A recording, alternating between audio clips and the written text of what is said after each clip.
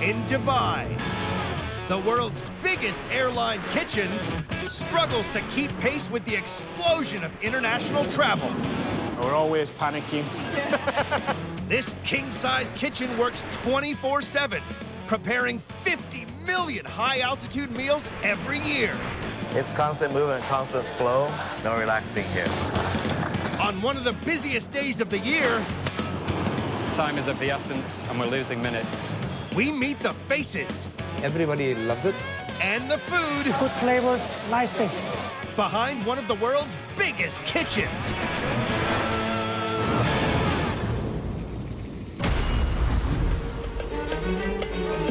Dubai, one of the fastest-growing cities in the world. Home to one of the world's busiest airports. And the world's biggest airline kitchen. The Emirates airline catering facility is as big as 10 American football fields. We're not ordering by the kilos per day, we order by the ton. Every day, this mega kitchen produces around 170,000 meals for flights traveling to 74 countries. It opened in 2007 and cost a purse-busting $159 million to build. And since then, it's delivered over 265 million meals, enough to feed all of Canada for a week. Head chef James Griffith really is the busiest cook in the world. We are putting out one meal every 1.5 seconds.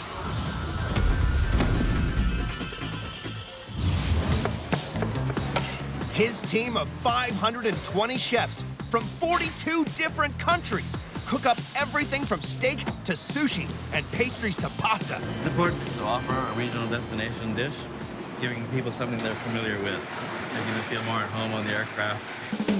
Catering for 400 flights a day means this super-sized kitchen gets through 65,000 tons of raw ingredients a year.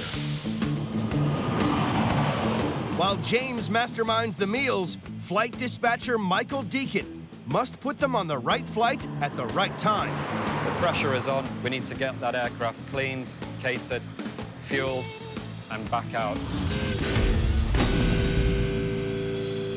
This is a 24/7 operation here in Dubai. Flights are departing and arriving all the time. Today, Michael and the team are up against it. The airport is operating at full capacity, departing for New York in less than 2 hours with 489 hungry passengers on board is an enormous Airbus A380. And the lucky folk in first and business class are in for an Arabian extravaganza. The airline's signature starter, a mouth-watering Middle Eastern meze, mutabal, kibbeh, tabbouleh, and their world-famous hummus. And to make it, they smash through 500 million chickpeas every year. Everybody loves it, all nationalities. The only man for the job is Lebanese chef Saeed El Ilam, a real master of meze. The main point that you need to make a dish which is authentic. To make the ultimate hummus, Saeed cooks the chickpeas for 3 hours and blends. This is what I'm looking for. He then adds ice to preserve his precious puree, salt, tahini, olive oil, and lemon juice. A second blitzing gets it pipably smooth. Beautiful. Jumbo jets need jumbo-sized portions. To make meze en masse, the chefs here blend 650 pounds of hummus a day in these massive machines. The hummus is the pièce de résistance in this Middle Eastern masterpiece, with the essence of the Emirates in every bite. Cooking high-quality food in such high volume puts the chefs here under high pressure. Just gonna do a final check before we cover it. And Saeed won't compromise. Every plate has to meet both his and the airline's sky-high standard. So we'll make sure that everything is perfect. Anything less, and it's back to the chopping board. So we're gonna change these dishes. It's a bit dirty from the sides. Let's clean these things. With just minutes to spare, the loading team gets Saeed's mezes onto the Airbus bound for the Big Apple. It's important to stay calm under pressure, and that pressure is something that we thrive on. The chefs turn out 1.46 million plates of this Middle Eastern medley a year, enough to stretch from Boston to New York. It's up, and meze. And for business class, it's hummus o'clock. The hummus was nice. For the amount of dishes they make every day, I think this is very good standard. Really nice, definitely in competition with those downtown in Dubai. That's one giant of the sky airborne and fed. But for every plane that leaves, another one lands. Next on the tarmac is sold-out flight EK09 for London. With less than 2 hours till departure, the kitchen is about to get slammed. We're under pressure because we need to make sure the food is ready on time so we don't have any flights delayed. To feed the ravenous passengers, flight dispatcher Michael needs food. There's so much to be loaded. If you can imagine catering a whole restaurant from scratch within 25, 30 minutes. But Chief Chef James is busy elsewhere. This is a big day. We're getting the final sign-off after 8 to 9 months of development work. He's about to present 3 brand new dishes to airline bosses, with the hope they'll star on the new in-flight menu. They're a tough crowd. We have some worries. Don't want too many changes.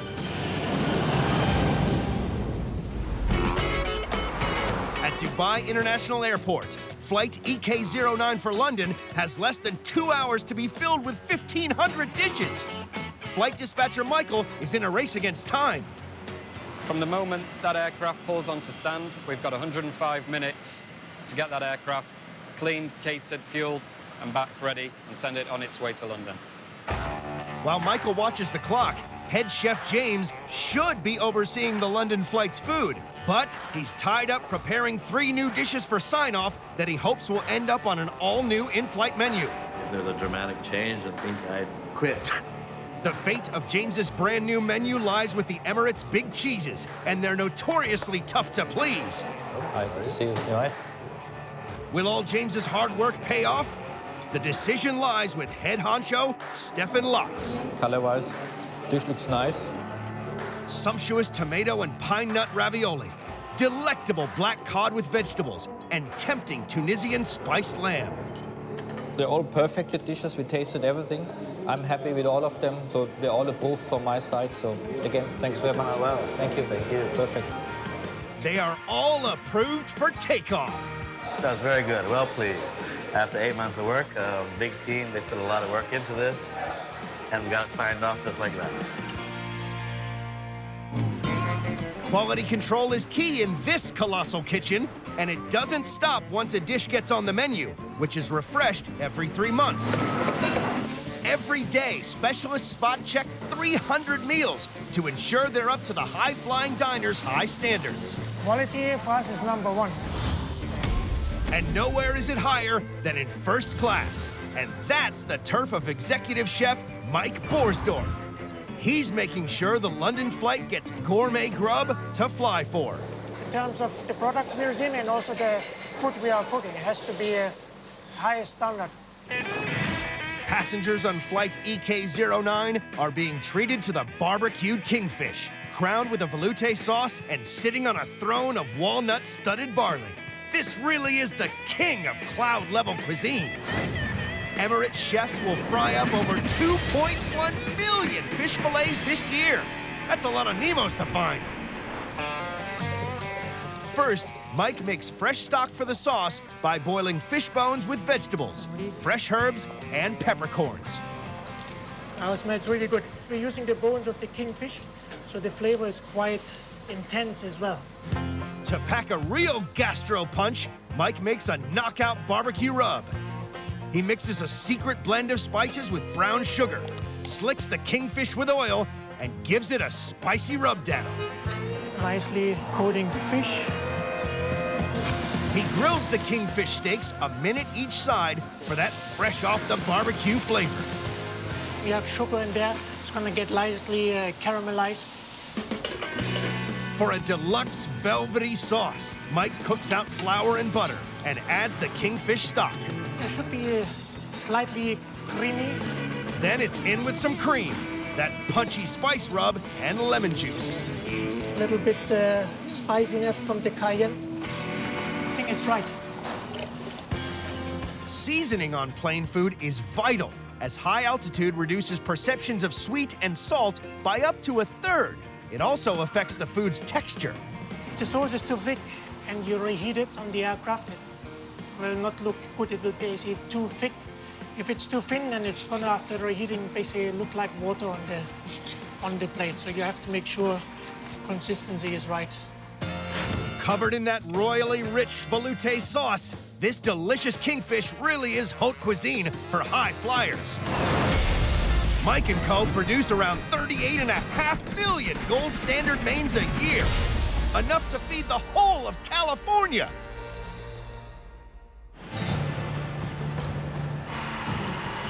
There's less than 90 minutes until EK09 takes off. Mike's Kingfish must make the gold standard before it makes it to the flight. Of course, we're under pressure because we need to make sure the food is ready on time. Our main goal is that we don't have any flights delayed. But the heat just got turned right up. A senior team of taste testers arrive without notice to make a spot check.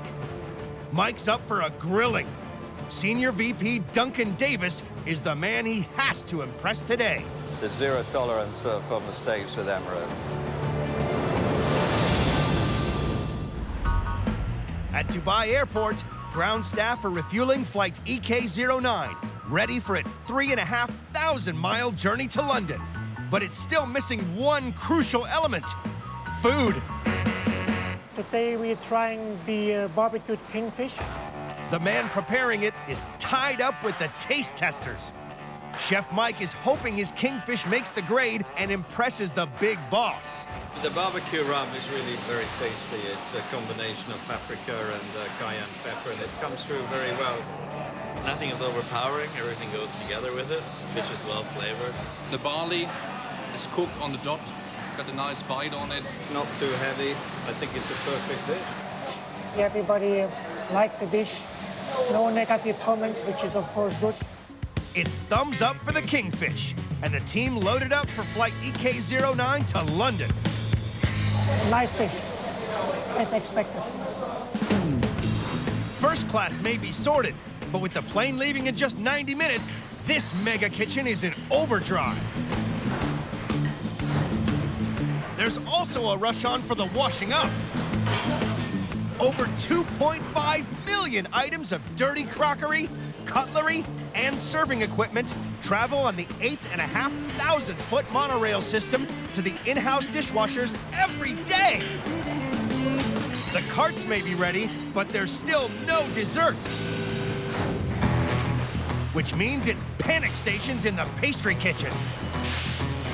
No one works harder than these bakers, who churn out over 1 million cookies, croissants, and muffins a week. It's the busiest, no holds barred, full production, full on. Masterminding this mass of pastries is a master baker. And with over 25 years experience under his belt, veteran chef Peter Booz is the go-to guy for all things sweet. We have a couple of guys that are just doing cookies every day. They do around 20, 22,000 a day. The muffin team, they're doing 22 to 25,000 a day. They have to make sure everything is in place. It can get quite stressful. For today's packed flight to London, the economy class dessert is chocolate raspberry cake. A cocoa-soaked sponge laced with creamy coconut and a pop of raspberry. This is freshly baked bliss. We're doing, on average, every day about 15,000 to 16,000 pieces. This batch here should make about 600 pieces. Making cakes on this scale takes vast quantities of ingredients. And there's zero room for error. Baking is a science. It has to be exactly the same weight every time. We're adding vegetable oil first. Next, it's in with 2 sacks of cake mix and ladle upon ladle of cocoa powder. Then, enough water to warrant its own plumbing. It's a lot of water, yeah. But we're making a lot of cake. Next up, 2 buckets of coconut. Desiccated coconut and coconut milk powder. Finally, it's in with the eggs. We're adding 10 liters of liquid pasteurized egg. We go through 350 to 400 liters a day. You can't really crack that many eggs. About 10 minutes mixing, and that's all it needs. They pour the batter into an automated dispenser, which fills up monster trays boasting 30 cake molds, 20 at a time. Raspberries top off each and every one of the 16,000 cakes a day. Then it's time to bake. This lip-smacking end to the meal is the cherry on top of the economy class cake. Well, the raspberry. This super sweet treat tickles a lot of taste buds. Every year, Peter's Kitchen bakes 5.5 million portions of cake, enough to feed the whole of Chicago twice over. This rack here, we have 1,100 portions, and we do about 15 of these full trolleys every day. One rack of cakes down, 14 more to go. It's exciting, it's a bit stressful, but I enjoy what I do. It's a new challenge every day. Just as flight EK09 is ready to load, the team hit a glitch. Last-minute passenger upgrades mean tray setter Dean has to magic up more meals for the plane. We've just got an increase free for 2 first-class meals. We need to make sure we get them tray sets. We've probably got around about 6 to 7 minutes to make that happen now. We really need those trucks to arrive shortly. Time is of the essence, and we're losing minutes.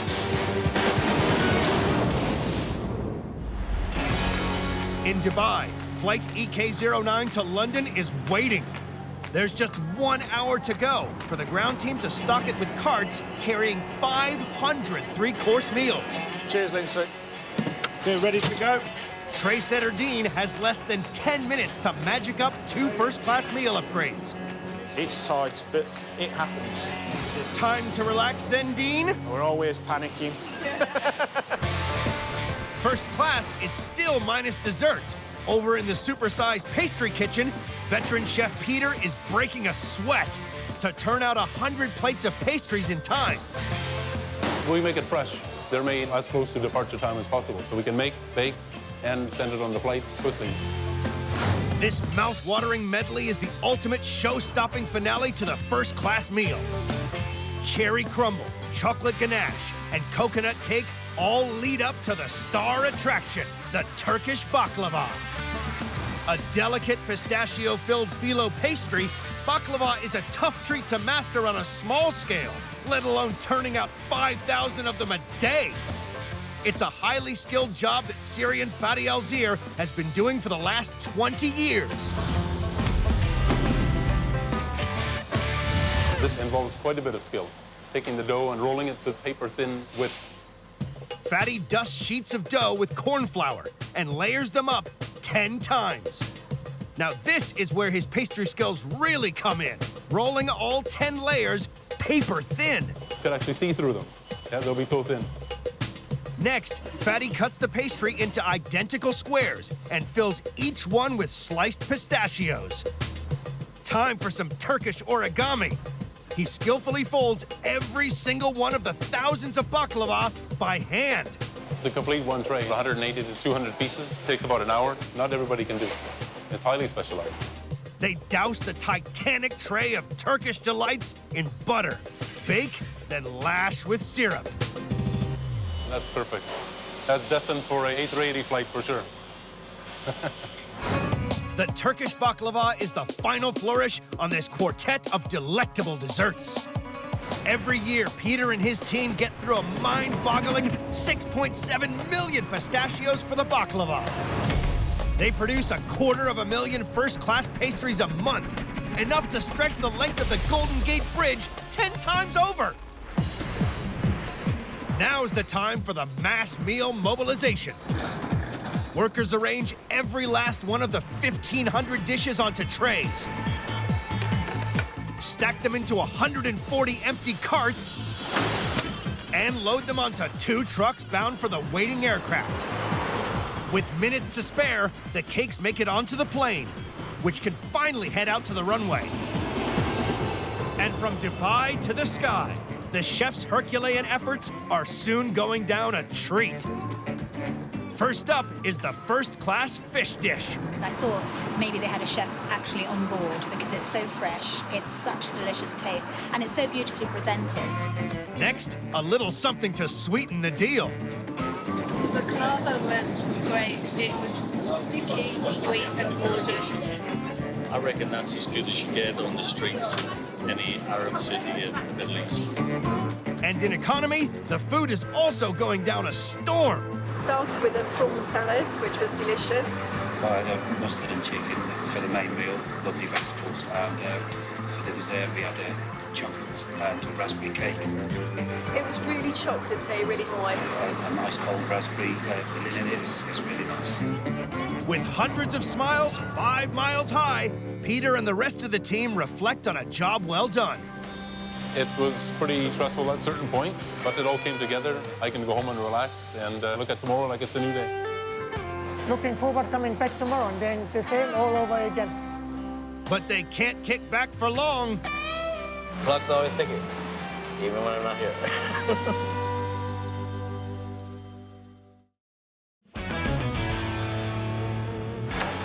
In Chicago, the heat is on at one of America's busiest steak and seafood joints.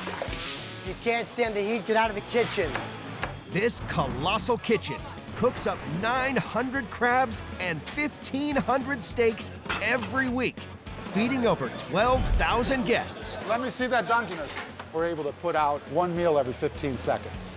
This is Surf and Turf supersized. It's the best steak in town.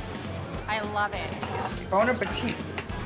On their weekend rush, Can you please repeat that? we meet the faces Things are starting to heat up. Wow. and food Okay, these gotta go. behind one of the world's biggest kitchens.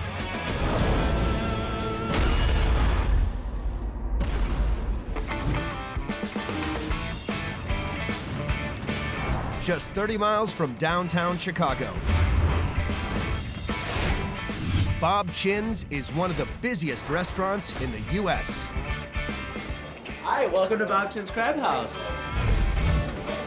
Feeding up to 4,000 seafood lovers every day. 130 kitchen staff prepare thousands of crabs and steaks every week. This joint does surf and turf on a colossal scale. We got a big kitchen, this is a big broiler, and I love it. Bob Chin opened the original Crab House in 1982. The 175-seat restaurant was an instant hit. 30 years on, it has exploded into a 700-seat crab castle. The food is fresh, delicious. There's nothing better. Explosion of flavor. I've been coming here forever. Everyone's been coming here forever. It's a great place.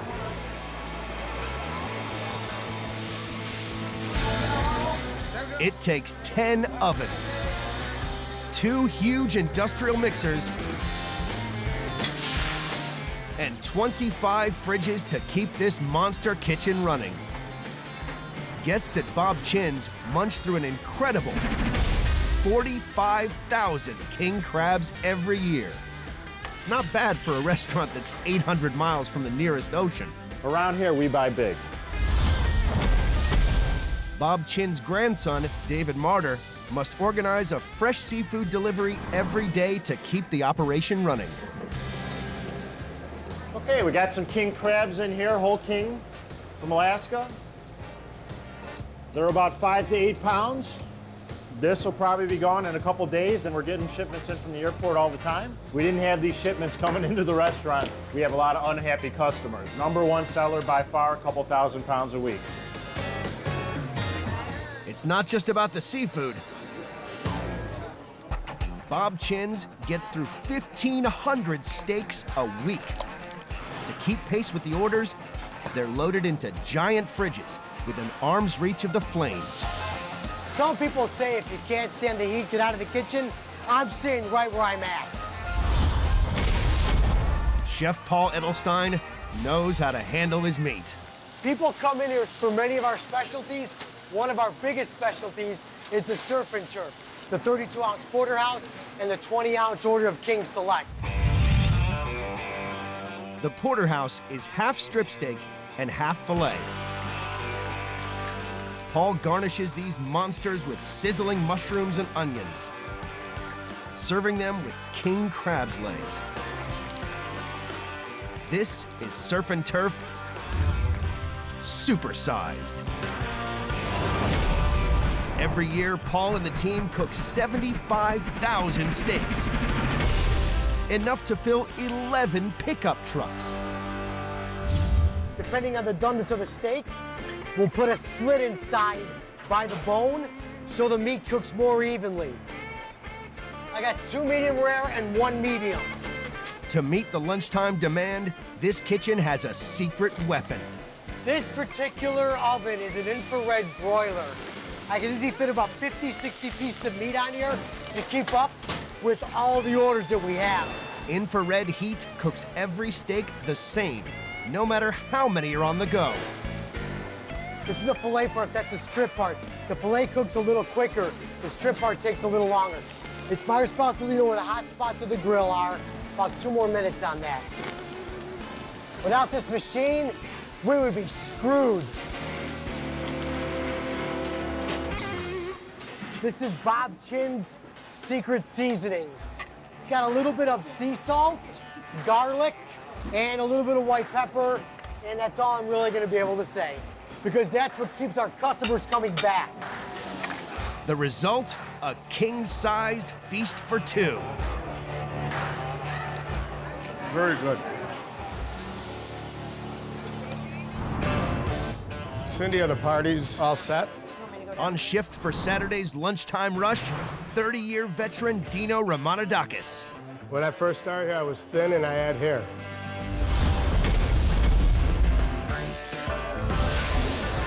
We're expecting to serve about 2,500 to 3,000 people.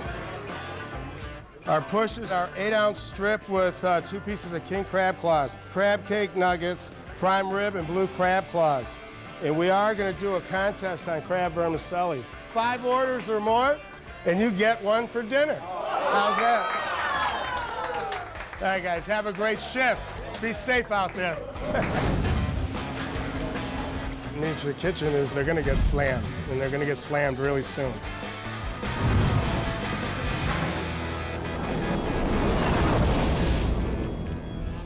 In Illinois, the biggest crab joint in the Midwest is gearing up for their Saturday rush.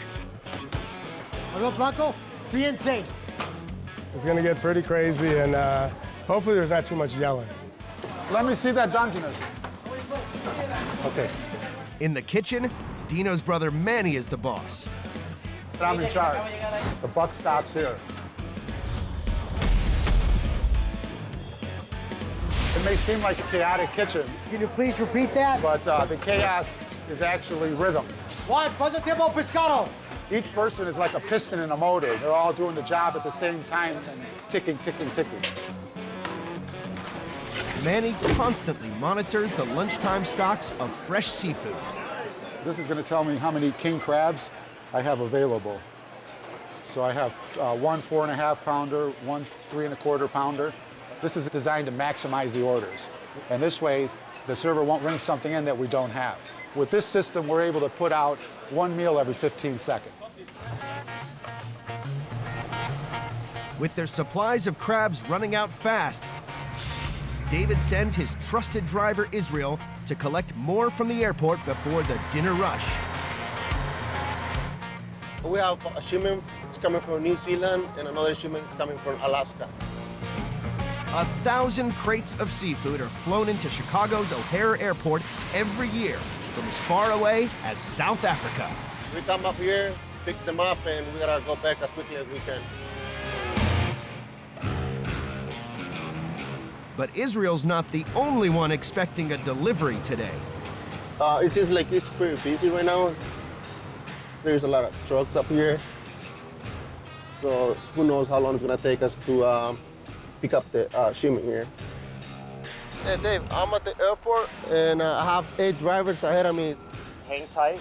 Just get it and come on back as soon as you can because we need it for dinner tonight. All right, I'll be back as soon as I can.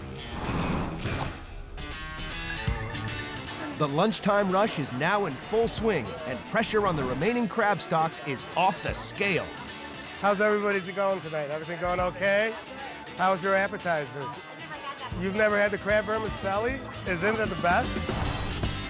The crab meat vermicelli is a mouth-watering explosion of noodles, Asian flavors, and of course, crab.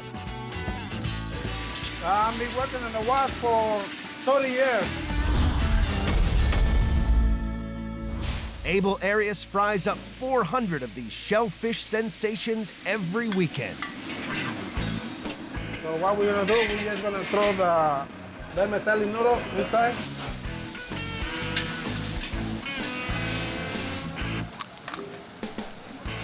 Little bit of the white pepper, little bit of the salt. The eggs, they're gonna make the vermicelli to stick together in the water.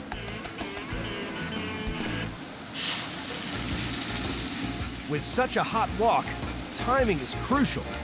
40 seconds, should be ready. The hot vermicelli noodles heat up the pre-cooked king crab. Now we're gonna top him with the oyster sauce, onions and cilantro. Now this thing's gonna go straight out to the table before they get cold. This eye-catching crab feast is Bob Chin's signature dish. And Abel and his team still have another 100 of these mouth-watering mountains to prepare before Saturday's rush is over. With supplies dwindling, they need more crab to see them through the coming evening. At Chicago International Airport, Israel is finally loading the shipment of frozen seafood onto his truck. So I'm gonna go ahead and take the temperature too on them. If the king crabs have defrosted, Israel won't accept the shipment. All right, 30 degrees, it's good. Now we're gonna take this back to the kitchen.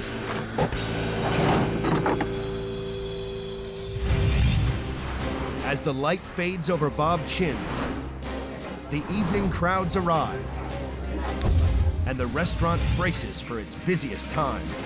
I'm ready. We're all ready. Cindy, you're ready. I'm ready. Bring it out.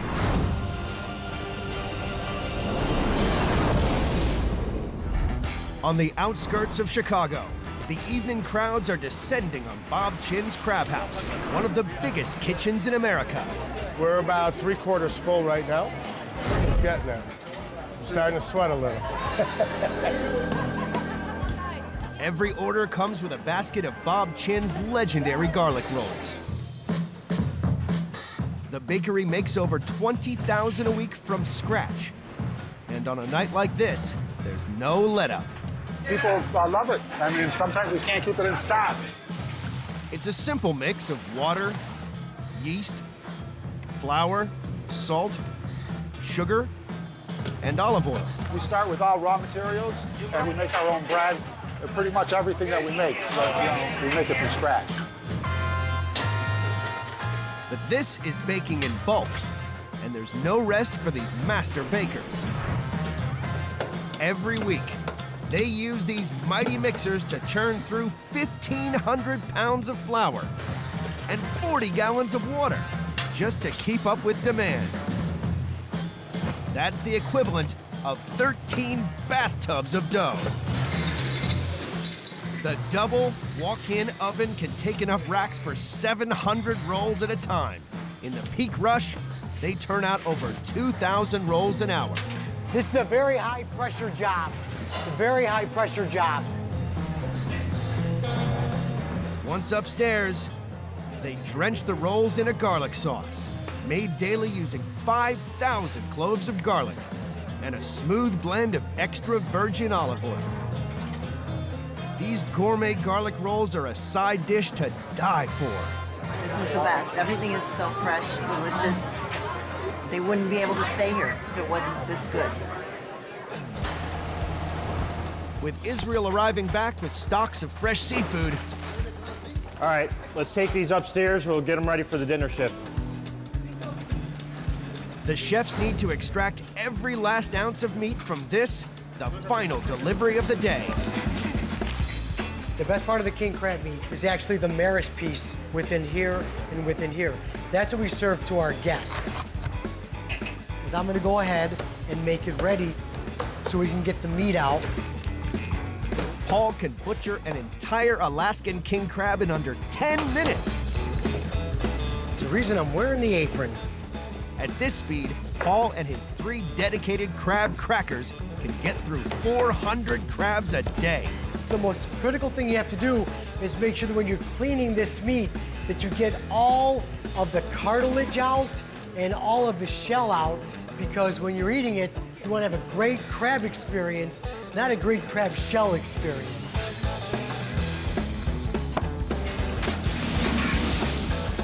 In the kitchen, the orders are flying in thick and fast. We've got 3 parties arriving within the next hour. The total is over 100 people. Is the 6:30 party here yet?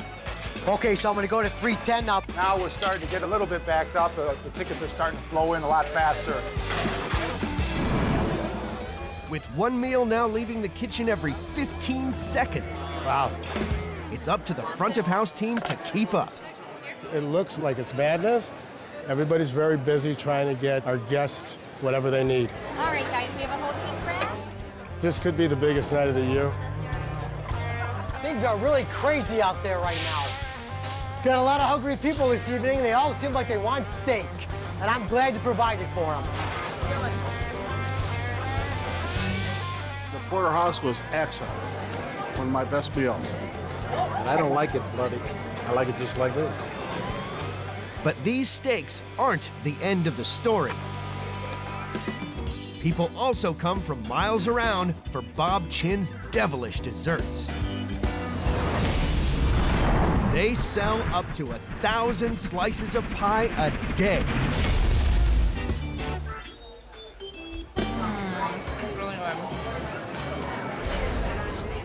And tonight, the diners just can't get enough of it.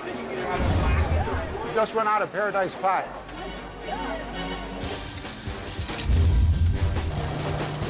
We need to get the bakery going so we can get some more pies out of here before the night ends.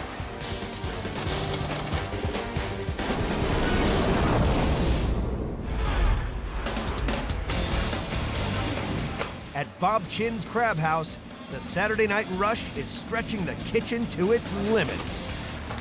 Right now, we're at our peak, so everybody needs to be on their A game. We can't afford any little mishaps right now. If things aren't busy enough, the dessert rush has now begun. One particularly purple piece of pure paradise is so popular, it is constantly running out. The Hawaiian sweet potato pie. That's good. But not all the guests know about the main ingredient. There's mashed potato in here? Are you serious? The paradise pie is gastronomic genius on a whole new level. What makes this dish so extraordinary is its purple sweet potato filling. These purple potatoes are flown over 4,000 miles from Hawaii. The challenge is getting the potatoes to Chicago, sometimes with flights cancellations and stuff. And that's just part of life in a big kitchen. The baking team uses over 1,100 sweet potatoes every year. That's a mountain of mash. They press the flour and macadamia nut base into a shell and cook it for 15 minutes. While the crusts are in the oven, they steam the sweet potatoes. Then mix them with brown sugar, cinnamon, condensed milk, and honey. A dash of cream completes the magic purple mix. Creamy coconut milk pudding, whipped cream, and macadamia nuts top the pie off. Okay, these gotta go. You gotta get them out. This pie is gonna make our guests very happy. Some come just for the pie. Very surprised at how sweet it tasted. Yeah, I didn't know there was sweet potato in it, so it's actually probably a compliment that I didn't realize I was eating a vegetable. At this critical stage in the evening, Hey, Dino, I need to see you.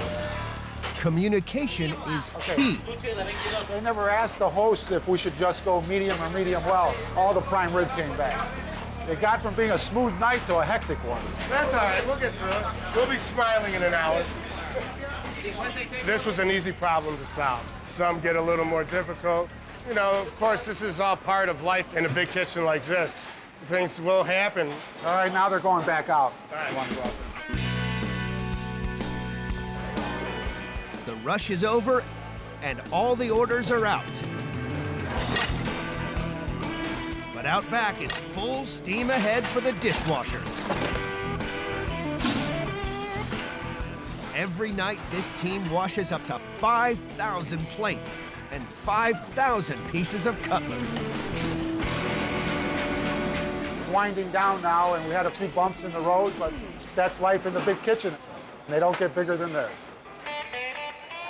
I love it. It was my first time coming tonight, so I think it's a lot larger than I was expecting, and the food was a lot more fresh than I was expecting. It is a big place, but it does, when you sit down and you're with your friends and family, it feels intimate and small.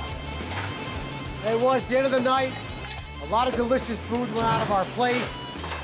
This is the aftermath. I love babchas. How can you not love babchas? Thinking about it, 3,000 people live in this restaurant, smiling with their stomachs full. Just, it doesn't get any better than that. It really doesn't. It's like a baseball player hitting a grand slam. That's how I feel tonight. Tomorrow, I would love to have the same exact business, even double. I'd love it. Bring it on.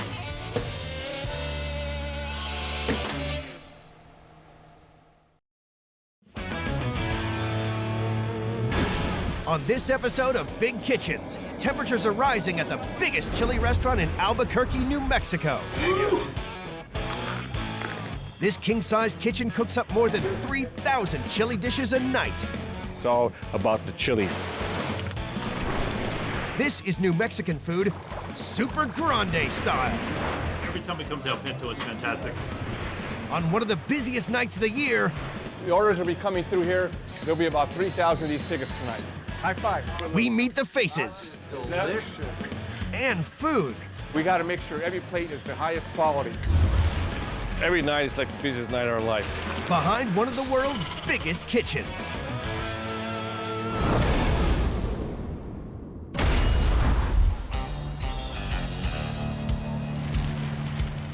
Albuquerque, New Mexico. Home to the most popular chili restaurant in America, El Pinto. On a busy night, it's like going into a battlefield. Feeding up to 20,000 customers a week, this joint does Mexican cuisine on a massive scale. From spicy red chili ribs to green chili enchiladas, this is some of the hottest food in the U.S. El Pinto is owned by twin brothers John and Jim Thomas. They live, breathe, and eat chilies. We're in the chili capital of the world, and we've grown to this size because the customers enjoy our food so much. Been eating this for 25 years, and every time I come here, this is what I get. El Pinto was opened in 1962 by the Thomas family, with 10 tables serving their grandmother's recipes. It was an instant hit. Today, it seats more than 1,000 customers and feeds 250,000 people a year, including celebrities and presidents. El Pinto makes me feel like I'm at home, like, you know, just like at my grandmother's. How you guys doing? Doing good. El Pinto's kitchen is 5,000 square feet of giant grills, oversized ovens, and king-sized cauldrons of food. A kitchen staff of 100 cooks 1 ton of food a night. But the real key to keeping this monster Mexican running smoothly is a constant supply of fresh chilies. 5 million a year. The chili is the most important part. We hand pick it, we hand peel it, we treat it like it's the most important part of the meal.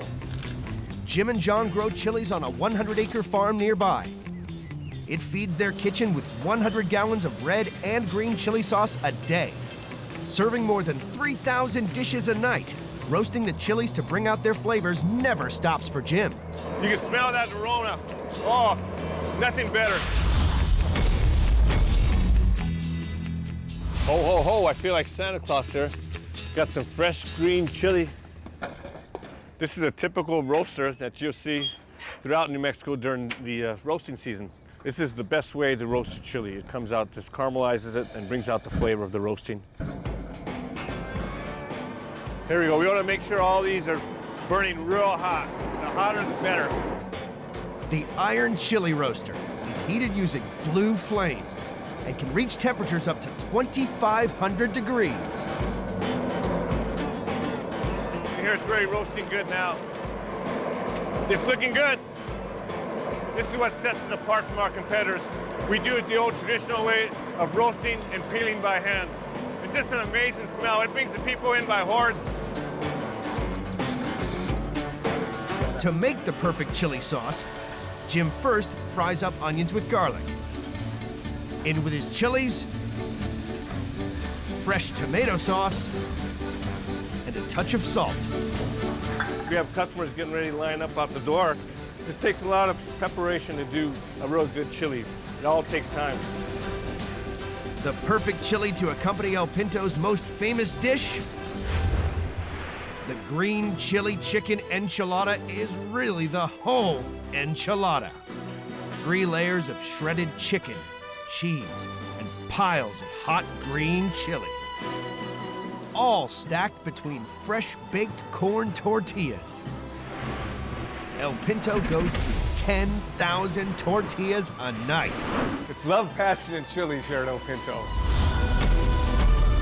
Preparing the enchiladas is down to Brother John. We add the green chili onto here. We add the chicken, some more green chili. Now we have 2 types of green chili here. We have a hot and a mild. This one is actually the hot. I prefer hot. Cheese, not too much cheese. That's not a pizza. We add some more chili. 3 more layers of chili, chicken, and cheese top the dish. The green chili chicken enchilada is a masterclass in New Mexican cuisine. Every year, they serve 350,000 of them. Since El Pinto opened, it has made enough enchiladas to stretch across America. I love it. It's fantastic. Every time I come here, I order it. You know, I've always been a fan of El Pinto. Always great food, great atmosphere. And I love their enchiladas. They're great. Good. It's lunchtime now, but Jim and John are already gearing up for a huge challenge tonight. It's Saturday, their busiest night of the week, and they're organizing a giant pig roast for a big party of guests. Wow, wow. The oven is sizzling. I guess it's pretty hot. It burned my probe. Oh my God. We got 200 customers coming, and if we don't have this pig ready, that's it. So.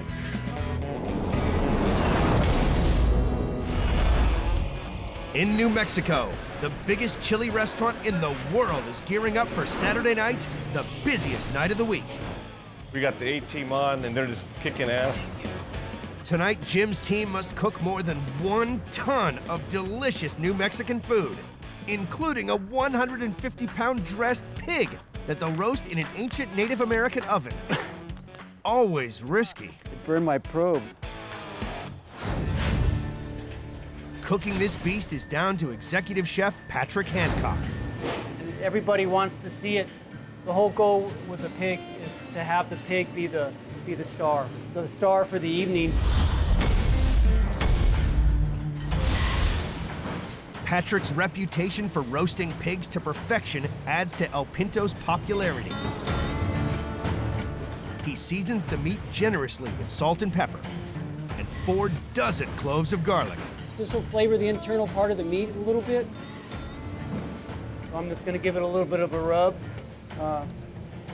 Make it feel like it's appreciated a little bit.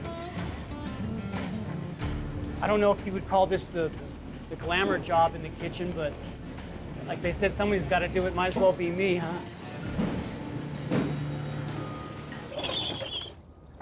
Watch your edge, watch your edge. Just use your foot. Outside, it's crucial Patrick gets the oven temperature just right to make sure the giant pig roast is cooked on time. But there's a big problem. Again. Check it out, it burned it right off, yeah. It burnt the thermometer right off. You don't even know what the temperature of the pig is. That's not good. Got you not one, but two tempered probes that just failed on us. And now there's no way really checking out the temperature of the pig. Guesstimating the cooking time for 5 hours, Patrick will have a lot to juggle, as he is also in charge of cooking up El Pinto's signature dish. Succulent pork ribs smothered in fresh red chilies. El Pinto extracts 500 buckets of marinade from their chilies a year. First task, sear the ribs. The whole intent is just to impart some flavor. It's kind of a smoky aftertaste when they're cooked. Then cut them in half. And with all pigs having 12 ribs, I count over 1, 2, 3, 4, 5, 6, and I cut them in half. I'm gonna lightly season them with salt and pepper in a granulated garlic mixture. the final step before cooking is what makes the chili ribs famous. So what we have here is we have the actual marinade. This is definitely the secret to the success of this ribs. Patrick smothers the ribs in homemade red chili marinade. El Pinto has a factory on site that houses their secret weapon, a patented machine that can extract skin and seeds from the chilies. 60 pounds in 60 seconds flat.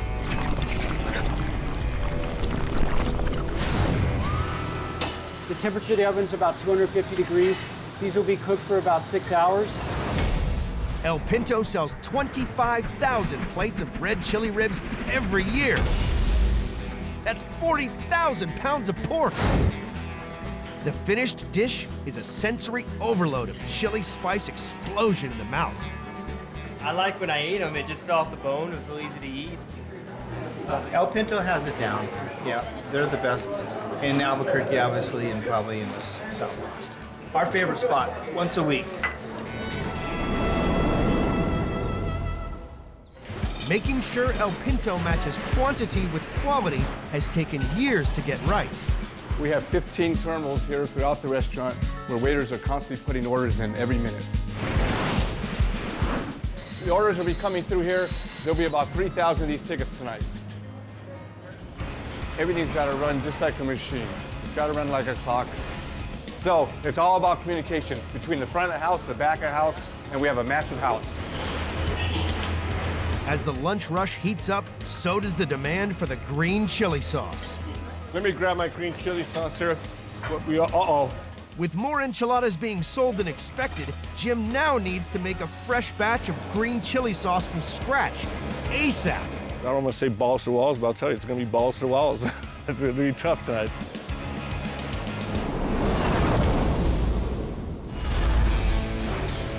In Albuquerque, New Mexico, the lunchtime rush at El Pinto is in full swing.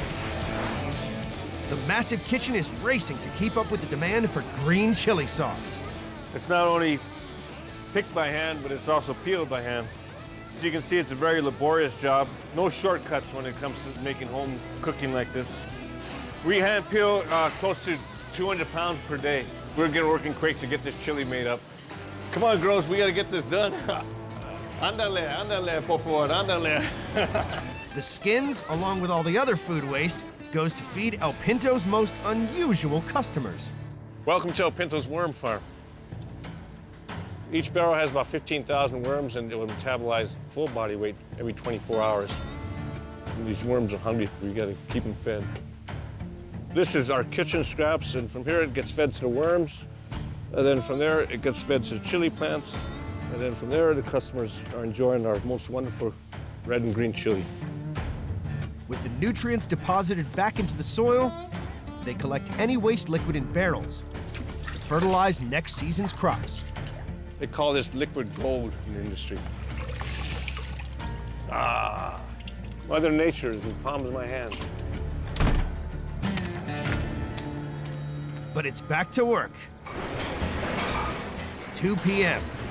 The kitchen is working flat out to keep pace with 500 orders an hour. It's always busy. You just gotta stay on top of it. There's no time to think about anything else. There's a lot of action here.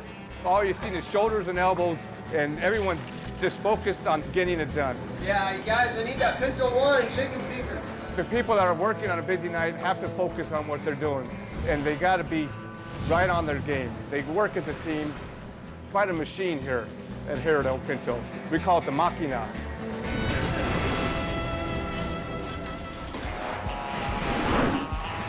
As the lunch rush gives way to the evening event, what a team! The staff are given a last-minute pep talk. We got to be on top of our game tonight like we always are. Good luck, everyone. Let's do it. Come on, high five, everyone.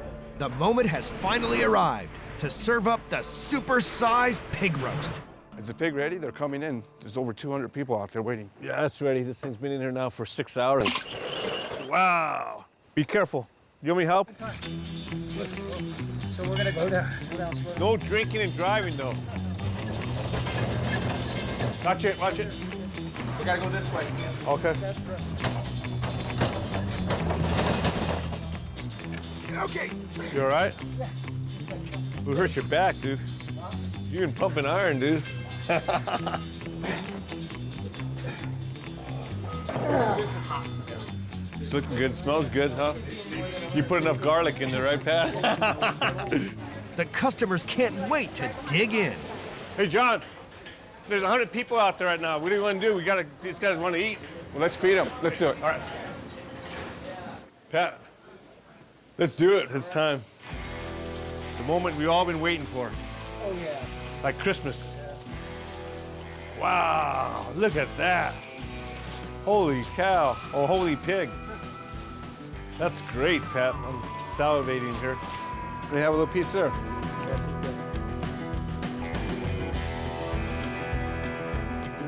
Wow.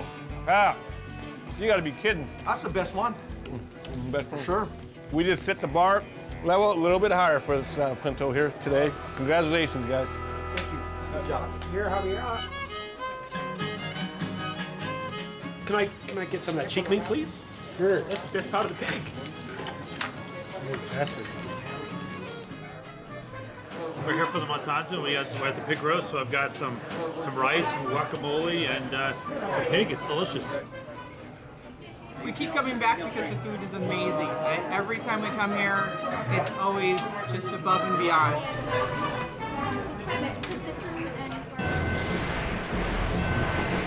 – 9 p.m. El Pinto is slammed. Will Jim and John's crew crack under the pressure? We're running at full peak right now. Putting out a dish every 30 seconds. Kitchen's doing great, didn't stress to the hilt, but they're hanging in there.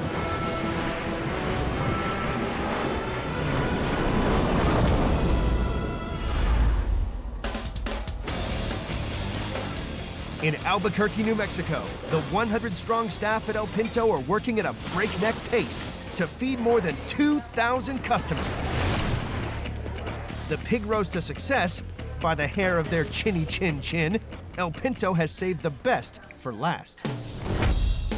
The Levante, a New Mexican tiramisu. Layer upon layer of cream, custard, and sugary biscuits. It's heaven on a plate. It's El Pinto's most popular dessert, and the baking team gets through a staggering 5,000 biscochitos every month. This is good. Levante is delicious. Fantastic. Quite rich and tasty. It's delicious. People just fall in love with this dessert.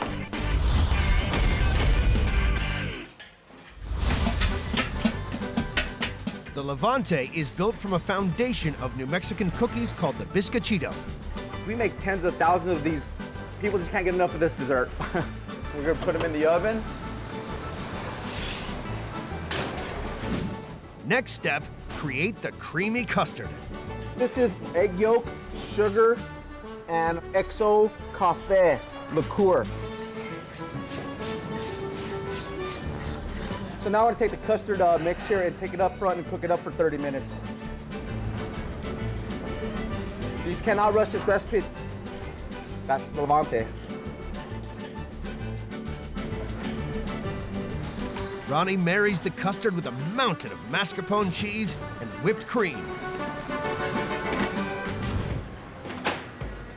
Okay, we're gonna go ahead and put the final touch on these bizcochitos, and that's cinnamon and sugar. You can never have enough cinnamon and sugar. Hacer Levante means to fall in love. That's why people love this dessert so much. Okay, now the fun part. We finally get to build the Levante. It's like a puzzle. It's looking good already, huh? Okay. My goal when I make this dessert today is to make sure each and every customer that orders this dessert falls in love with Levante. Topping it off, chocolate spiked with chili. We're gonna infuse chocolate with some red chili. The heat is gonna complement the sweet. The red chili, it doesn't affect any of your tongue. It's just, when you swallow, it just hits you right down here on the throat. It's unbelievable filling. It's just so warming and lovely. Voila, Levante, the dessert you'll fall in love with. El Pinto serves up 10,000 Levantes a year. Piled on top of one another, that's a mile-high tower of spicy tiramisu. The final result is pure passion for the senses. It's so good.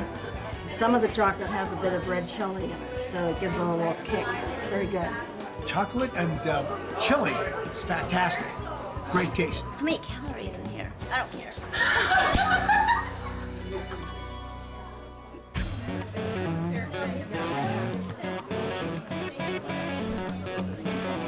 100 gallons of chili sauce and 100 pounds of cooked ribs and pork later, it's been another successful night at El Pinto.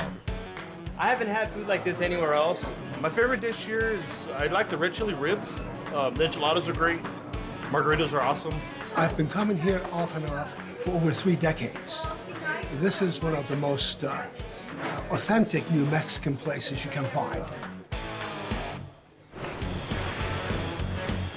It turned out to be just a wonderful evening. It started off a little rough, with that pig, the thermometer's breaking, but everything was executed just perfectly. Making things special for the customer makes it very difficult for the kitchen, but that's what it's about, pleasing the customer. Like my grandma says, panza llena, contente corazón. That's probably the most important thing. Full stomach and happy heart. In Manchester, England. Pause. Come on, darling. The heat is on for one of the world's most renowned curry houses. This king-size kitchen cooks up 720,000 curries and 32,000 pounds of rice every year. From lamb chops to halim, we got it all here. This is spicy cuisine on a super-sized scale. Can you go and check main course outside? Asim, can you check the lamb chops as well? Are they ready or not? On their busiest day of the year, Come on, Mama, hurry up. we meet the faces. I love the chilies. And the food. It's absolutely delicious, completely wonderful. Behind one of the world's biggest kitchens.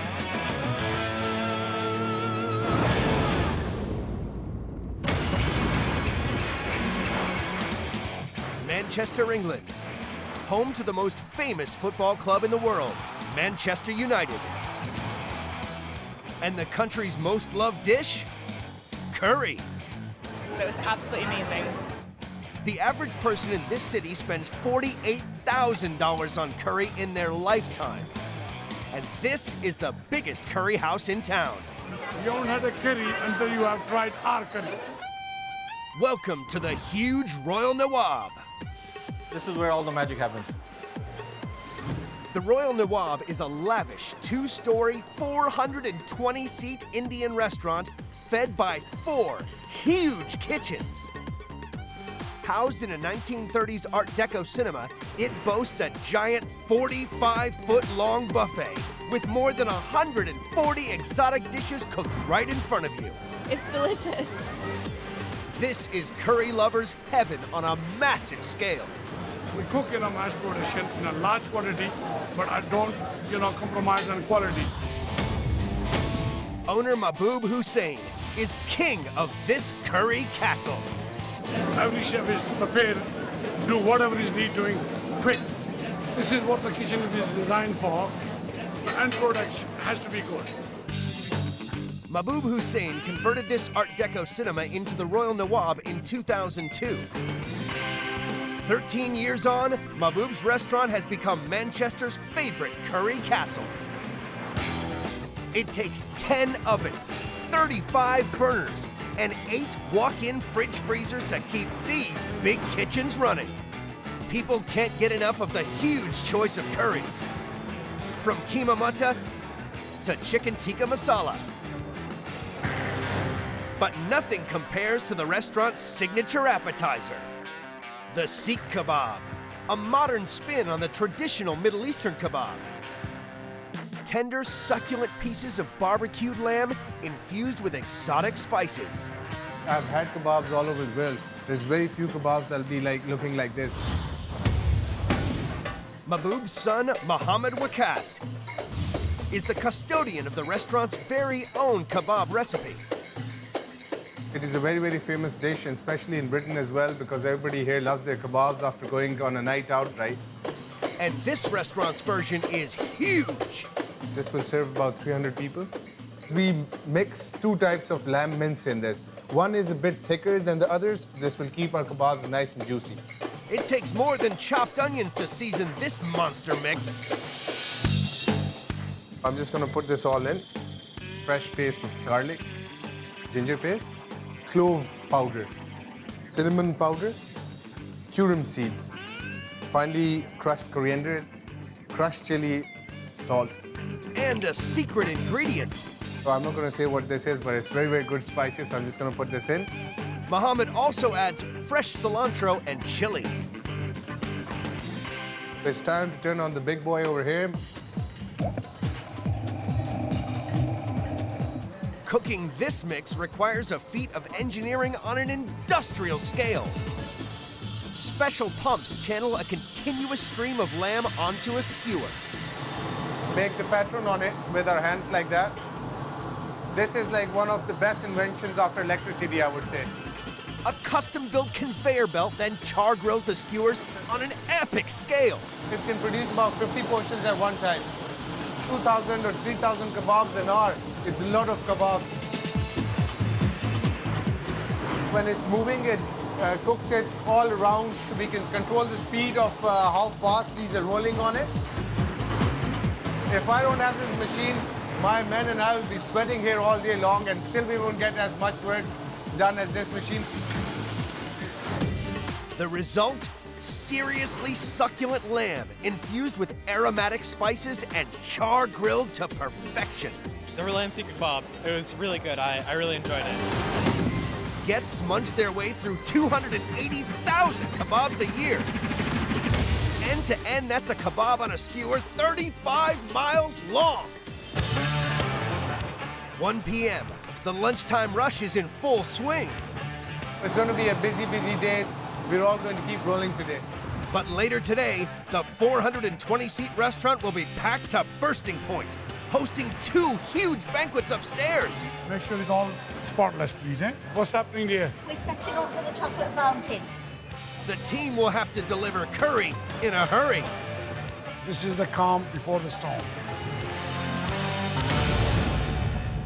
In Manchester, the team at the iconic Royal Nawab is in full swing on its busiest day of the year. Come on, hurry up!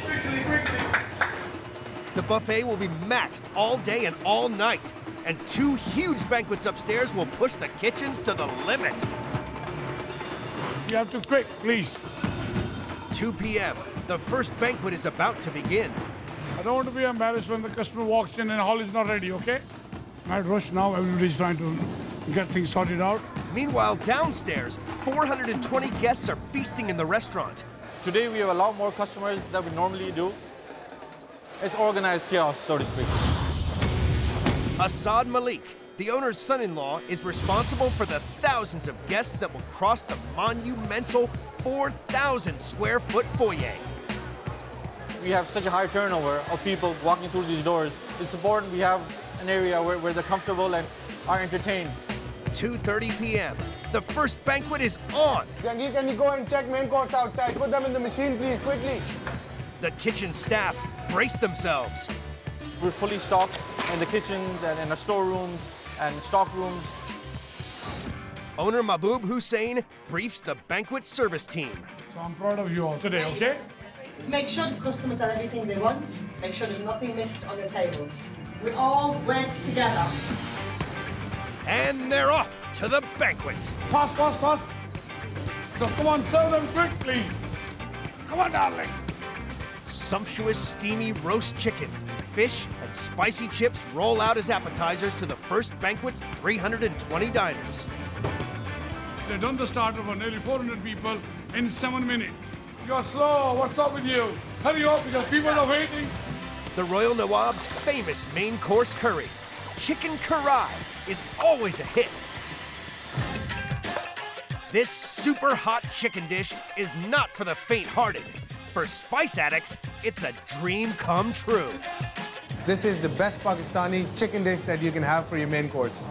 It's not very popular with English people because they prefer their sauce and gravy with their meat, whereas we prefer it nice and dry.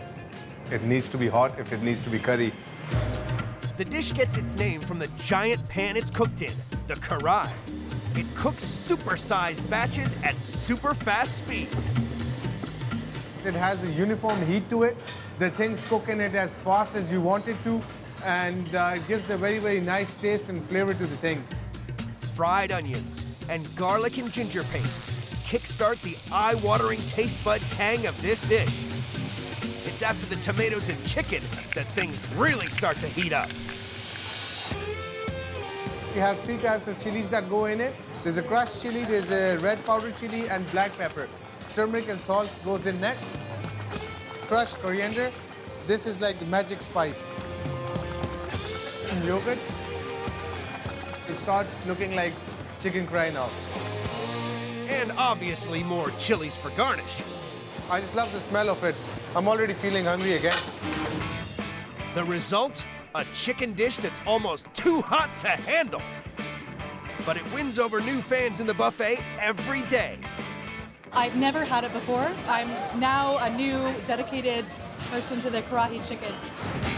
3:30 p.m. The kitchen is maxed out, providing mountains of food for banquet and buffet. We have tons of people coming through the door, and we have tons of food going out the kitchen. And every curry needs naan bread to go with it. An unending supply of yeast and flour mix is turned into delectable dough balls. Over 1,000 fluffy naans roll out every day. We got this machine, which is very efficient. A gigantic turntable toaster can churn out 400 pieces of this beautiful bread every hour. And we can cook the naan all day. Guests here consume 550,000 naans a year. That's enough to build a naan tower 3 miles high. 4 p.m. The lunchtime banquet and the buffet guests are well fed. Once these people leave, my staff will get on with it, get everything clean, tidy up, set you up for the next function. So it'll be a rush, rush, rush. Time for a stock check. Check the top off for the main course, please.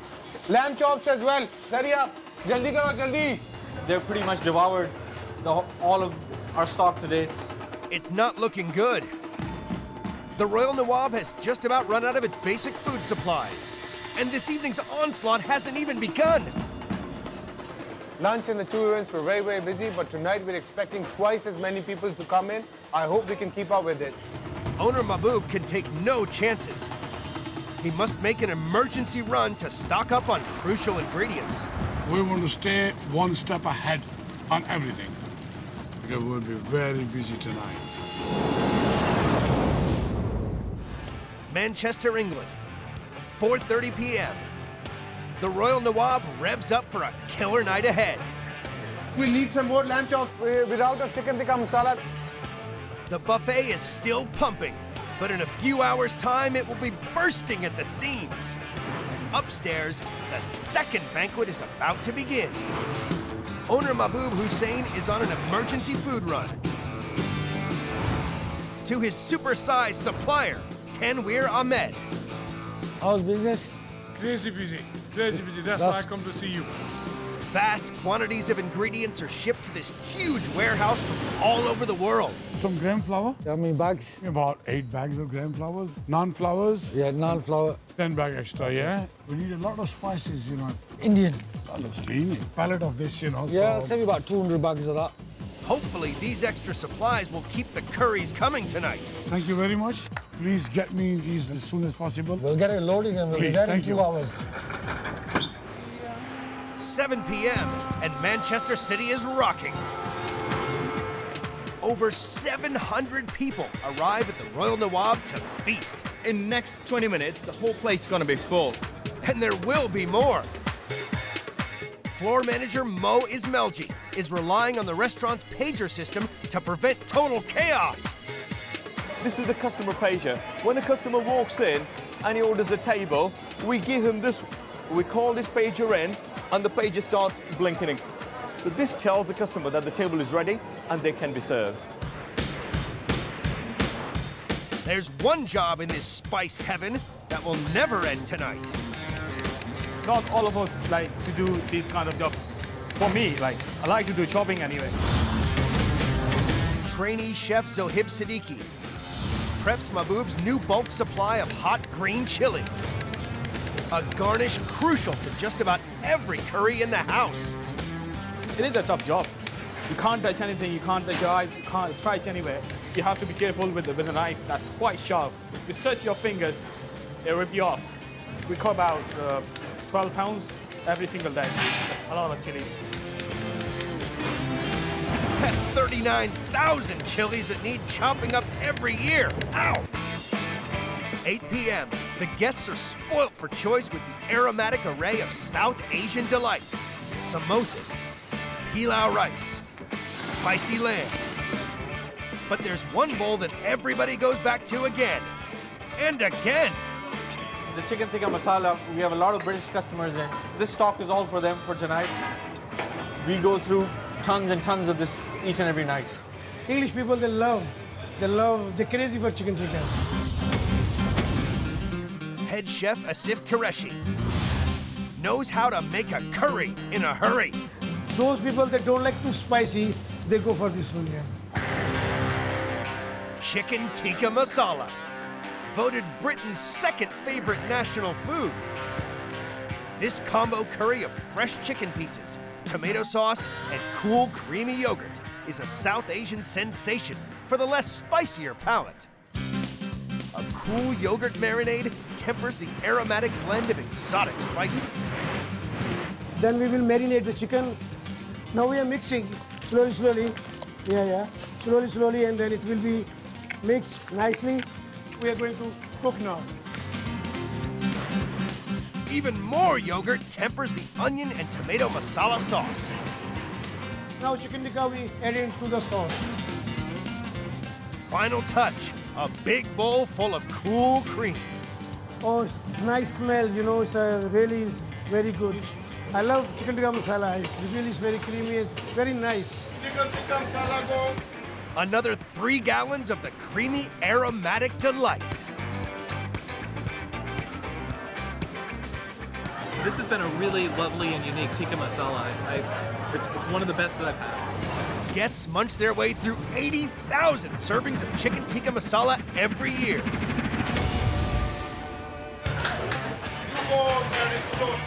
The bountiful buffet is so good, no one wants to leave. The lobby is jam-packed. We got the restaurant is full. These people which you can see, they're waiting for their tables. It's gridlock. There are close to 300 people waiting for a table. The Royal Nawab is about to explode. The Royal Nawab in Manchester battles through its busiest night of the year.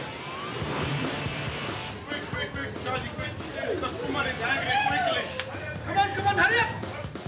As 420 buffet guests finish their main course, the sugar rush is set to kick in. At the Royal Nawab, the dessert tray is epic. 30 scintillating sensations. But it's the Nawab's signature sweet dish that is always on every table. Gaja Hava, an unusual orange oasis of delight, on the menu since the restaurant opened.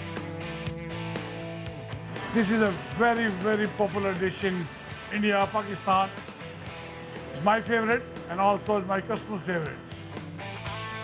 People love to have this and we go through with tons of it.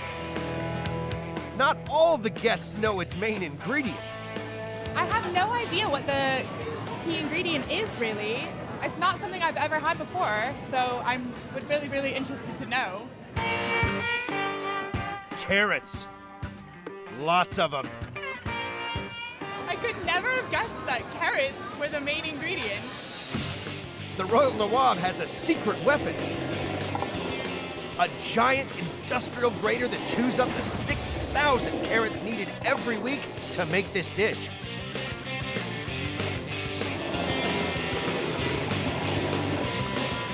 Without machine, you can't do 20, 30 ton a year. 22 pounds of sugar and 10 pints of milk transform massive batches of carrots into dessert. This is quite heavy now for chef to just mix it.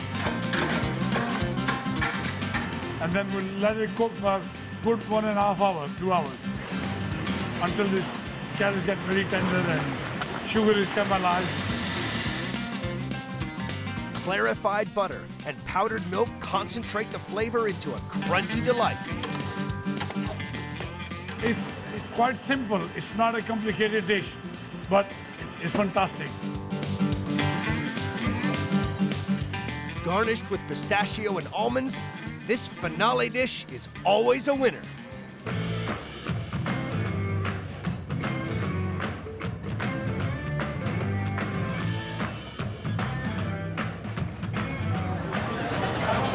Kind of a unique dish. I don't know why I haven't ever tried it or experienced it. It's absolutely delicious, completely wonderful. But it was absolutely amazing. Guests consume 300,000 servings of Gaja Halva every year. 11 p.m., the busiest day of the year, comes to an end. Thank you very much for waiting for your table. You know, every customer that I spoke to, in spite of waiting for a table, when they had the food, they all went down saying thank you very much and you guys are doing a wonderful job. Over 2,000 kebabs cooked, 1,000 naans baked, and hundreds of gallons of curries served. We actually feel proud that we've done something at the end of the day. It's always like smiles and cheers at the end of the day. I've never been here before. It's my first time. And I'll definitely be coming back. It's absolutely superb. It's just lovely. My book is a winner. Only 2,000 plates and 9,000 pieces of cutlery to wash up, and the team can relax. Ready to do it all over again tomorrow. How are the kids? The kids are okay, yeah? It's like this is my big family. I look after them as if I look after my family. People just enjoyed it and they're very pleased. They're cheering, laughing. They're leaving now. So I'm happy that I have spread the happiness to my customers.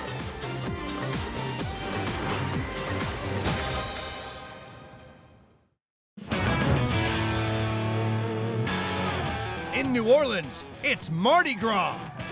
The party is here 24/7. New Orleans kicks ass. And the heat is on for one of America's most iconic seafood joints. That's cooking Creole. This king-sized kitchen cooks up 10 tons of the freshest fish and 300,000 shrimp every year. Everybody's working hard, everybody's sweating. We've all been here for hours.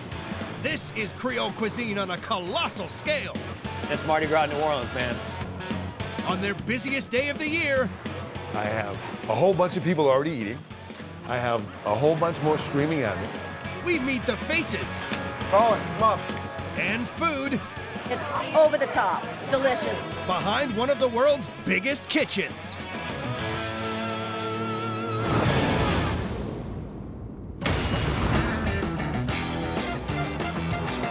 In New Orleans, it's Mardi Gras. Over 1 million people are flooding into the city to celebrate this 300-year-old carnival. These crowds want to party, and they want to eat. And one of America's oldest restaurants is ready for its biggest day of the year. Ladies, welcome to Commander's Palace.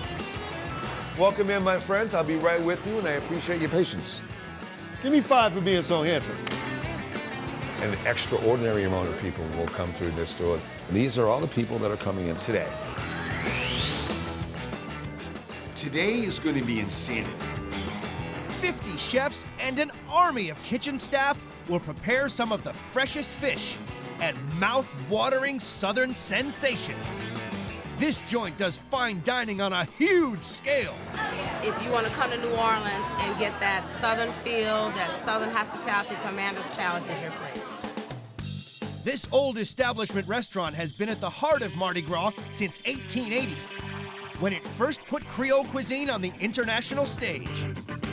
135 years on, it has expanded into a 400-seat gourmet castle that serves up quantity and quality. It's the best restaurant in New Orleans. Every time I come to New Orleans, I have to eat here. It takes 19 ovens and 11 fridges to keep this monster kitchen cooking. Philosophy for us is everything's got to be perfect. Keeping up with the massive demands of Mardi Gras requires superhuman skills from head chef Tori McPhail. I feel like I'm a freak of nature. You know what I mean? We're so obsessive compulsive beyond what is normal. 11:30 a.m. It's only brunch, but people can't get enough of this restaurant's signature dishes.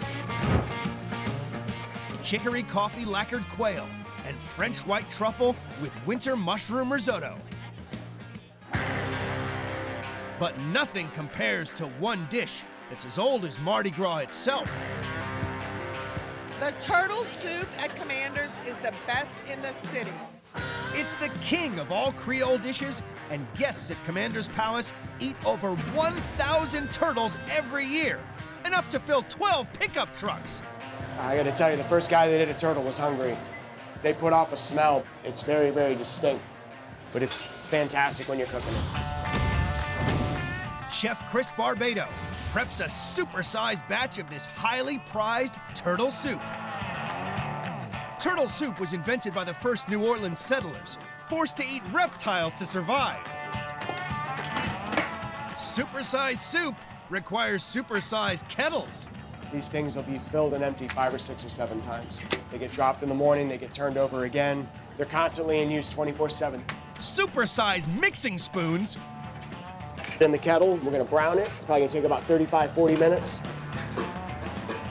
It's big and slow. It's really quite labor intensive. So we'll make 45 to 60 gallons 3 to 4 times a week. That's how popular this soup is. Time for the super-sized ingredients. A half a gallon of whole garlic cloves ground up, 60 onions, 15 heads of celery, and 60 green bell peppers. 3 pounds of kosher salt. Pureed lemons, a mixture of hot sauce, Worcestershire, 3/4 of a gallon each of those, 3 to 4 gallons, flour and butter. This is 90 eggs, 15 pounds of spinach, 25 gallons of veal stock. And one last super-sized kick. And we add 8 bottles of sherry to it. You can really start to smell all that good now. Tell me that doesn't look awesome, huh? May look like a lot of soup, but we're gonna have to do it all over again tomorrow. The result, an old Creole soup elevated to exquisite fine dining for Mardi Gras lunch. It's hot, it's delicious, it's everything that you think of when you think of Southern cooking and Grandma's kitchen. Guests sip their way through 6,000 servings of turtle soup every month. That's 25 beer kegs.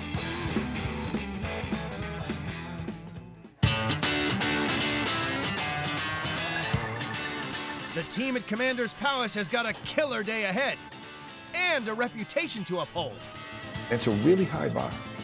I mean, people read about us from all over the world, and they have incredibly high expectations. Today, the Mardi Gras crowds will demand hundreds of the world's greatest appetizer.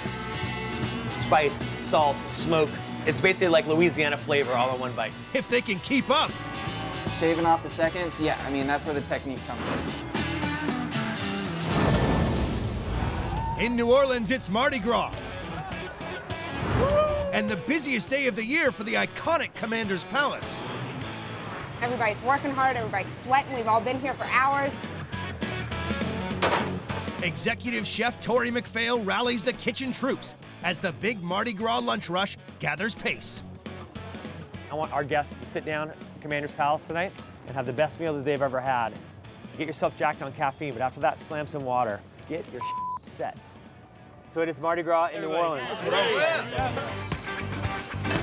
12:30 p.m. and they're off. Call it, come on.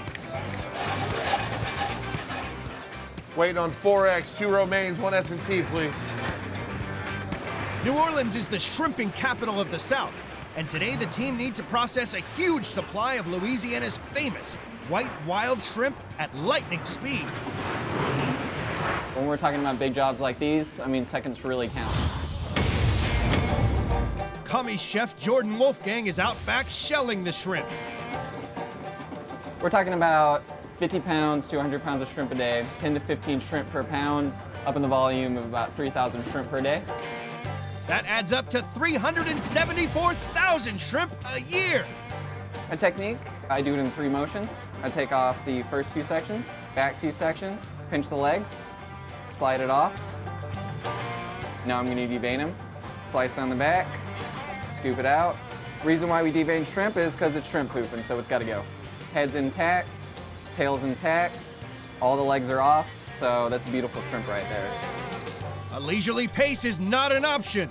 If you take 3 seconds to devein each shrimp, it's gonna take you an hour to do a 50-pound box.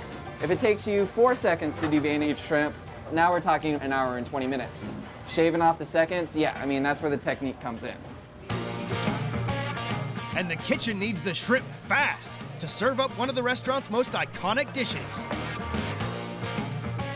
Shrimp and tasso. 3 huge shrimps laced with a Louisiana hot sauce on a bed of peppered jelly. The gold standard for Creole cooking across the nation. It really hits on all the parts of Louisiana flavor. Spice, salt, smoke. It's basically like Louisiana flavor all in one bite. The flavor from this sensational southern seafood comes from meat. Spicy Cajun ham. These pieces are gonna go inside of our shrimp, make a pocket for the ham to sit in. We're just gonna skewer them like so. But with Creole cooking, the seasoning doesn't stop there. The flour contains 8 different spices. Our Creole seasoning is a blend of salt, cayenne pepper, black pepper, garlic powder, onion powder, and a little bit of fresh thyme and oregano. It'd be very embarrassing to have people come to the restaurant and then they reach for the salt and pepper shaker. I'd be so embarrassed, I would crawl under the table. So we take our shrimp and then right into the fryer. And it should only take just a couple of minutes to cook. There's a secret to Tori's hyperspeed cooking. It's all about efficiency. You're basically standing here stationary, so you have one half of the station here and the other half over here, so you can reach all the way over here and get to the end of it, or again, all the way over here. So you always want to have food to the plate, never plate to the food. You don't want to double your steps. Tori coats the fried shrimp in a sumptuous hot sauce, and a 5 pepper jelly finishes the Creole flavors. This is exactly how we do it here in the kitchen at Commander's. The result? an exquisite eruption of Louisiana's finest food. It's over the top, delicious, with a little kick in the back. Tori and the team cook up to 6,000 shrimp and tasso every year. That's 20 wheelbarrows.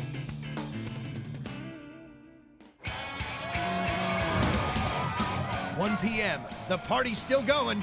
It's Mardi Gras New Orleans, man. And the orders keep on coming. I'm gonna need 4 rounds of demi-S&Ts next, please. We're either gonna get this knocked out or we're gonna be serving lunch until dawn. Copious orders of homemade boudin, shrimp and grits, and luscious lobster salads mean the seafood stocks are getting hit hard. The biggest challenges at the moment are making sure that all the rest of the cooks have all the product they need. We really touch base with every single cook and say, what do you need? How much do you have? To stay one step ahead, replenishing supplies is crucial. It's Mardi Gras, it's the busiest time of year, and we're just, we're plowing through it. Chef Tori must make a Mardi Gras seafood supply run. Running a kitchen as big as Commander's Palace, supply is definitely always a challenge. Mardi Gras can make getting around New Orleans definitely a bit of a challenge. But the party traffic could stop him in his tracks.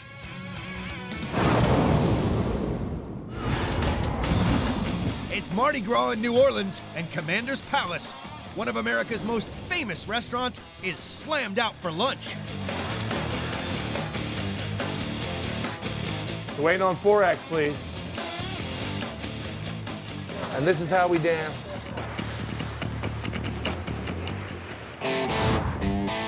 Head Chef Tori is on a supply run to this enormous fish factory to stock up on seafood. This place turns over 4 million pounds of fish every year. And today, every chef in the city is fighting for factory owner Cliff Hall's stock. Hey, Chef. Good to see you. Good to see you too, man. What's been happening around here? Oh, getting ready for just a slamming weekend.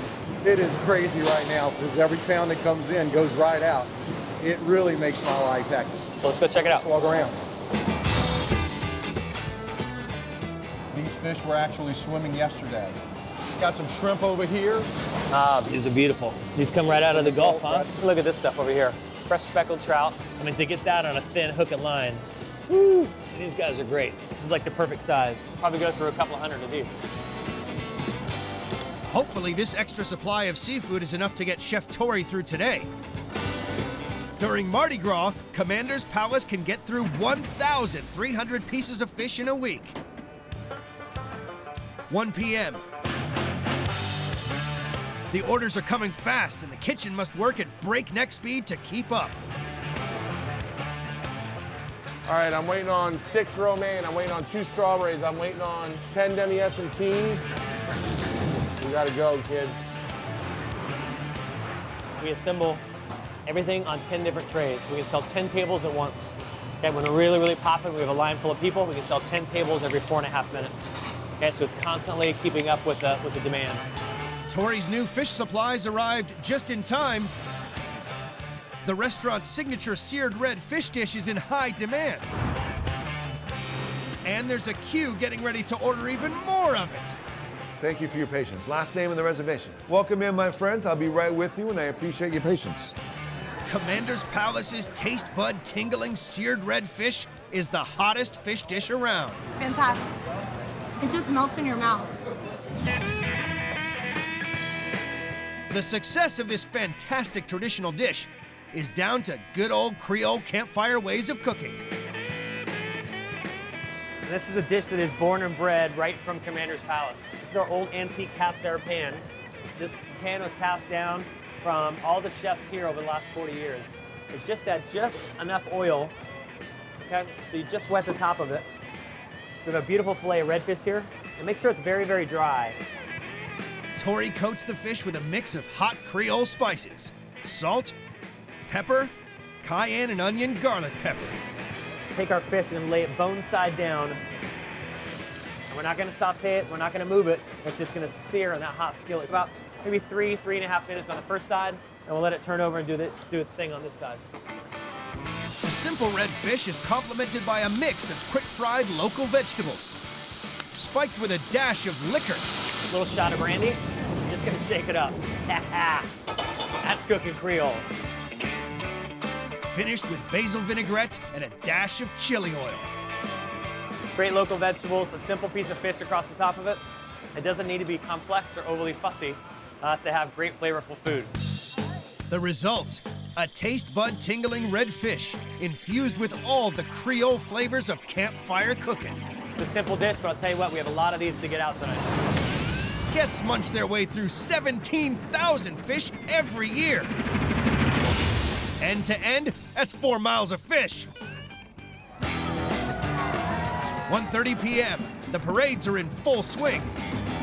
And the endless throng of lunchtime guests pushes the team to the limit. Super, super stressed. It's Mardi Gras. A lot of energy, a lot of anticipation, a lot of emotion. But hey man, this is what we're here for, right? I have a whole bunch of people already eating. I have a whole bunch more streaming at me. I've got 2 phones ringing telling me what tables are coming up, which one's on. I'm calling people what's coming up. Help me.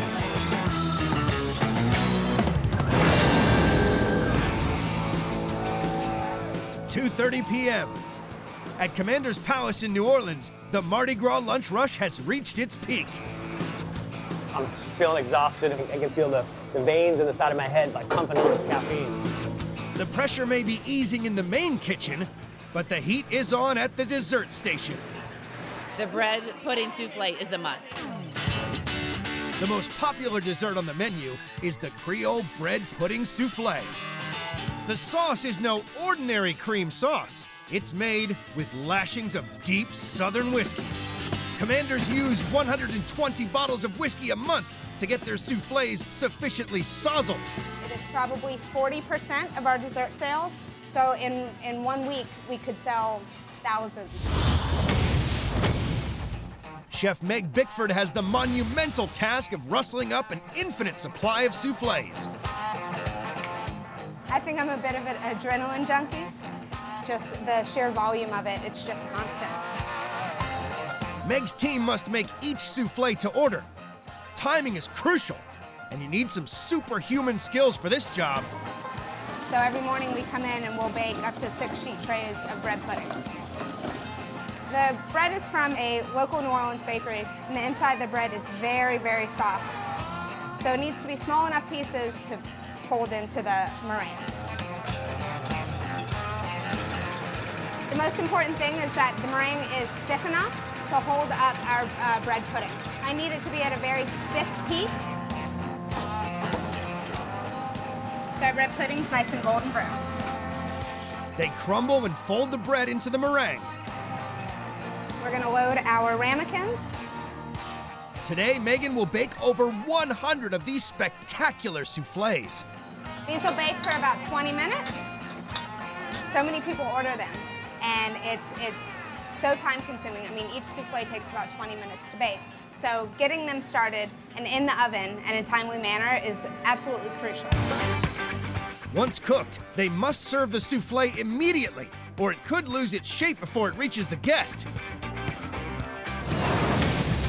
Diners here eat over 9,000 soufflés a month. Stacked on top of one another, that's a soufflé skyscraper a mile high!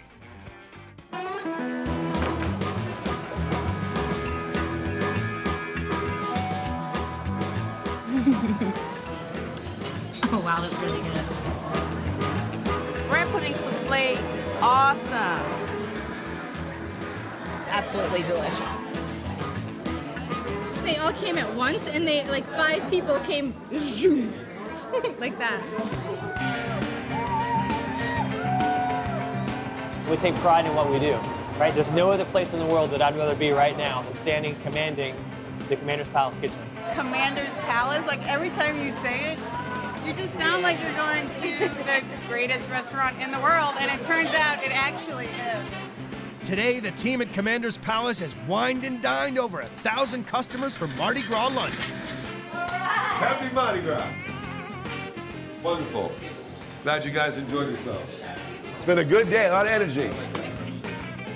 I want everybody to walk out of here all dressed up in their Mardi Gras garb, but I want them to say, man, I had lunch at Commander's Palace, Mardi Gras 2015. It's absolutely a day that I'm going to remember forever.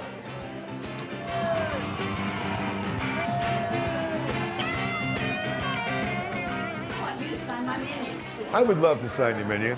Happy Mardi Gras. We don't serve food. We make dining memories, and that's what makes it special. These guys are fantastic, and we work together side by side. We're all gonna walk out of here sweaty, wet, and gross at the end of the day. We can sit back and have some beers at the same time. Time to party. Ah, you're the best.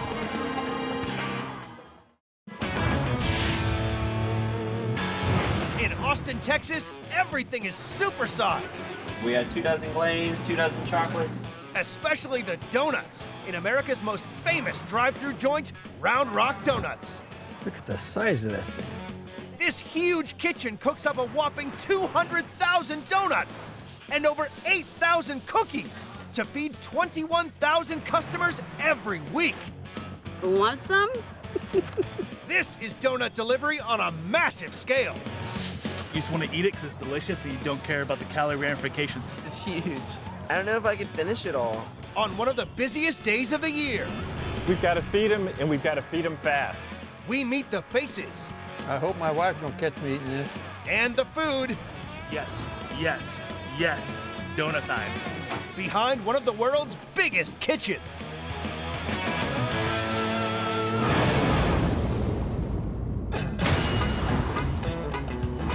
Just 20 miles from Austin, Texas, is Round Rock Donuts.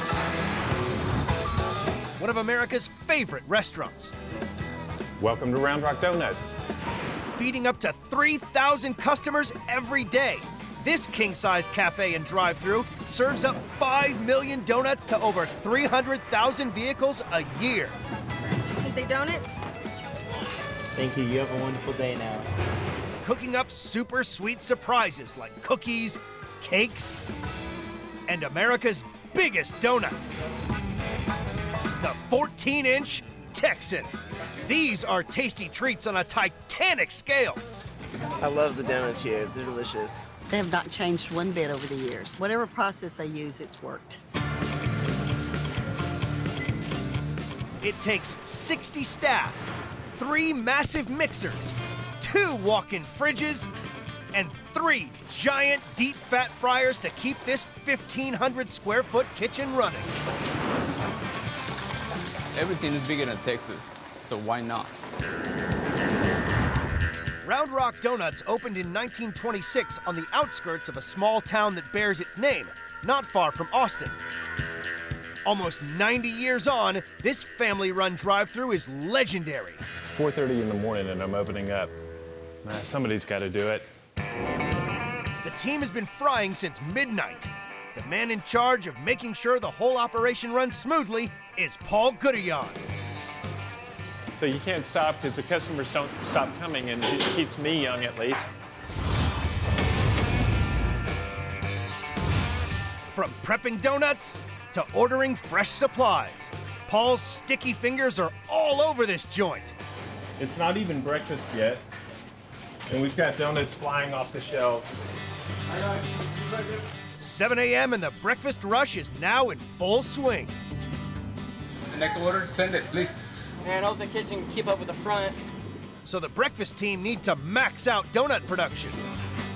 To create these incredible crullers, bakers here must mix Round Rock Donuts' signature dough using flour, eggs, sugar, butter, and yeast.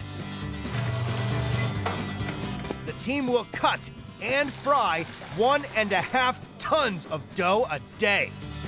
Manager Paul's son, Colton Goodillion, has the stickiest job in the kitchen to fill the donuts with thick, oozing cream. When I tell my friends I've been pumping custard all day, they tend to get a little jealous.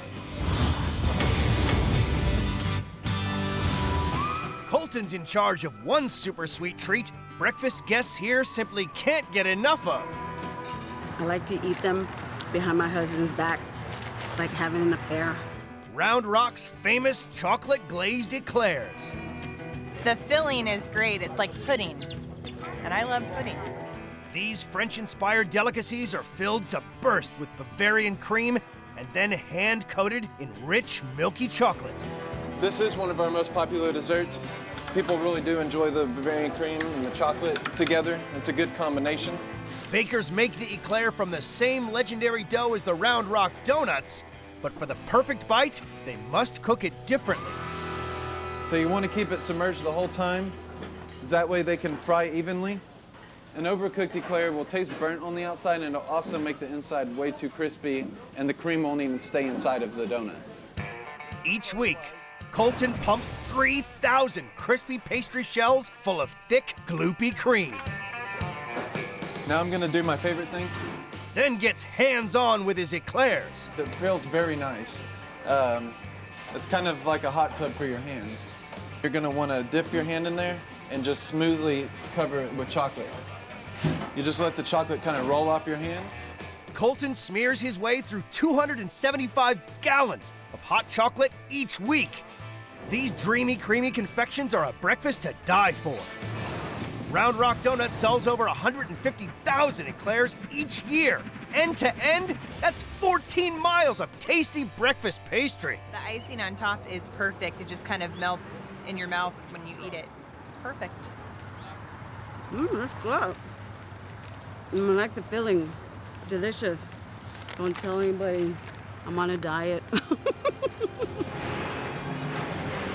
It's only 10 a.m., and the breakfast sugar rush will soon become the lunch rush. You need a dozen glaze and a dozen chocolate? The team are serving one car every 45 seconds, selling 50 donuts a minute. We're pushing out quantities, but we gotta keep the quality up. And soon, they'll be slammed by 1,000 more customers as one of Texas's biggest classic car festivals rolls into town. I'm ready for them. We have to mentally prepare ourselves to be ready for them. Wow, we're about to get slammed. In Round Rock, the biggest drive-thru donut joint in Texas is gearing up for the craziest Saturday of the year. So it's getting busy now. We've got a queue outside, we've got people in the lobby, and the machine is really starting to roll. It's 11 a.m. 15,000 donuts and eclairs have already left the shelves. And out at the drive-thru, the first few classic cars are arriving in town for the big show. Man, all those gas covers are gonna want some fading. So we're all geared up for a busy day. You've got your people placed. I do. 30 seconds per car if you can get it going that way. All right. Thank you, thank you, thank you, thank you. Round Rock may be synonymous with donuts, but as the lunch rush kicks in, demand for a savory treat takes off. We're selling these almost as quickly as we're making them. Lunchtime drive-by diners love to pig out on this punch-packing pork product, the legendary sausage kolache. Jalapeno cheese kolache, my favorite dish here. You got a sausage and sausage cheese kolache? Yes, we can't come to Round Rock without having one of these. Nicknamed Pigs in Blankets, the kolache is a delicious smoked sausage flavored with jalapenos and cheese, wrapped in the sweetest of sweetbreads. The sausage kolaches are an old Czech recipe. This is a very, very popular item in this part of the country. Each week, Round Rock Donuts use up to 15,000 sausages to make this popular piquant pastry. These are no ordinary sausages. For the last 5 years, Big Boss Paul and his special supplier have developed a completely bespoke blend of herbs and spices to make his kolaches unique. So we're on our way down to Smoky, Denmark to pick up a hot shot of sausages. Paul's mission is to make sure that every one of the 4,500 sausages for today's lunchtime rush is perfectly formed. Quality control is really important to us. When our customers come, we want to serve them the very best product. Under Paul's watchful eye, workers mix 800 pounds of the finest pork and beef with salt and cayenne pepper, a hint of garlic, and the secret blend of herbs and spices. Then stuff the meaty mixture into a natural hog casing, smoking it for 3 hours. They still use real wood chip, so they get a real smoke on it instead of using liquid smoke. So what do you think of the smoke? Enough smoke on that for you? Yeah, the color is great. Satisfied his meat is magnificent, Paul dashes back to Round Rock with the supplies to cook up the next batch of kolaches for diners. First task, wrap his pork in the signature Round Rock dough. This dough, we make it slightly sweeter to complement the savory flavor of the sausage. This dough has 2 extra cups of sugar mixed in. So now the fun part, rolling them up. This little piggy went to market. This little piggy is going to go into my stomach at some point. Finally, he bakes the sausage kolaches at 350 degrees for 20 minutes. Ooh, that's hot. So they're golden brown, ready to go. All right. This traditional European delicacy is hugely popular. Paul and his team will hand roll up to 800,000 of these porky parcels of pleasure each year. The bread's nice and soft, flaky, but then it just mixes well with the saltiness, spiciness, and cheesiness of the sausage. Kolache was good. It had good meat and bread to it, so I loved it. I let nobody else try it. It's midday. The lunch rush is already in overdrive, and the Classic Car Festival is turbocharging donut demand. Oh my God, it's mad crazy outside. There's like 100 cars. It's going crazy. Appetites are growing and tempers are flaring as the car fanatics queue up for the ultimate donut, the 14-inch Texan. I would probably wait 20 to 30 minutes in here just for that donut. It's the Incredible Hulk of donuts. The customers are getting angry because they wanted donuts so much. We got to keep this machine going, cranking the donuts out. Things are really heating up. It's a hot Saturday just outside Austin, Texas, and the lunch rush at Round Rock Donuts drive-thru has hit full throttle. Over 100 hungry classic car fanatics have rolled up in their rides. He loves his donut. I mean, he basically sees it and just goes, yes, yes, yes, donut time. No, other donut people just can't do it, what these guys are doing. As you can see, we're all the way around the block here. When people have to wait, they start getting impatient. So we've got to feed them, and we've got to feed them fast. And this is what they've all come for. Whoa, look at the size of that donut. The famous 14-inch, 2-pound Texan. As big as 12 regular-sized donuts and smothered in lip-smacking orange glaze. I try to eat it. It's too much for me. They make the Texan from the restaurant's signature dough. To meet demand for this monster, they mix over 1,000 batches of dough each year. People who come from all over America to experience this. Preparing the famous dough is down to donut master Polo Garcia. If for some reason I don't do the proper measurements, the dough is going to be a disaster. For this beast of a batch, Polo must mix eggs. We use about 6,000 eggs a day, so I'm sorry for the chicken. Flour, sugar, butter, and last but not least, yeast. Come on, baby. You're gonna become alive, okay? You're gonna have to start working pretty soon. Polo mixes the dough for 10 minutes. It's gonna be magic pretty soon. He leaves it to rise for 40 minutes. Cuts it down to size. Like we say in Texas. Yeehaw! Then it's time to roll. With this type of exercise, what can you say? You don't need to go to the gym, do you? Making the perfect donut demanded by Round Rock's faithful followers takes a special skill. We're calling the wrist flex. Now it's gonna be time for me to pet my baby. You see? Nice. Very nice. And now, do you want to see the giant one? This titan of the donut world is so big, it needs cutting with a bucket. And this is how we made Texas donut. This giant takes twice as long to cook as any normal donut. When the dough is not cooked right, it becomes kind of chewy and gooey, and we don't want that from them. Polo fries this Whopper for 6 minutes until it's golden on the outside and cooked to perfection on the inside. I've been turning this for almost 20 years. I know at this point when they're ready or not. Finally, he drizzles the mouth-watering orange glaze over this doughy freak, making it irresistible. This is what makes the Texas donut unique. Kind of top secret, but it's very, very tasteful. This is one of America's most famous donuts. The chefs here churn out almost 80,000 of these sticky behemoths every year. Look at the size of this thing. My God, how could anybody eat one of these? It's the biggest donut I've ever seen, by far, ever. The Texas donut goes a long way. It's enough to feed a family of 5. It was enough to feed her whole classroom. kids. Yes. 1 p.m., the lunch rush hits peak.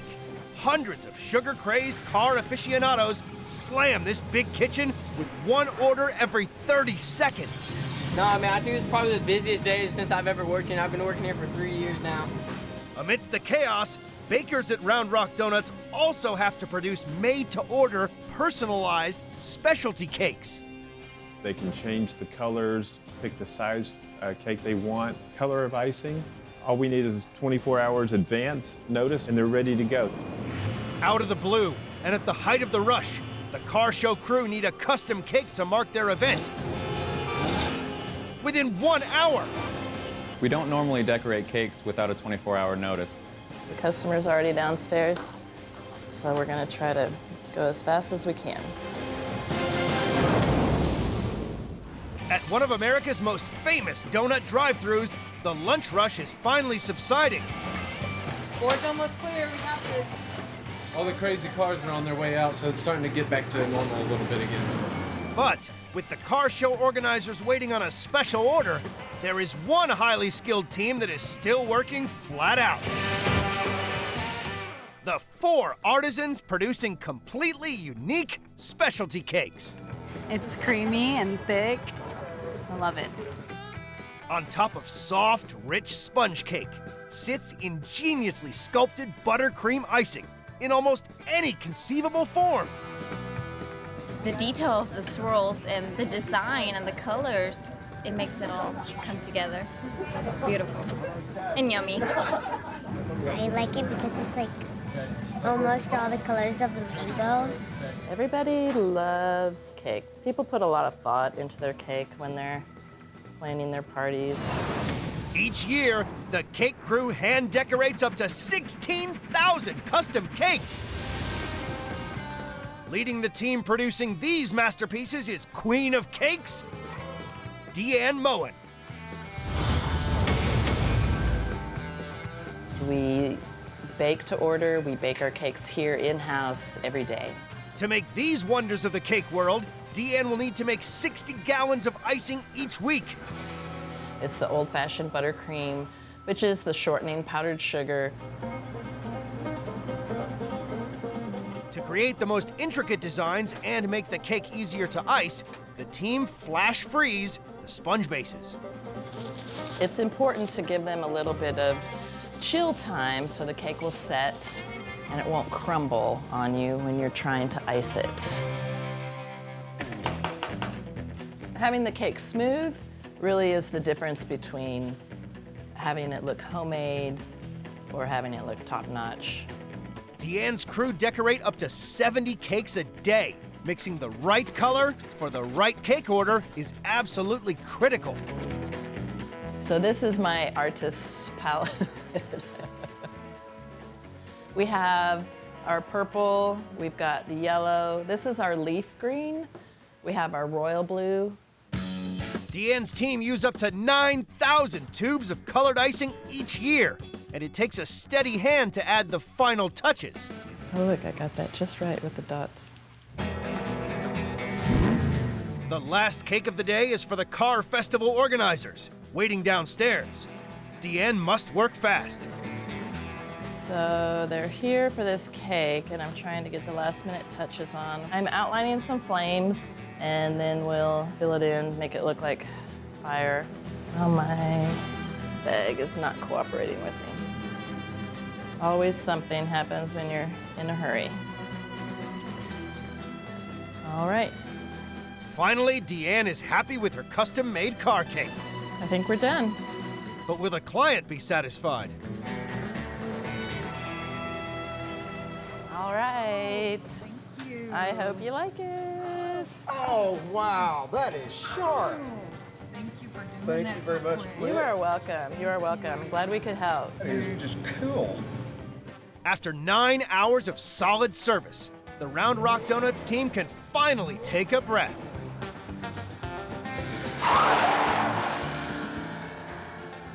So the guy that picked up the cake from the car club was pretty happy, and he was one of our last people, so I think we're in the clear now.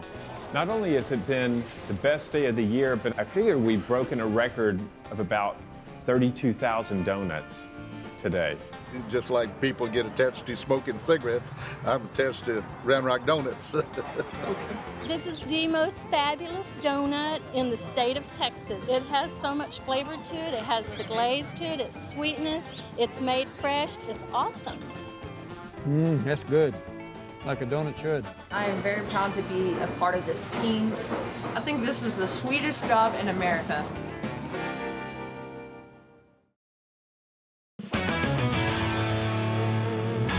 In New York City, it may be cold outside. I need to get that going. Here's the roast chicken.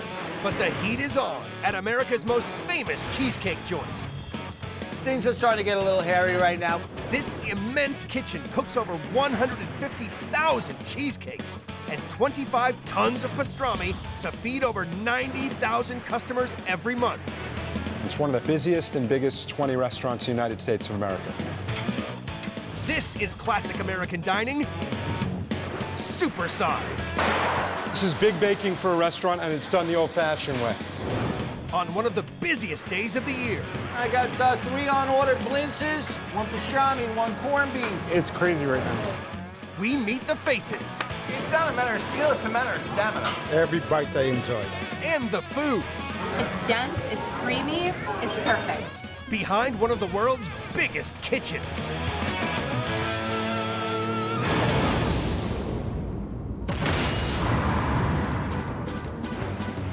Right in the heart of downtown Brooklyn is one of the busiest restaurants on the East Coast, Junior's. Welcome to Junior's. Feeding up to 3,000 hungry New Yorkers each day. 150 chefs and kitchen staff cook up Junior's world-famous cheesecakes. Some people have said you haven't really lived until you've had cheesecake at Junior's. That's delicious. Cheesecakes are an institution. 14 mixers, 3 cake cutters, and 7 industrial ovens keep this 35,000 square foot kitchen running. We start baking at 4 a.m., so we're basically going all around the clock. Junior's even do takeout. The cheesecake is so popular, since opening, they've doubled in size to keep up with demand.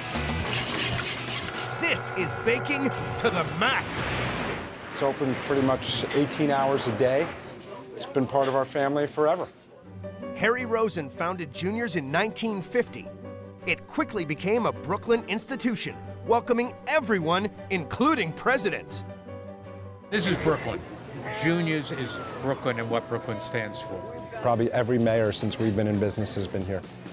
Today, Harry's grandson, Alan, runs this 450-seat cheesecake castle. I need 3 cases of Philly steaks. From placing supply orders to welcoming customers, he has his fingers in all the pies. We love everything about it. What's not to love? Alan's been handed the secret that keeps the customers coming. Junior's legendary cheesecake recipe. I'm not going to be the schmuck who changes this recipe. This is the star of the show, a mountain of sweet, creamy cheese sitting on a slice of light sponge cake. This is the creme de la creme of cheesecakes. Junior's goes through 62,000 tubs of cream cheese every week. Across the year, that's enough to fill 20 swimming pools. Do your thing. Don't tell them everything. This is the cream cheese. On an average day, we make a couple thousand cheesecakes here. It's a lot of cream cheese. To a mixer full of cream cheese, Alan adds a little bit of vanilla, a bucket full of eggs, and jugs full of heavy cream. Finally, a massive spoonful of sugar will help the cheesecake go down. There's some secret ingredients here that we never really tell people about. We want to keep it secret. Chefs blend Alan's creamy creation for 15 minutes before special machines deposit exactly 3 pounds of cheesecake mixture on top of a light sponge base. These are sponge cakes. We're going to take a 1/4-inch layer. We're going to put them at the bottom of every cheesecake we bake. Traditionally, cheesecakes were made with a graham cracker crust. Juniors do things differently. The sponge cake bottom is one of the things my grandfather came up in the 50s. It should eat like a cake throughout, and then we'll be ready to bake some cheesecakes. They bake each batch of 180 mouth-watering mountains of cheese in a water bath at 350 degrees for 1 hour. That water is going to distribute the heat nice and evenly. It's going to add some moisture to the oven. Your cheesecake will bake almost like a souffle, but it won't burn and it won't crack. Now we're going to let them cool for several hours, depan them, and let them refrigerate overnight. This technique has been refined over the years to produce the best cheesecake in New York City. To keep up with demand, Juniors must produce almost 2 million cakes each year, weighing as much as 600 school buses. Not only is demand from the restaurant through the roof, morning, gentlemen. Each year, Juniors sell over 100,000 cheesecakes, mail order. So as you can see, this is going to Japan. Our products go all over the world. We're going to need to deliver some cakes today. All right, we're just doing a run of Devil's Food cheesecakes, 7-inch and 10-inch. We're assembling Devil's Food cheesecakes, dark chocolate cake, New York style cheesecake, chocolate fudge, more chocolate cake. Quality is critical. Baking on this scale risks a rogue cheesecake going under the radar. Here we have an X-ray machine. If there's any inconsistency in the product or in the fudge, this bell will go off and we will stop production and check out the product so everything's perfect every time. The cheesecake is going down a treat. It's a delicious cheesecake. I love it. Oh, the cheesecake, that's delicious, man. Everybody come here for the cheesecake. It's only 11 a.m., but guests are already flooding in for lunch. And dozens of trucks are queuing to deliver tons of supplies to keep the cheesecakes rolling. Fridays are the busiest day of the week, and Alan must prepare his team. It's a pretty large task to keep all this together. In Brooklyn, the busiest cheesecake joint in America is preparing for the Friday lunch rush. So it's going to be a busy day today, guys. And I just want us all to be ready. Just make sure that we give it our best shot like we always do. Make sure that every guest that comes through our doors today full well intends on coming back next week. To prepare for the end of the week madness, cheesecake production will be pushed to the max. It's up to Alan's right-hand man, executive chef Adam Marks, to keep this massive operation stocked and stacked. Check everything that comes in, make sure that the quality's there. If it's not, we send it back. The things that we have coming into the restaurant for the weekend is staggering. We go through anywhere from 400 to 600 flats of strawberries in a week to top all the strawberry cheesecakes. It's very busy today. My guy's waiting for them right now to get started cleaning on them. Working flat out, 8-hour shifts every day. No one is busier than the 6-strong strawberry prep team. For the whole weekend, from the morning all the way to close, people are cleaning strawberries, topping cakes. It's not a matter of skill, it's a matter of stamina. It's midday, and the restaurant is filling up fast. Juniors may be synonymous with cheesecake, but there's another dish cooks here must create in even more extreme amounts to satisfy the hordes of hungry lunchtime workers. We're constantly making them. It's one of our biggest sellers on the menu. People flock from far and wide for the ultimate entree, their famous matzo ball soup. Bite into one of those matzo balls, and It just tastes like home. The soup is one of the best that I had tasted in a while. The texture was great. This soup is seriously special. On top of a delicately flavored stock floats mouth-watering matzo balls, Jewish dumplings made from scratch in-house. Oh, we sell a ton of matzo ball soup. A lot of balls to be making. Executive Chef Adam must make 250 gallons of matzo ball soup each week. I mean, we go through a lot of eggs here. You know, we bring in 20, 30 cases of 30 dozen at a pop.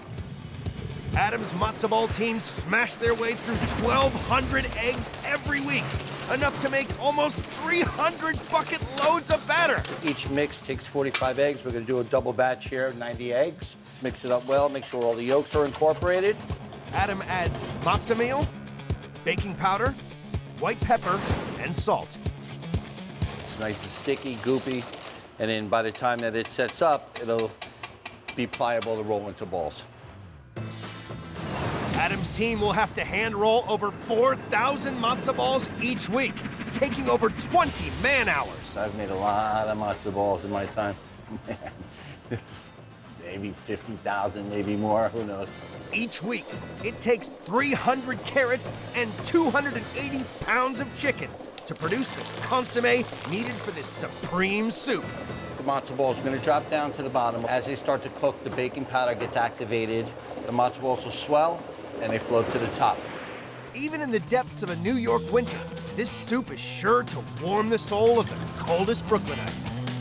And they're soft and fluffy, and they're delicious. It's just a great soup. It's 1 p.m., lunch hour, and New Yorkers flood out of their offices and straight into Junior's to stay warm. Okay. Can I get french fries, please, on this grilled cheese? Out front, the line for tables is growing, while in the heat of the kitchen, the checks are piling up for Executive Chef Adam. Sometimes the tickets will come out of the machine right to the floor and roll around, and we're so far behind that we can't even keep up. Junior's monster menu offers up over 250 classic New York dishes, pulling in thousands more hungry lunchtime diners. One pastrami, one corned beef. And there's a rush on sandwiches. Their top seller, the meatiest of meaty treats, Junior's pastrami and corned beef combo. So side of fries, please. One side of fries for here. As the pastrami and corned beef orders come thick and fast. Do you have any corned beef combo on the board? Alan needs to stay one step ahead of the game. He needs more meat. Hey, Pete, we have a busy weekend over here. I need 7 cases of raw corned beef, 10 cases of pastrami. Thank you. All 450 seats are now full. The kitchen is cranked, and pastrami supplies are running low. As the lunch rush hits peak, Alan can't afford a meat meltdown. All right, so we definitely got a little bit of business going on here. Talk to me, Shalane, what do you need? It's Friday in downtown Brooklyn, and the lunch rush at Junior's has hit full throttle.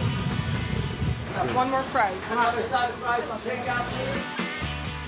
The most wanted lunchtime dish, their famous pastrami and corned beef combo. Succulent slices of cured beef sit on homemade onion rolls served with steak fries.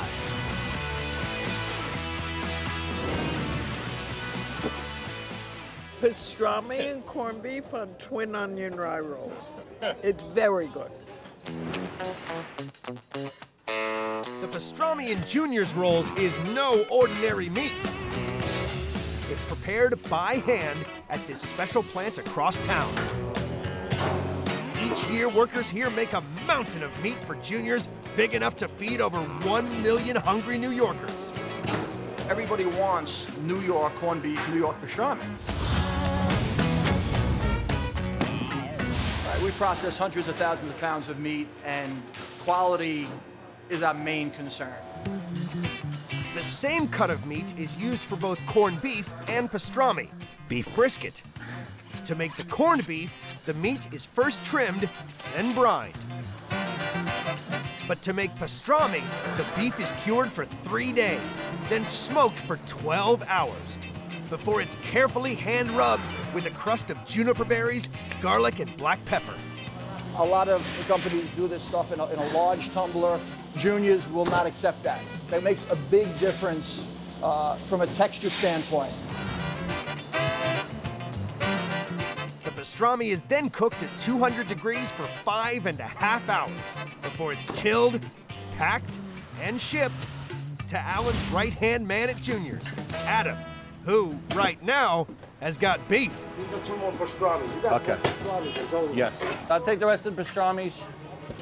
Just as I'm checking to see the firmness of the pastrami.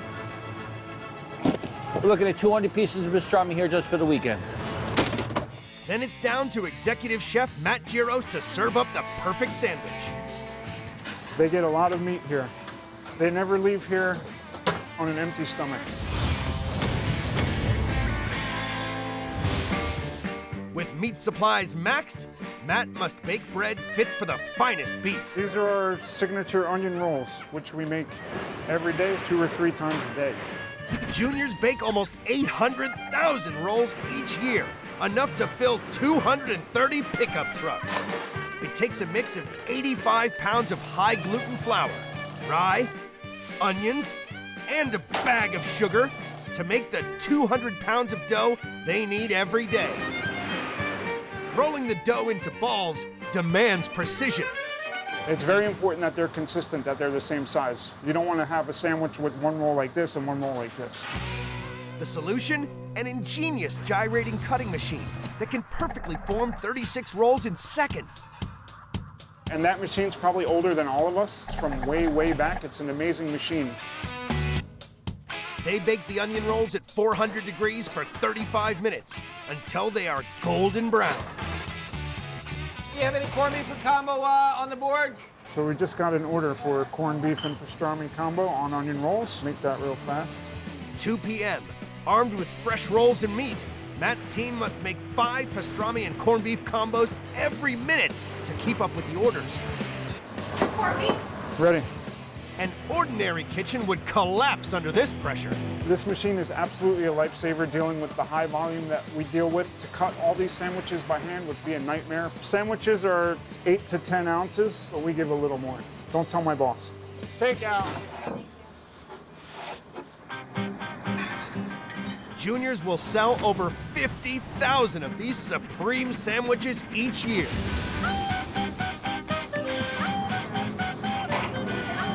Combos, order it in. The pastrami. Oh, it was delicious. First time I ever had it, and every bite I enjoy. It's a good comfort food. All the food on the menu here is delicious comfort food. As night falls, the lunch rush becomes the dinner rush. The sandwich stampede is dying down, but dessert orders are rising fast. And they're running low on their legendary cheese blintzes. Things are starting to get a little hairy right now. We sell the blintzes throughout the day, and all of a sudden, hey, we need more blintzes. At Junior's in Brooklyn, it's 7 p.m. The Friday night rush has reached fever pitch, and the kitchen staff is working flat out to keep up with the orders. Yes, extremely busy. It's crazy right now. A D-turkey burger picking up, Renee. This is what keeps me going. You know, I've been here since 5 o'clock this morning, but I'm rocking and rolling. You know, this is what keeps me going. Order butternut squash soup. Pick it up, butternut squash. Pick up. 100 orders are flying out every 10 minutes. This mega kitchen must run like clockwork to avoid catastrophe. If you don't communicate, you know, the whole operation could go down. 1 minute Herd. Guests are desperate for dessert. I got 3 on order blintzes. And they've all come for Junior's sublime sweet, their signature cheese blintzes. The cheese blintzes have been on the menu at Junior's for 65 years. Packed full of cottage cheese, deep-fried crepes are served with a strawberry coulis and sour cream, dusted with powdered sugar. The cheese blintzes are the best. I had them in a lot of other restaurants, and their blintzes here are the best. There are restaurants in New York that were known for having the great blintzes, and I think ours put theirs to shame. They come in and just have blintzes. I mean, we go through so many here, it's staggering. The run on blintzes means Adam must whip up a fresh batch, fast. First step to the perfect crepe, take a super hot pan and coat it in batter. then stick it under a red-hot grill. We're going to look for it to start to peel away from the edge of the pan, and then it's going to be ready. Adam cooks up to 200 wafer-thin crepes at a time. The filling is really the star of the blintzes. A lot of places will do a small, flat, long blintz. We serve ours with a lot of filling. To make the mouth-watering blintz filling, Adam mixes 10 pounds of cream cheese and cottage cheese with 6 cups of sugar. 3 eggs bind the mixture together. The last is we have 3 capfuls of vanilla. Junior's customers expect nothing less than immaculate blintzes. It's critical Adam mixes the same magic for every single batch. That's your filling. If it's 10 years ago, if it's 15 years ago, or if it's today, the blintzes are going to taste the same. All that's left is to fill up the pancake pouches with the rich, creamy filling. You know, so it turns out to be, a neat little parcel, a neat little package. They get deep fried, and then they get served with sour cream and strawberry sauce. These legendary pockets of pleasure are second only to cheesecakes as Junior's most popular desserts. Each year, the team cook up almost 20,000 of these sensational sweets. Cheese blintzes are out of this world, with fresh strawberry sauce and sour cream and nice and crisp. No calories. When you cut in them, you don't need a buzzsaw. You cut it with the fork, they're creamy, they're homemade, they're delicious. Out back, the dishwashing team are working tirelessly to keep on top of the mountains of plates. After 12 hours, feeding almost 3,000 guests, the Juniors team can finally wind down after a grueling shift. I'm exhausted, man. It's been a long day for me. Been running around, and I'm happy. I feel good. I put in a good day's work, and I'm ready to come back tomorrow. The service was amazing. The food is just what you want when you come into this old Brooklyn establishment. The cheesecake is world famous. We had a great time. Food's terrific. The people are good. It's a great climate. I like it here. It hasn't changed a bit, and that's nice. In a world that's always changing, to have a constant is really a very, very nice thing. I think in 35 years, I really can't say I've gotten a bad meal. I'm really proud of our guys. Every day they work really hard, and they manage to pull this off day in and day out. Juniors is certainly here to stay. But I'm leaving. I'm going to bed.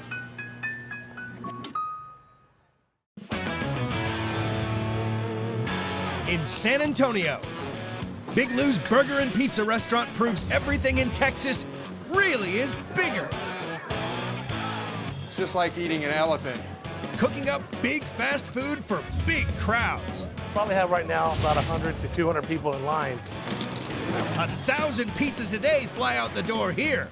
We can get through about 100 plus pizzas in a good hour.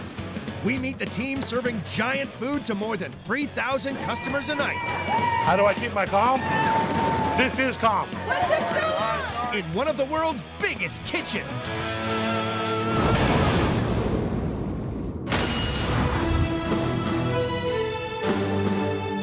In San Antonio, Texas, just a few miles from the Alamo, is the biggest and busiest pizza restaurant in America. Need 5 miles, please, 5 miles. Pep lasagna. Somebody getting the pep lasagna? Big Lou's is super king-sized fast food with a massive menu to match. They serve up brontosaurus-sized burgers, super-sized lasagnas, and palace-sized pizzas. Well, we come down here once a week, once every other week. Unfortunately, it's hard to come for lunch because if we eat too much, we won't get no work done. This 1,000-seat restaurant battles to feed nearly 1.5 million people a year. This is my margarita for 2. Expecting a busy night, so it's turned into a margarita for 1.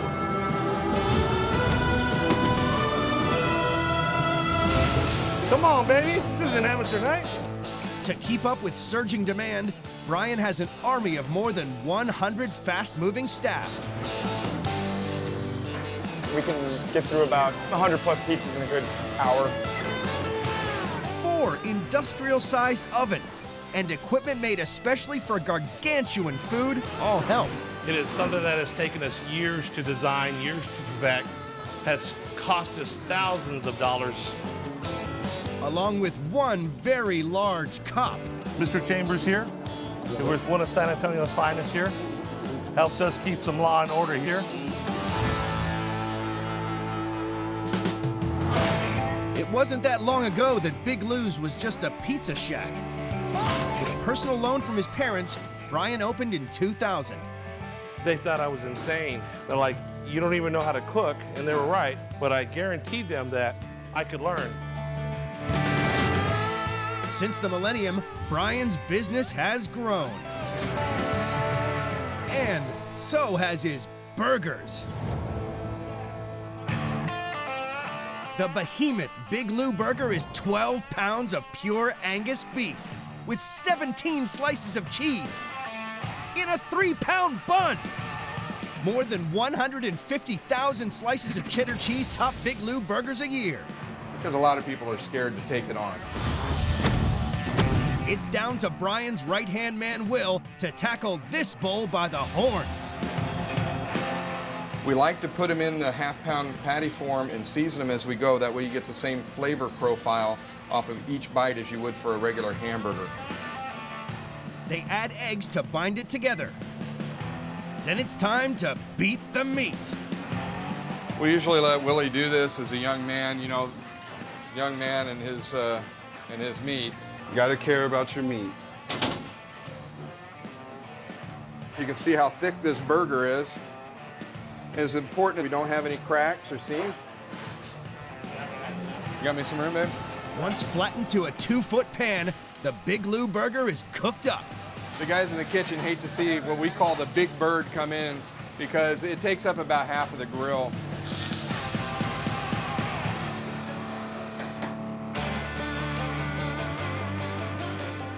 This is our version of the hamburger bun. This is probably about 15 regular hamburgers all in one. There you see here, it kind of blocks me completely out. That's a big bun. After 8 minutes on the grill, they add 1.5 pounds of cheddar cheese,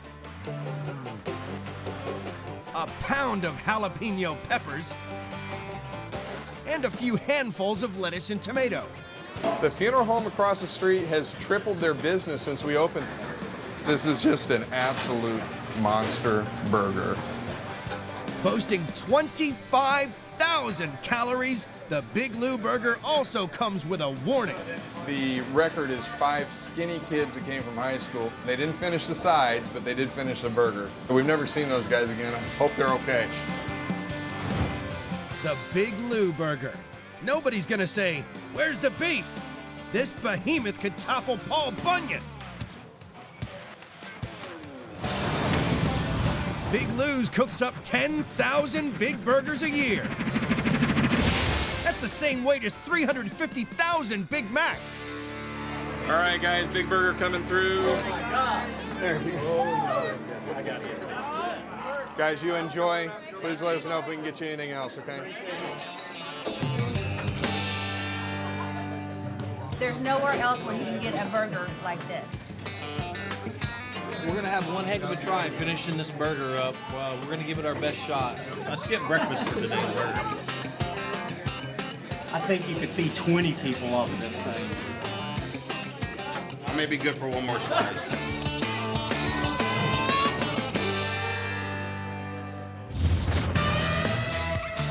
As the lunchtime rush reaches its peak, I need a pep lasagna, please. Pep lasagna, please. Brian and his team will need to keep their guard up. They're about to get hit by some very demanding customers. I am hangry, which means I am hungry and angry at the same time. How do I keep my calm? This is calm.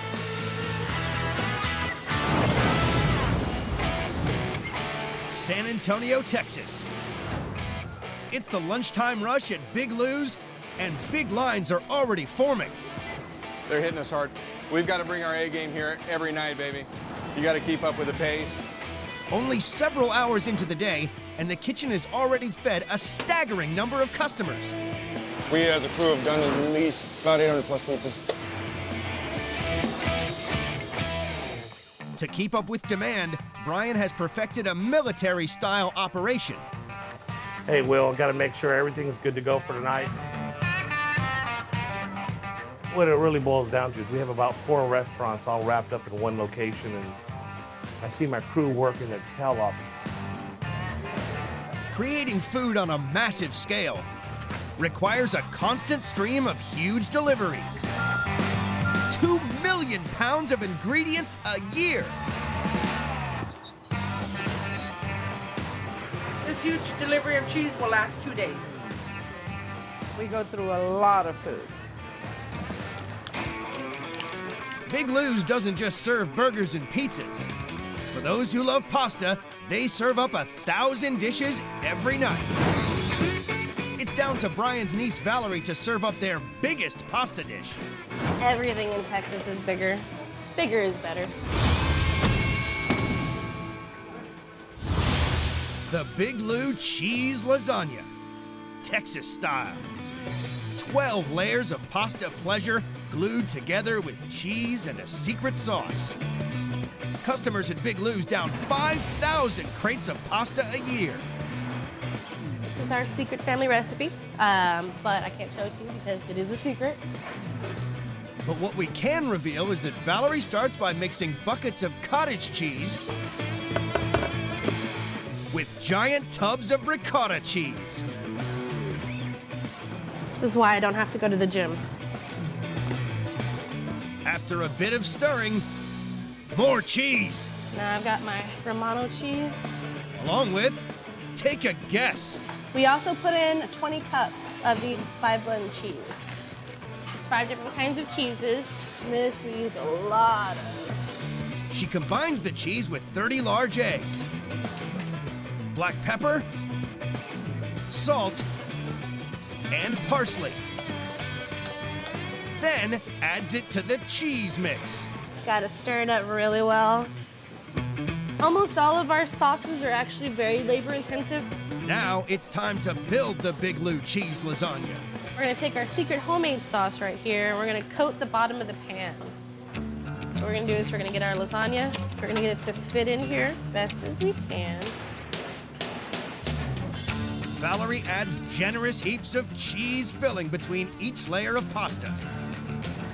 It's almost like laying a wood floor. Sauce, spread it all over, kind of paint it on there.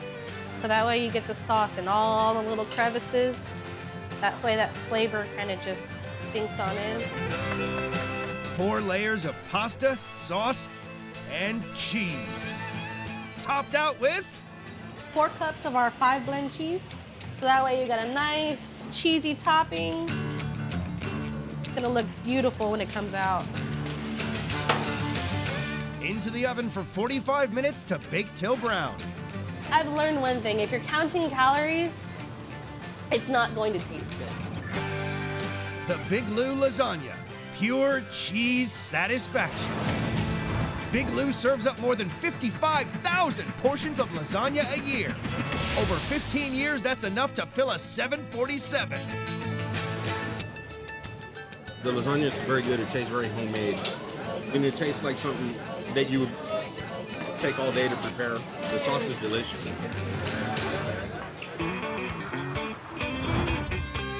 As the lunch rush gives way to the dinner rush, Brian faces up to tonight's big challenge. We got a huge, huge pizza that's coming out tonight. It's going to be for the Alamo City Roller Girls.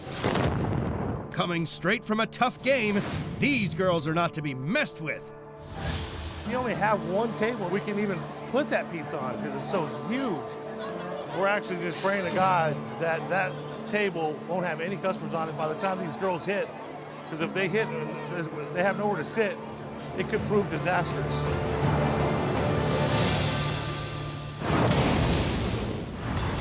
At Big Lou's in San Antonio, Texas, the dinner rush has kicked in. The volume of orders has doubled. I need a dozen mile, please, dozen mile.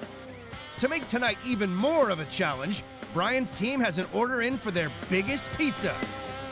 We're actually making it for a special group of young ladies, the Alamo City Roller Derby team. And believe me, you do not want to get on their bad side. Making the Roller Girls 62-inch pizza even bigger will be its monstrous topping, Big Lou's legendary barbecue brisket. We're using 100% Angus brisket. It's top of the line. It's 100% fresh. Its brisket flavors have been charring to perfection for 15 hours. Now it's ready for the Roller Girls. It's beautiful. That's just the way we want to see it. That's how we do brisket in Texas. We're going to go ahead and cut these into little cubes. Okay, Will, can you go ahead and get that to the oven ASAP? We need to get that for the 62. Out in the restaurant, the Roller Girl rushes on. These girls aren't just hungry. I am hangry, which means I am hungry and angry at the same time. Because I'm so hungry, I'm angry, and I'm angry makes me hungry. Brian has a special way of dealing with customers who are really hangry. What we are about to embark on is considered a culinary monstrosity. The Big Lou 62. 5 feet wide, this is the biggest pizza in Texas. Every year, Big Lou's ovens cook just over 1 million pizzas. Stacked on top of each other, that's a stratospheric pile of pizzas. Everybody loves the 62. They want to see the 62. They're here for the 62. People have fought in the parking lot over the 62-inch pizza. It's ridiculous. Making a pizza so huge stops the kitchen cold, and Brian and his team are under the gun. Clara, what time are these girls coming in? Some of them are just getting here? We haven't even begun. Everything about the 62 is supersized, starting with the 20-pound dough base. I'm really upset that our pizza's not here yet. I'm very, very hungry. You might want to stand back. If they don't start bringing our pizzas out soon, we're gonna have to go for the owner. Ready to sauce it up. Let's do it, baby. All right, it's time to get spicy here, guys. This is a homemade barbecue sauce. Say this Pop's recipe, right? Pop's recipe. It takes more than a gallon of sauce to cover the 62. Now one of the most important ingredients. Along with 10 pounds of cheese. Every month, the customers consume 2,400 cases of this mozzarella cheese. Pizza, pizza, pizza, pizza, pizza, pizza, pizza. They've still got to top the pizza out with brisket. But it's not going to plan. Willie's gonna be ready to go with that brisket, right? Let me try and call him. Come on, man. This is really bad timing. There we go. There we go. I'm trying. Dude, what the man? Dude, Where there's you been? that, man. Where you been? Stuck in the bathroom. These girls are not in a good mood. I'm about ready to send your out there to go talk to them since you're the one that was running late. They layered 10 pounds of brisket on top. And for the first time in Big Lou's history, Brian reveals the secret of how they cook the 62. We cut it because they do not have an oven with a big enough chamber to fit the pizza in. Come on, guys, hurry up. We gotta get this in the oven. These ladies have been waiting long enough. Believe me, they're not in a good mood. Thanks to Willie, we're way behind. It takes 6 minutes at 450 degrees to cook the pizza. Oh, God, man, look at that. Voila. Last task, stitch the 62 back together. Then cut it into 32 slices. Come on, guys, let's go.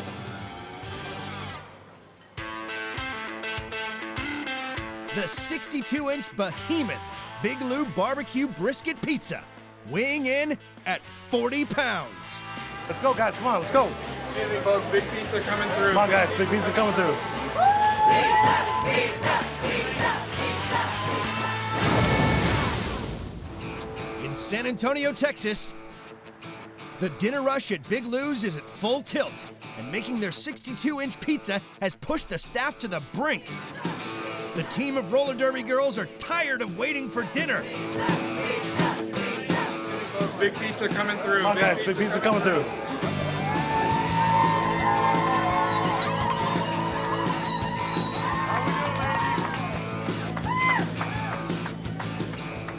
It's not big enough! sorry. It took so long because of him.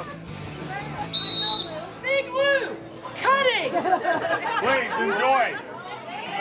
Thank you.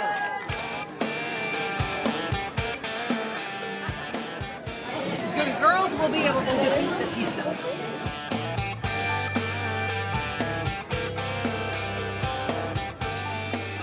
He is absolutely incredible. I am not a big fan of barbecue anything on pizza, but this is incredible. It's not what I expected. It's better. It's really, really good. This pizza's delicious. Definitely worth the wait. We pretty much demolished it in about 5 minutes. I have to say, after seeing the angry mood that they were in, I'm not quite shocked that they actually knocked it out of the park. To see that they actually polished off that big 62-inch brisket pizza, wow, it's amazing. I couldn't believe it. The dinner rush may be dying down, but for those Big Lou customers who have not gorged themselves full, there is the ginormous Big Lou cinnamon bread for dessert. Sweet dough, baked to perfection, topped with cinnamon and sugar, and hot frosting on the side. Definitely one of our more popular desserts that we have here. Baking chefs roll out a pound of dough to the size of a small pizza. Score it, and then bake it for 6 minutes before topping with, no, not cheese. We use a butter sauce that has just a nice butter flavor. And then we sprinkle cinnamon sugar all over it and serve it with a side of frosting. The Big Lou cinnamon bread. Welcome to Sweet Dough Paradise. Big Lou sells 6,500 cinnamon breads a year. Over 15 years, they've made enough to span the Grand Canyon. I've been to this place a couple of times, and all the food I've eaten here has been really good. Remarkably light. Yeah, surprisingly light.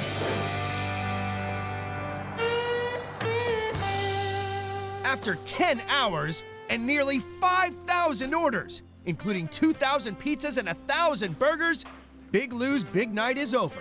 The food here is really, really good. We've been coming here for years. What's really good here is the atmosphere, the food is fantastic, and the staff is awesome. In San Antonio, Big Lou's is probably the only place where you can come and get lasagna, pizza, wings.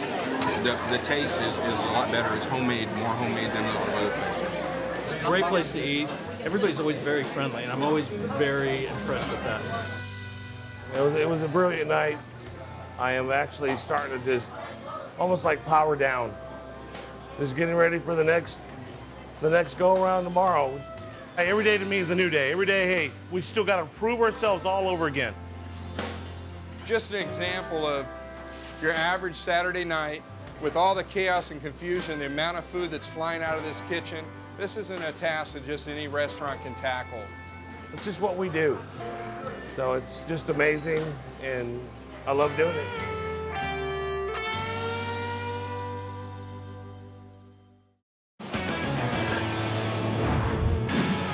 On one of the world's biggest cruise ships, the supersized galleys are at full steam ahead.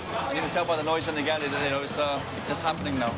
With over 3,500 hungry holidaymakers to feed, The best food on the cruise that I've had.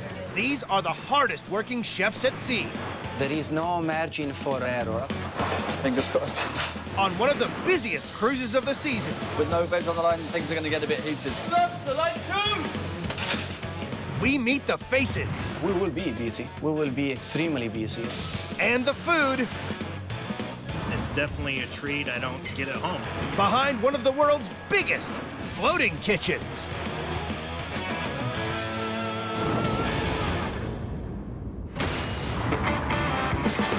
In the Caribbean, the Regal Princess is making waves. This giant of the seas carries more than 3,500 passengers and over 1,300 crew. Welcome to Regal Princess. And they've all got healthy appetites. So it's 12,000 meals per day. It's a massive, massive operation.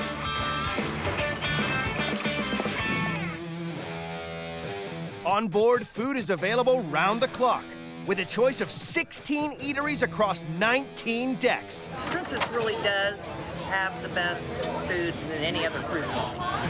To keep this gargantuan operation going, 215 cooks work across 20 galleys, stuffed with state-of-the-art ovens, giant grills, and baking gadgets churning out 20,000 bread rolls a day. It's huge. I don't think I've come across any galleys bigger than this. The Regal is the latest addition to Princess, a cruise line celebrating its 50th year. This Leviathan is longer than 3 football fields and taller than 15 double-decker buses. Since its maiden voyage in 2014, it's fed over 143,000 passengers. In charge of every morsel produced on board is executive chef Sean Camden. Anything can happen. This is challenging. I mean, we have 3 dining rooms, plus we have the steakhouse, we have an Italian fine dining, we have the self-service buffet up on deck 16. It is a mad, mad operation. Is you all right? No. Sean must make sure that every bite is up to scratch. Okay. On a daily basis, I do basically 3 rounds a day. I think it's actually food that sells cruising. If the food isn't any good on the ship, then people just don't want to go back. On this ship, we demand perfection. It's the Saturday night of a 7-day cruise, and the ship is between the Bahamas and the Florida coast. The demand for deluxe dining is stronger than ever. High priority is the food. If the food isn't that good, we're not coming back. Tonight, lobster's on the menu. And for the kitchen team, that means a lot of cracking, cleaning, and cooking. Let's go! It's going to be like this until about 7 o'clock. You can feel the adrenaline rushing right now. In just one serving, Sean and his team will shift 2,700 of these flavorsome crustaceans. It's kind of a free-for-all, you know? We just give it until they don't want any more. We really want to just make sure that the flow just is continuous, and we haven't got time to stop plating. Lobster isn't the only deep-sea delicacy in high demand. They are tender and sweet, and these have been cooked perfectly. Sean's serving up another ocean treat tonight. Seared scallops in a 3 citrus nage. A ring of Japanese scallops covered in a light citrus sauce and surrounding a bed of summer vegetables makes for one of the ship's most popular dishes. Yeah, this is busy now. There's a heavy run on the scallops tonight. First task, prepare over 6 gallons of sauce. It's a very delicate sauce, so it's important that you stay with it every step of the way. Each cooking station mixes a healthy slug of orange juice, lime juice, and lemon with a ladle of white wine and brings the mix to the boil. It's kind of getting syrupy at the edges right now, which for me is just about right. With the juices reduced, Sean's team add fish stock, thyme, and shallots. Thickened cream takes the acidity out of the mixture, while butter adds richness. Paradise. I mean, it's just, I can smell the fish and seafood. I can smell the wine and the citrus fruits. With the vegetables already on the go, Sean turns his attention to the star of the show, the scallops. Every year, the Regal Princess passengers chomp their way through 1.8 million of them. They're still very firm. They've kept their shape. They still have that salty, kind of sweet aroma, which is exactly what I'm looking for. Just 30 to 40 seconds each side, and the scallops are ready to turn. Over the course of the night, Sean and his team will have to flip 4,000 more. Just giving me that color there. That's what I'm looking for. With the scallops seared evenly, the elements of this favorite come together. In the words of a famous chef, is summer in a bowl. Every year, Sean and his team cook up 38,676 plates of this dish. That's enough scallops to cross the Golden Gate Bridge twice. Okay, let's move on the scallop line, guys. Let's go. Tonight, we'll get through about 1,200 portions. That's a lot of scallops for sure. You got the next batch ready? Okay, let's go, let's go. As you can see, the queue of waiters is building up right now, so I want to keep this line moving. To keep up with demand, Sean must open up a second service station. Okay, like this, okay? Veg, scallops, 1, 2, 3, 4, 5, and then potatoes on the top. We've never had to open 2 lines before. So scallops are great. They're just perfect, actually. They're to die for. The next meal. 9 p.m. The shellfish bedlam is dying down. But below decks, the ship's massive provision rooms are looking bare. These galleys need restocking fast. This giant ship only gets one chance to come to port and fill them up. We cannot miss 1 kilo of anything. 5 a.m., Fort Lauderdale, Florida. One of the world's largest cruise ships creeps into port to take on crucial supplies. In just 10 hours, the Regal Princess needs to be back in Caribbean waters, fully laden with 140 tons of food. Delivering high restaurant level food to 4,000 passengers per day, 3 times per day. There is no margin for error.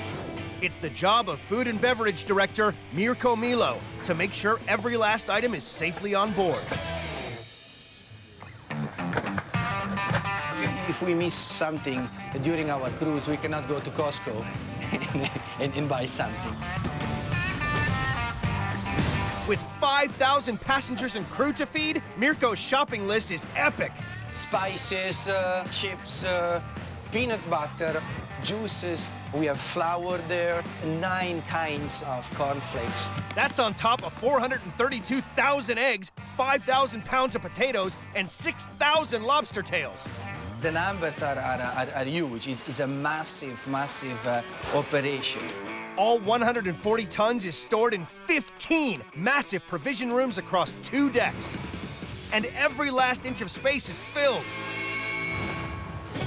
4 p.m., and with the last stock stowed, the Regal Princess heads back to the Caribbean sunshine. There are over 3,500 new passengers on board, and it's not long till they're hungry. I'm an eater, so I look forward to a good meal. I like to eat. The kitchens are back in full swing. Managed chaos. This afternoon, the ocean-going holidaymakers are gorging on a taste of the tropics. Beautifully presented and delicious. Roasted queen snapper. Delicate sweet fish, served with eggplant caponata and drizzled in a lemongrass vinaigrette. It's a very nice and refreshing dinner meal. In charge of this colorful offering is Romanian executive sous chef Florin Dragan. I expect from the passenger to like it and ask for the second portion.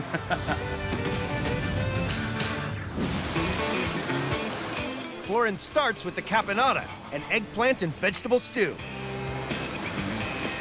He cooks onion, garlic, celery, and tomatoes with black olives and capers. Cook for a couple of minutes till we get nice and soft.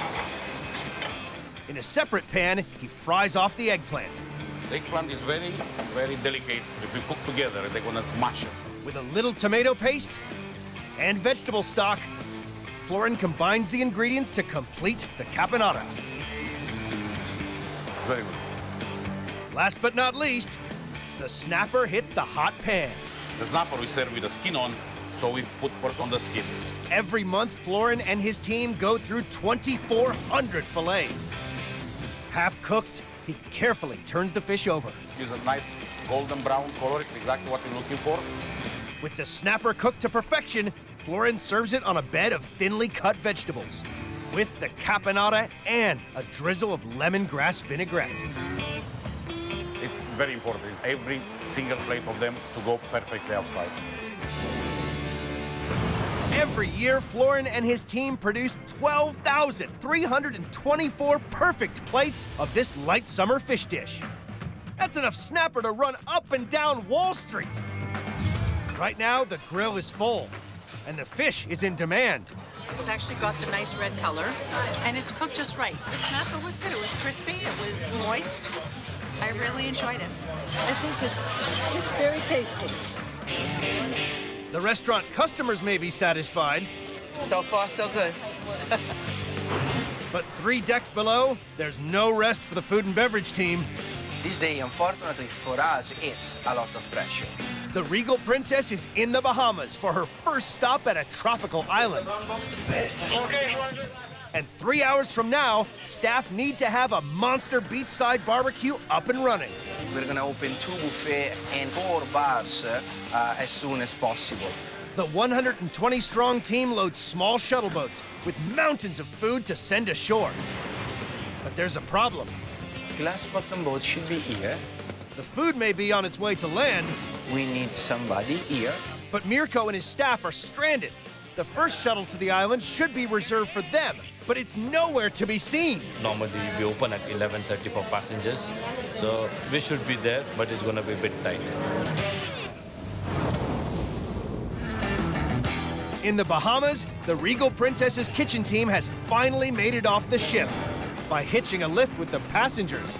Normally we set up everything for the passengers when they arrive on the island, but yeah, life is full of challenges. They've hit the beach. It's 10 a.m. now, so it will take another 15 minutes for us to offload everything. We are a bit tight today. But after their delay getting ashore, they now have just an hour and a half to empty 2 boatloads of food and set up a beachside barbecue open to over 3,500 passengers. Have a great day, folks. 120 staff have to get together 4 hot buffet lines, serving up 1,300 hot dogs, stacks of burgers, and 770 pounds of grilled fish. At 11, I'm gonna have 1,500 passengers on the island, plus or minus, and by 11:30, I'm gonna have more than 2,000, and we need to open. As we said, we are going to be opening the line on time at 11:30, and here it is. Food has been excellent. It's been very good. I've enjoyed everything that we've eaten so far. With the passengers enjoying some Caribbean sun, the chefs back on board the Regal Princess turn their attention to tonight. Okay, gentlemen, good evening. It's set to be one of the biggest nights of the year. And tonight is what night? Gala night, so the signature menu for the week, okay? To mark 50 years of Princess Cruises, the kitchens are rolling out a deluxe celebratory menu. It's going to be full on tonight. The chefs get a taste of what faces them on this crucial dinner serving. One dish stands out from the rest.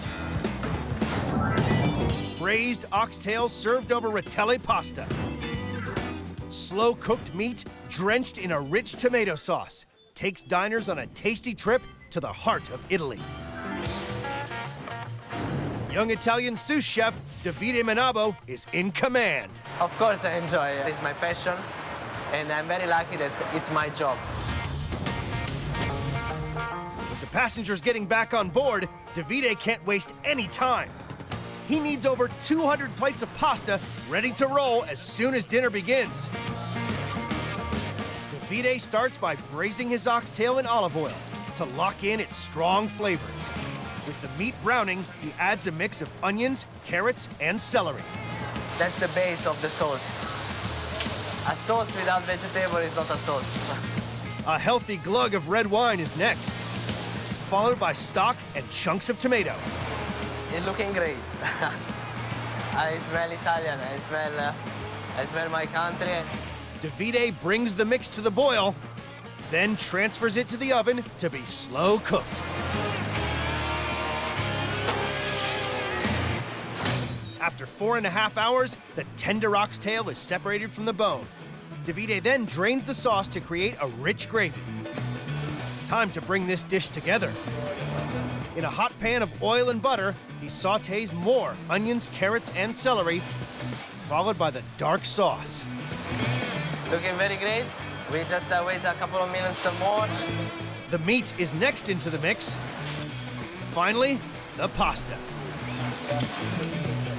It's testing home. My home is testing Italy. It's testing. It's making me so proud to cook these dishes. Davide needs to keep these little tastes of Italy coming thick and fast. Every year, the kitchens here slow cook their way through 11,284 plates of this oxtail delight. That's a pasta pile 4 times taller than the Leaning Tower of Pisa. We got here around 150 portions. It's about 4 kilo, 5 kilo of pasta. Of this, tonight, I can bet 5 is not enough, for sure. We are a chef, so we are never stop, you know? From morning to evening during service, that's our job.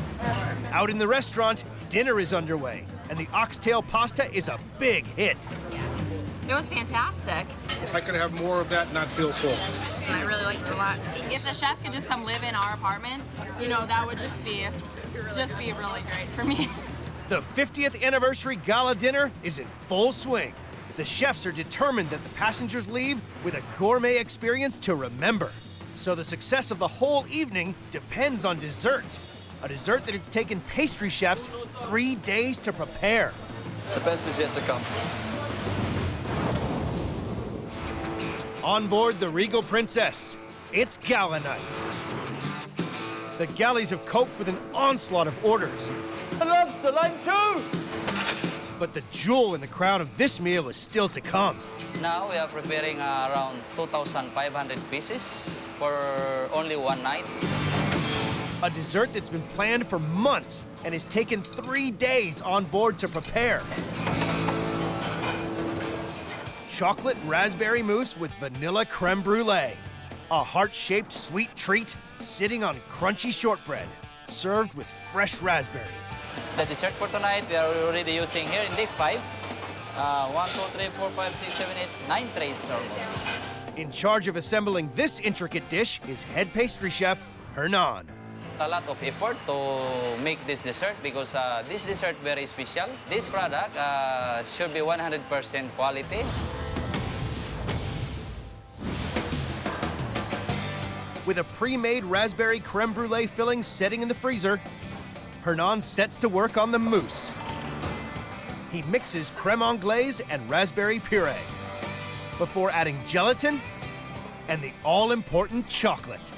Every week, the Regal Princess gets through the equivalent of 9,000 bars. Now the texture is getting shiny and smooth, so this mixture is almost done. A quick taste test. Yeah, the taste is good. And Hernan is ready to mix in whipped cream. He pipes the first batch of mousse. Tonight, he'll get through over 2,000 of these heart-shaped molds. It's a 50th anniversary of this company, so the presenting should be 100% quality. He tops the chocolate mix with the frozen creme brulee, more mousse, and chocolate biscuit. After freezing, Hernan's team gets artsy. You can call me an artist if you want. I can do a lot of things with chocolate. It's graffiti, pastry style. We have this special machine that we use. Hot compressed air from a spray gun fires out rich, velvety cocoa butter. On our mousse is going to form a nice crust of chocolate. The finishing touches leave a plate of pure chocolate enchantment. The quality is good, the taste is good, so I hope the passengers there will come happy about that. Every year, Hernan and his team make 76,000 of these complex creations. That's enough mousse to cross the Mississippi 4 times. Tonight, over half the ship will taste this special dessert. The service is busy, but the dessert will need to be perfect. It's all hands on deck as the Mousse March begins. Go creme brulee, raspberry, give me the raspberry. And in the restaurants, the guests are smitten. It was wonderful. It was decadent. It just melted in my mouth. This was very good. Best one we've had on the cruise. Can we have it tomorrow? As the final dessert leaves the galley, the chefs can finally wind down. This is the last tray of the dessert. I prepare 50 trays. It's all gone to the dining room. And a monster cleaning operation gets underway. Guests are leaving the Regal Princess's restaurants after a 50th anniversary meal to remember. I always think the food makes the trip a lot better. There's a wide variety. There's a lot of food experiences to be had. Overall, it's been high quality. I haven't had anything that I don't like. The galley team can notch up another successful night in one of the biggest kitchens on the high seas. A great success. Everything flowed as smooth as a Swiss watch, so I had no issues tonight. Went very, very well. We are all tired, no issue. Everybody's been fed, everybody's happy. It's successful. It's excelente. You can see my face? Of course, I'm happy.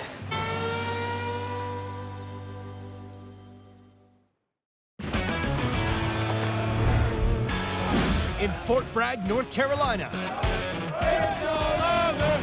the pressure's on at one of the U.S. Army's busiest dining facilities. Oh my gosh, we're getting slammed out there. Serving over 2,000 meals a day, this monster kitchen needs running with military precision. 15 minutes, I need your products online. To feed some of the country's finest soldiers. Yes, it's true. The Army marches on its stomach. On one of their busiest days, they're killing us right now. We're low on eggs. We need eggs. We meet the faces. I love this kitchen. I'll take a big kitchen any day. And the food. It's delicious. Behind one of the world's biggest kitchens.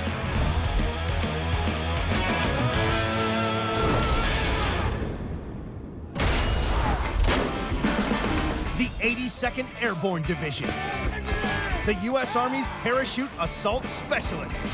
When these elite soldiers get hungry, they eat big. Can I get eggs, bacon, and potatoes, please? The soldiers are very demanding. It's not like they miss a meal. They never miss a meal. And this is where they come. The Falcon Inn at Fort Bragg, North Carolina.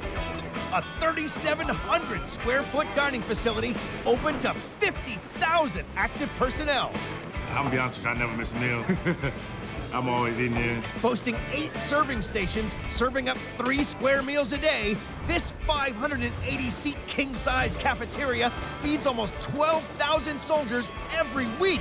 This dining facility is the best one on post, in my opinion. This place is always packed. Keeping this monster kitchen running are 105 cooks, 8 oversized ovens, and 5 giant grills. You got to be able to handle the pressure, the stress. It's a big responsibility. Where you going with that? In charge of it all is Sergeant First Class Lamikius Gardner. I manage everything that happens in this building, good or bad. So it's a lot that's on my plate. Hey, go get the rest of those guys out of that office. And she'll accept nothing less than perfection. I'm very big on presentation. Look at these pans. That's a mess now, come on. We're the best dining facility on Fort Bragg. And not because I'm saying it because I'm the manager, it's been proven.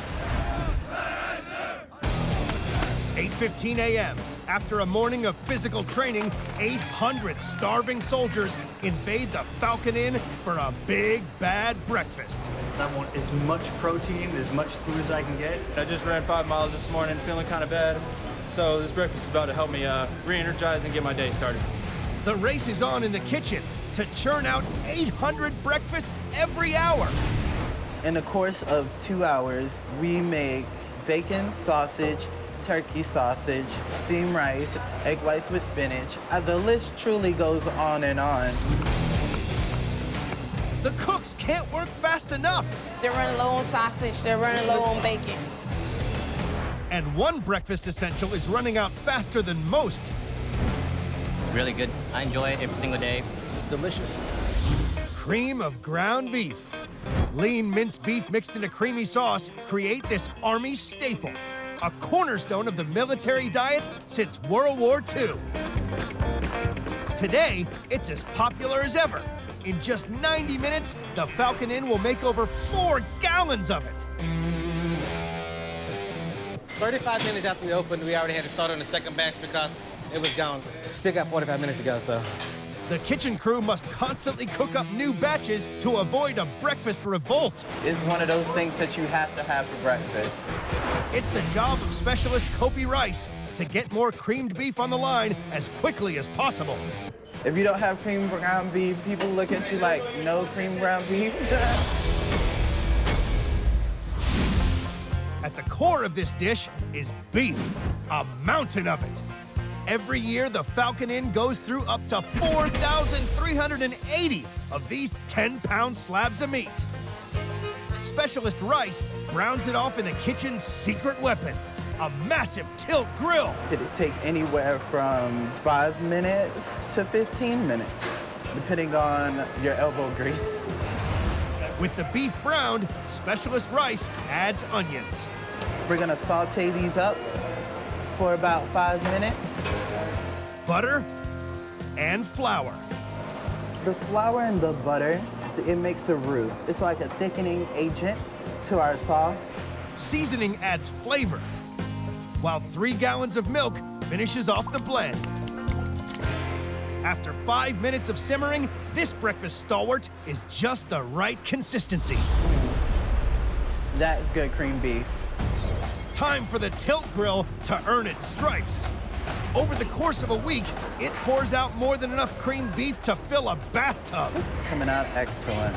The result of Specialist Rice's efforts is a healthy dose of protein-filled fuel for a day in the field. Every year, chefs here cook up 40,150 servings of this essential Army fare. That's enough to fill the fuel tanks of 41 military Hummers. And on the front line, the latest batch arrives just in time. I'm actually on my 3rd pen over here already. Here you go, and you have a great day. The cream beef is actually really good. It's delicious.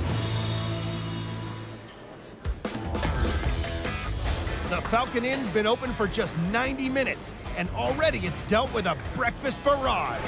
It's 9 o'clock and we've already fed close to 700. That's one breakfast every 8 seconds. But this is merely the calm before the culinary storm. Once it starts, no stopping.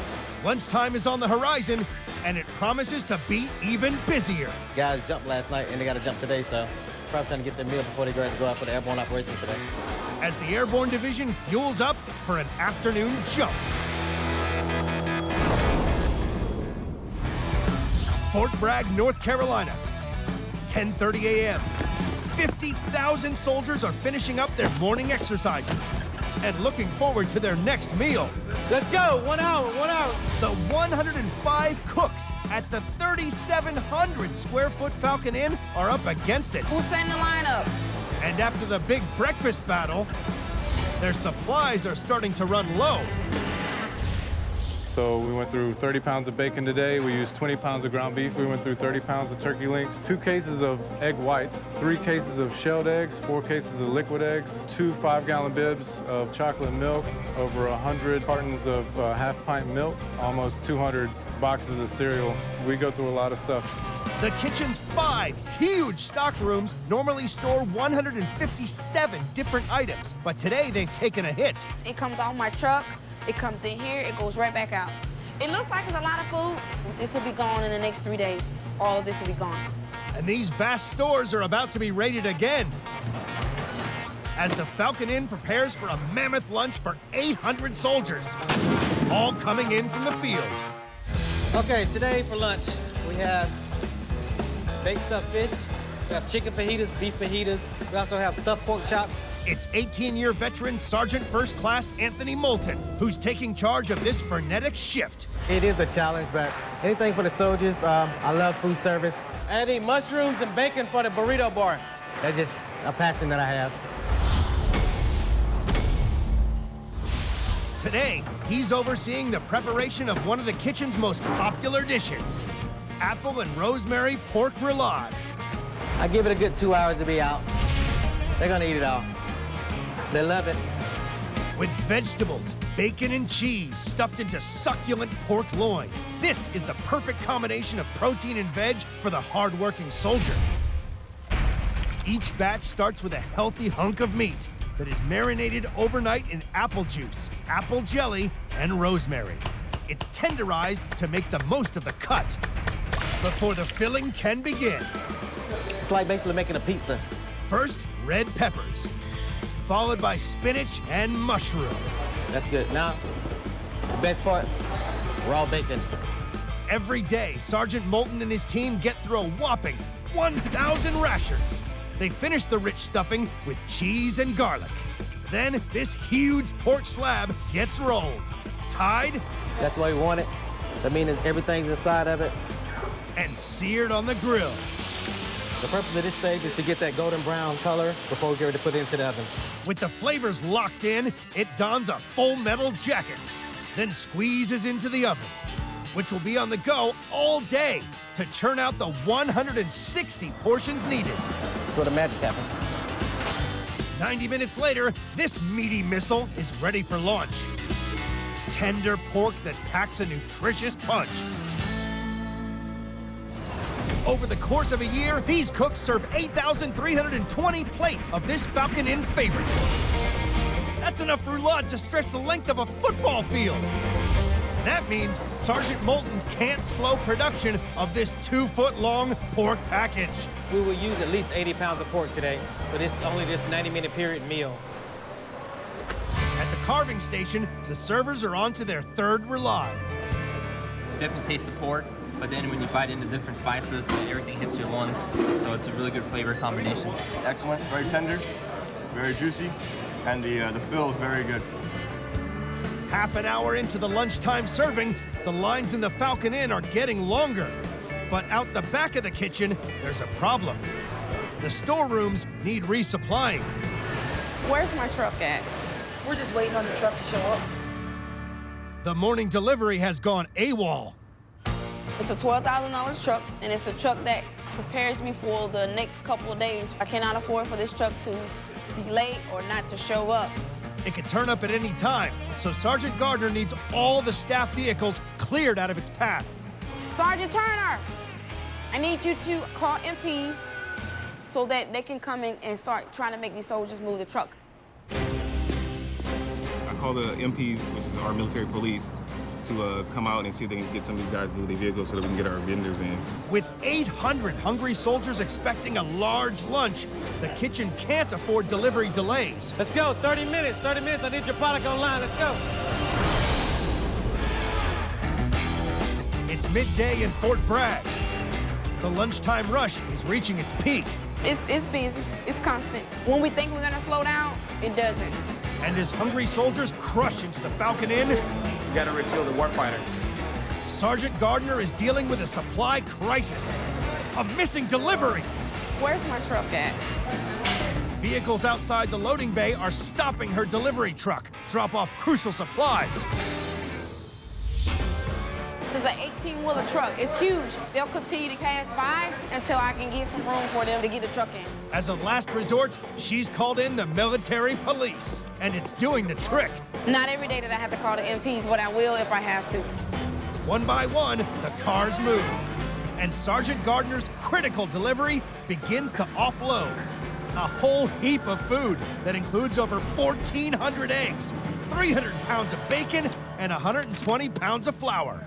But it won't last for long. This right here covers me 2 days, 6 meals. Yes, that's a lot of food. As the new stock is hurried through the back door, out front, the hot meals are being hit hard by the lunchtime rush. Hey, I need every wrap in the next 2 minutes. Right now, we're really getting slammed. Just make sure the soldiers get in and get out at a prompt time. Over the course of 90 minutes, this colossal cafeteria will feed the next sitting of 800 soldiers. You can see out there, they're killing us. And right at the end of this main course line is one of the most popular lunchtime options. Baked stuffed fish. Herb-crusted stuffing wrapped in fresh pollock. Smeared in a creamy cheese sauce. I heard it was really good, so I wanted to try it. Chefs here churn out up to 500 servings every week. It's Private Marcus Larkin's job to make sure that every batch is on spec. As soon as you see the plates that we make, you're automatically going to want to eat some. Private Larkin deploys the stuffing mix first. It's breadcrumbs, red pepper, green pepper, and celery. You want to get a 4-ounce ice cream scoop. That's what's going to make it the dome. Put it on right in the center. Next up, the pollock. Every year, the Falcon Inn gets through 15,600 of them. You wrap it around. You put a toothpick in the side of it, and you just pop it in the oven for about 8 minutes, 8-10 minutes, and you got yourself a dish. Well, not quite. This dish needs arming with a smooth white sauce before it's ready for action. It takes a carton of whipped cream to make each batch. You want to have your flame on low so it doesn't scorch the cream. Along with over a pound of cheese. Next, you want to put the block of cream cheese in. It could be a little bit thicker. I'm gonna add some more cheese, actually. Enough to get the sauce to just the right consistency. I just got about another 8 ounces of cream cheese. I'm about to add it into the sauce to make it thicker. It's just a little too loose.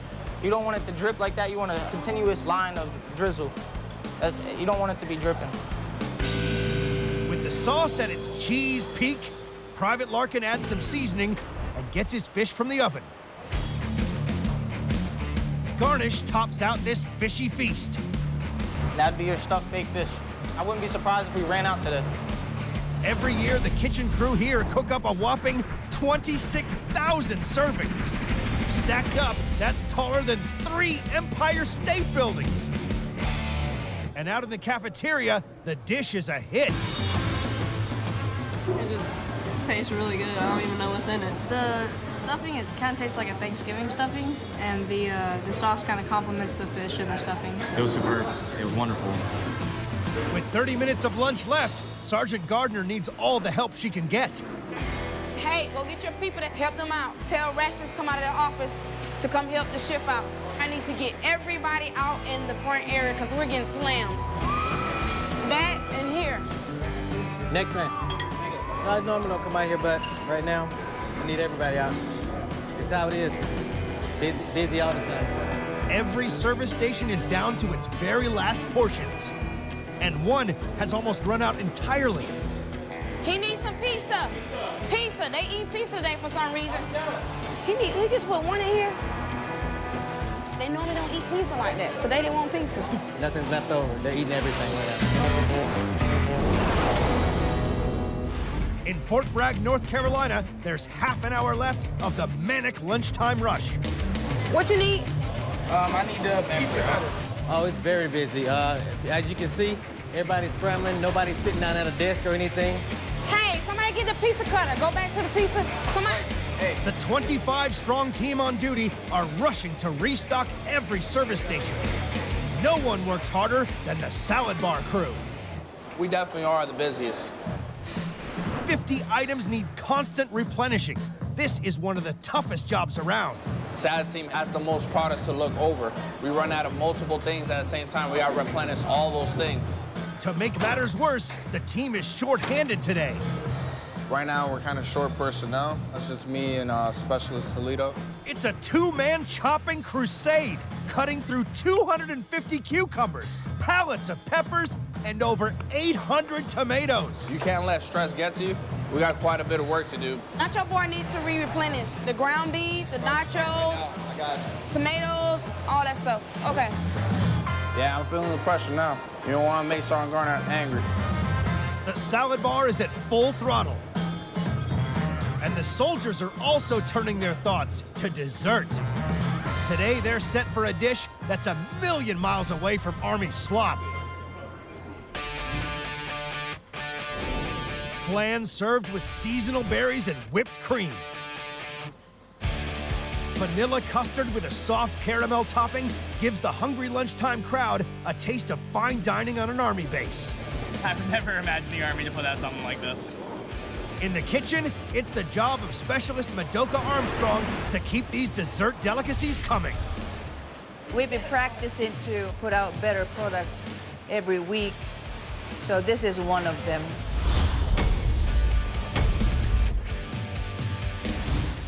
First task, make the custard mix that forms the body of the dessert. Armstrong combines evaporated milk and sweetened condensed milk with eggs, a Falcon Inn essential.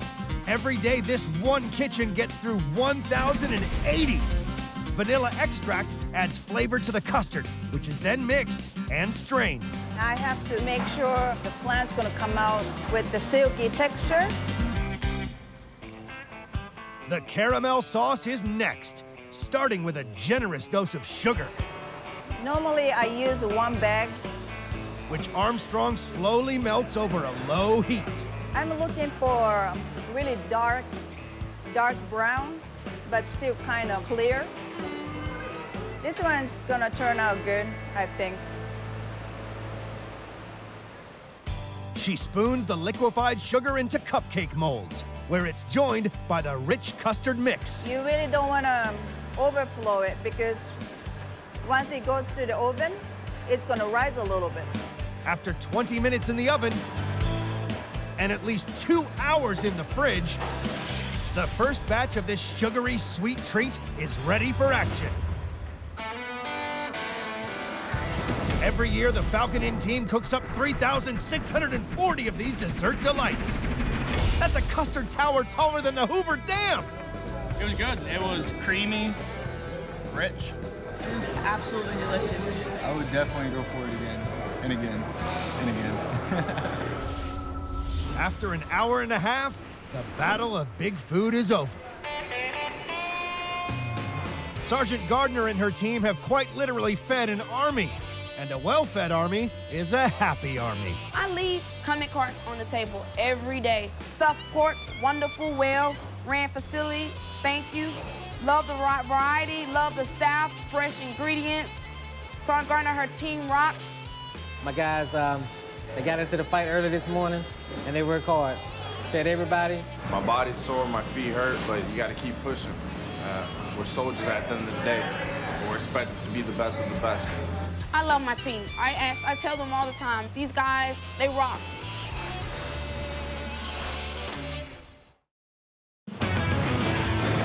In Iowa, America's biggest truck stop.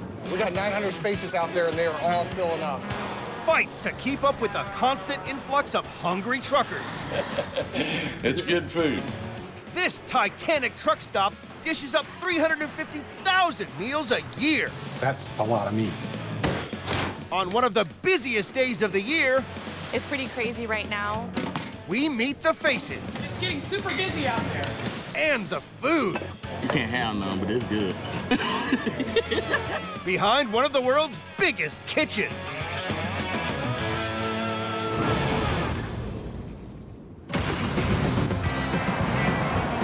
Interstate 80, nearly 3,000 miles of Trans-American Highway. Home to the world's biggest truck stop. And the world's biggest truck stop restaurant, Iowa 80 Kitchen. It's marvelous. Truckers come from all over America for their favorite home-cooked meals 24/7. You always hear about Iowa 80. It's really legendary. Iowa 80 is the biggest truck stop on the planet, spread over half a square mile, with space for 900 trailers and 250 cars. Welcome to the Iowa 80 Kitchen. At its heart is the restaurant. It's Iowa 80's very own monster-sized food factory. Let's go. Iowa 80's kitchen sprawls over 5,500 square feet. It takes 4 convection ovens, 2 mixers, 4 steamers, 6 fryers, 2 flat grills, and a flame griller to keep this grub-making juggernaut running 24/7. This family-run business opened over 50 years ago when Grandpa Peel opened his truck stop diner here. When my grandfather started this restaurant, I don't think he could ever imagine that it would have gotten this big. Half a century later, the 300-seater restaurant feeds over 1,000 guests a day. That's 18 million customers since its doors first opened. And Iowa 80 is more than just a truck stop. You can't get it here, you can't get it. As well as the restaurant, it has a barber, a dentist, cinema, half-mile-long chrome store, even its own chapel. There's always something to do here. The Iowa 80 truck stop is so legendary, its loyal trucker customers have been coming back for decades. I've been coming in here probably since the 60s or 70s. I came to Iowa 80 with my father, when I was younger. I used to come here back in the late 80s. 9 a.m. Outside, the 900 parking bays are filling up fast. Everyone's lured by the famous food at Iowa's legendary rest stop. Food's great, man. You don't want to tell a hungry truck driver his breakfast isn't ready. General Manager Rick has served over 20 years in this epic interstate eatery. Today is the first and busiest day of the new trucking season, after the deadly winter roads have thawed. I'm going to cover about 650 miles today. I'm traveling to Nebraska. Red-Eye Master Rick's on the early bird shift, feeding the first wave of starving drivers. I started at 4 o'clock this morning, and this is about midway, so I'm going to give me a nice good breakfast. It's breakfast like the gasoline that keeps you going throughout the day. The first rule of Freight Club is start each day on a full tank. And the same goes for the drivers who come from far and wide for Iowa 80's trademark mega breakfast, the Hungry Man. I came up with the Hungry Man breakfast about 8 years ago. Definitely the breakfast of breakfast. Hungry Man breakfast is my favorite. And who wouldn't love 2 large eggs, bacon, hash browns, sausages, and sausage patties, plus 2 flippin' huge pancakes? This is a supersized breakfast for super hungry truckers. Making breakfast here consumes a lot of eggs, 700,000 a year, enough to make an omelet the size of a baseball field, twice over. To prepare the pancake batter, we're going to start off with the eggs. Rick beats 24 extra large eggs at a time. We're going to need enough pancake batter for about 50 pancakes. Next, it's in with some milk. This is making me hungry. And flour. Then it's griddle time. The Hungry Man is a short order meal. As soon as a check comes in, Rick must whip it up in under 5 minutes. Now we're those hash browns on. Next goes the sausage links, and 2 slices of bacon for each breakfast. The sausage patties. Big truckers need big eggs.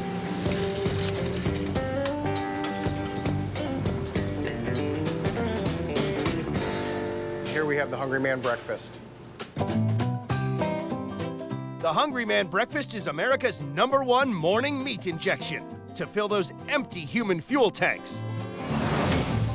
Each year, Iowa 80 serves 36,500 Hungry Man breakfasts. That's 36,500 less hungry men and women, at least until lunchtime.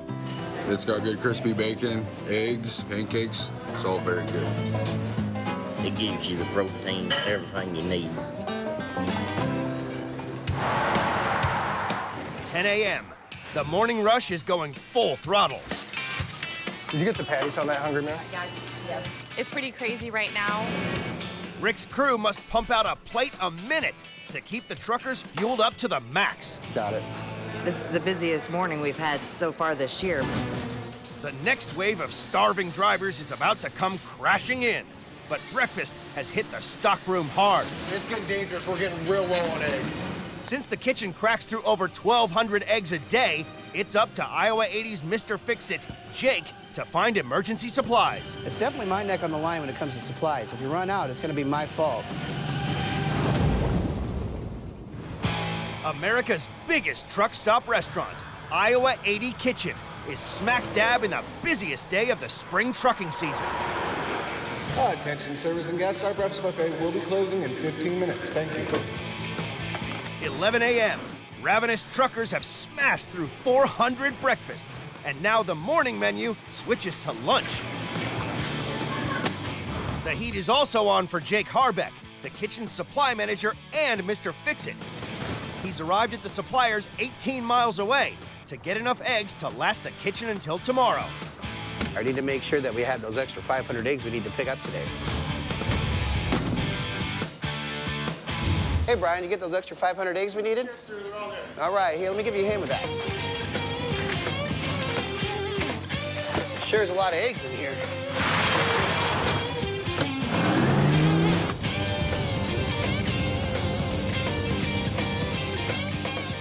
I hope I got these eggs in time before we run out. And they need all the eggs they can get to bind their most popular lunchtime dish. The meatloaf is amazing. Iowa 80's protein-loaded meatloaf has been a trucker's delight for more than half a century. Succulent, steaming beef, still cooked like it was back in the good old days. For their meatloaf alone, Iowa 80 minces through enough ground cow to make 300,000 quarter-pounders a year. You want meat? I'll give you meat. Chris Hahn is shift manager. And in true Iowa 80 family fashion, she also chips in the kitchen. Making her grandpa's interstate famous meatloaf is her forte. We start with celery. Then it's in with Jake's eggs, diced tomatoes, and gallons of sauce. A big can of ketchup.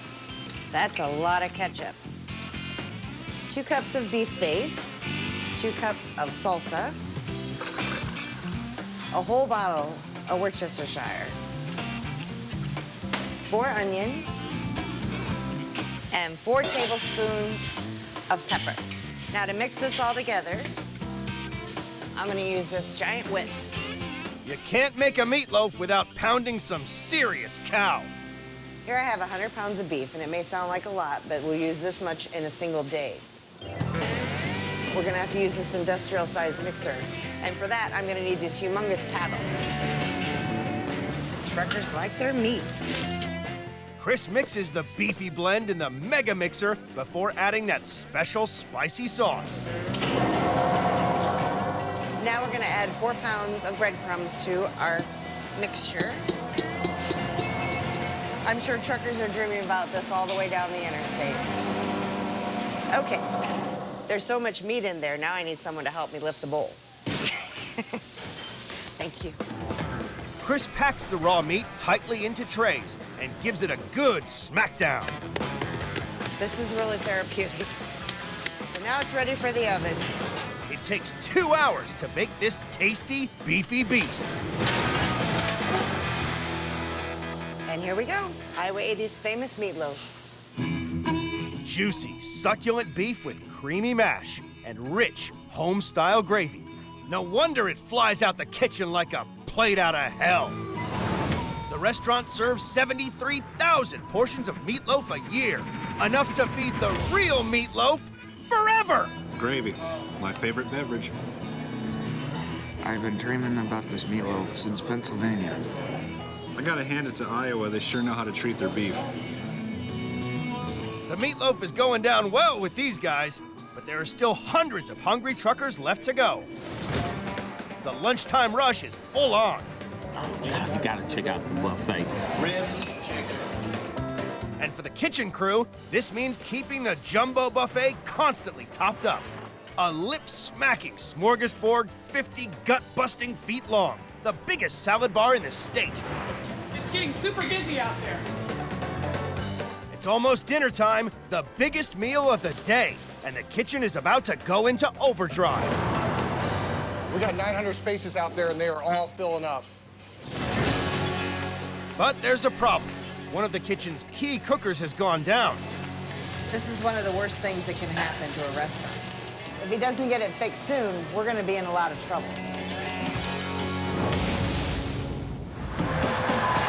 On Interstate 80 in Iowa, on the busiest day of the new trucking season, the world's biggest truck stop is buzzing with ravenous customers. We're getting slammed now. 6 p.m., the giant diner is rapidly filling up for dinner. If you can't stand the heat, don't come in the kitchen. But at their busiest time, the kitchen is in crisis. Our pilot light went out in our fryer. We won't be able to get our food out to our customers. And the orders just keep on coming. I better get going. It's really piling up out there. Mr. Fix-It Jake has just 10 minutes to get it running, or hundreds of truckers will go hungry. This can be very difficult and dangerous if you don't know what you're doing. There's a lot of people out there waiting for their food. I hope Jake can get that pilot light lit real soon. I think we got this one going. Just gotta wait a couple seconds. All right, I think we got it fixed now. The mega kitchen machine is back to firing on all cylinders. There's always pressure, but I have a good team and we can always deal with pressure. Pressure only makes us work better. They need their monster grill to cook the kitchen's best-selling dinner order to piggy perfection. Sizzling 3/4 of an inch thick char-broiled pork chops, served with a steaming baked potato and fresh off the farm veg.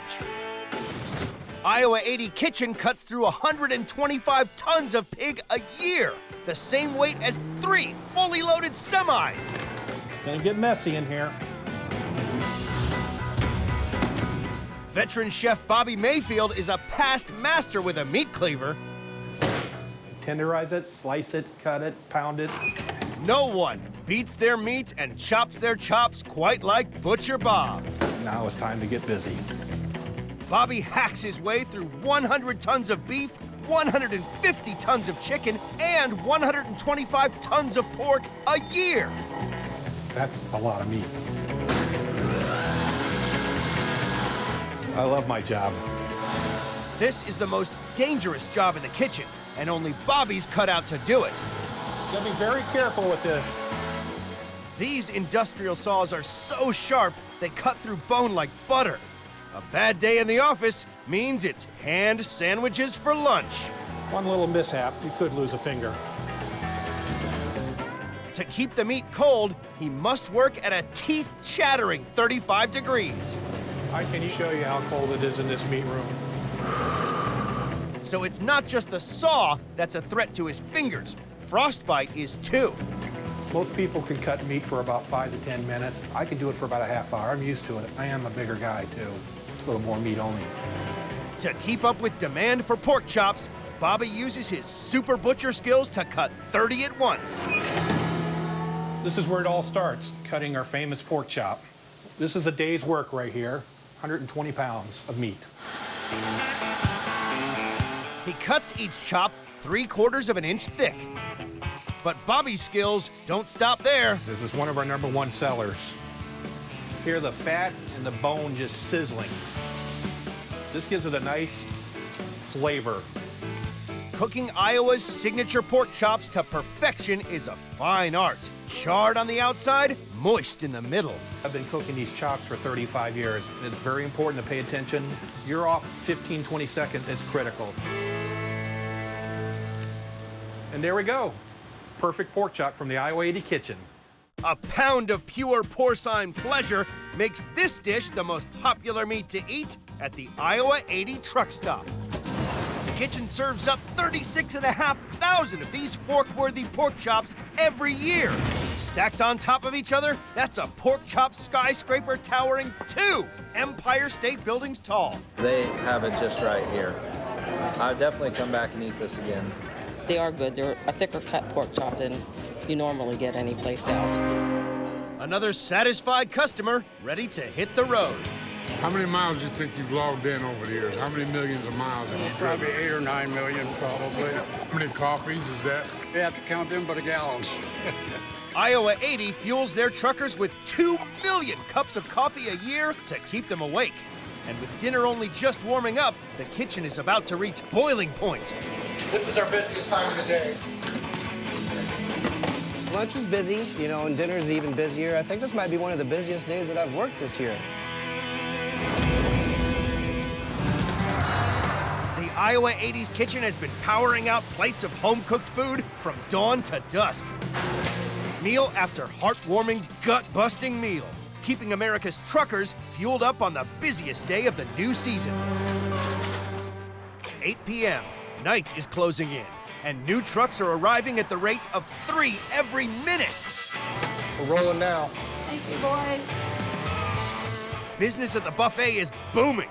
Staff are in a feeding frenzy, and everyone's after a slice of Iowa 80's signature dessert.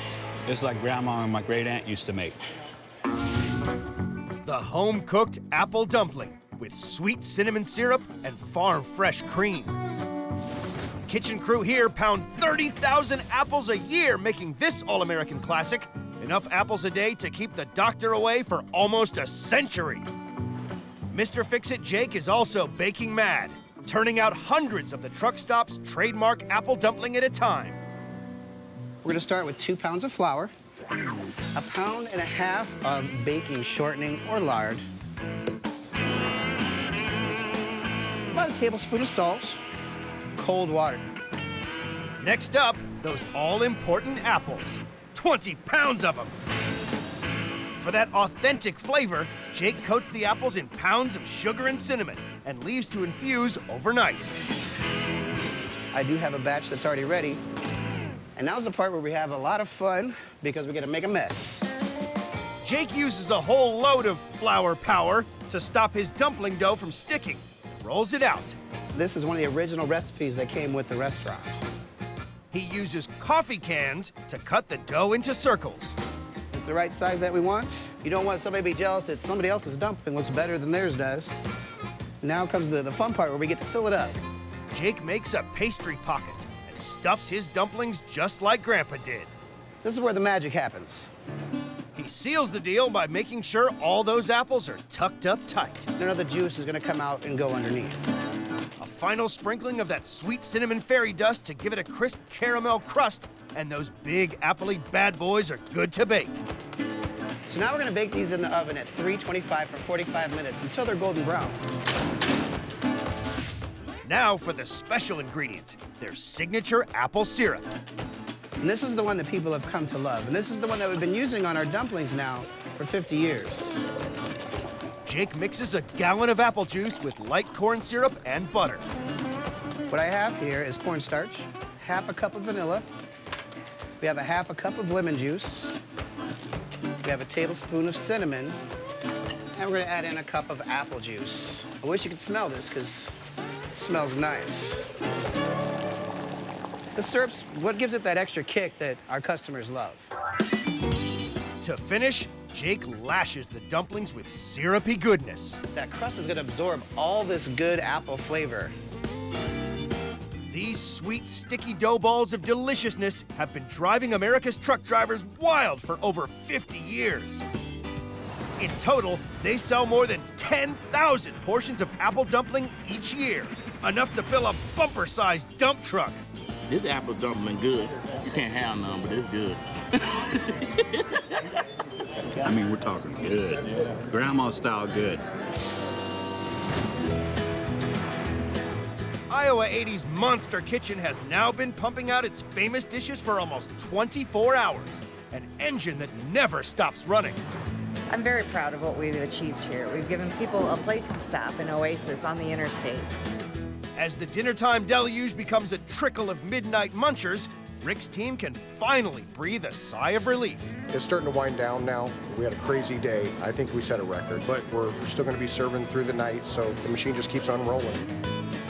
It may be the end of a busy day at the world's biggest truck stop, but here, there are always monster appetites to feed. I was your size when I started stopping here.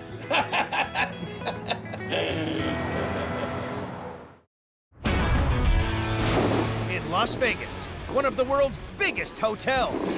Welcome to the Bellagio. Fights to feed thousands of famished visitors. This is my second bowl. I can eat 5 dozen of these.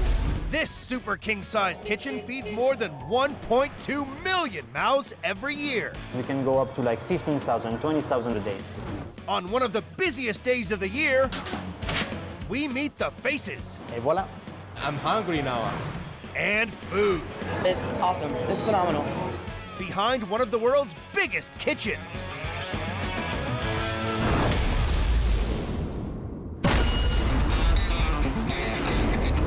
Las Vegas, Nevada, casino capital of the world, attracting over 3.3 million visitors a year. At the heart of downtown is the multi-award-winning MGM Bellagio, one of the largest hotels in the world. It's a wonderful place to be. I'd recommend anyone to come here. Opened in 1998, this humongous $1.6 billion hotel has almost 4,000 rooms and boasts one of the planet's biggest buffets. Welcome to the Bellagio buffet.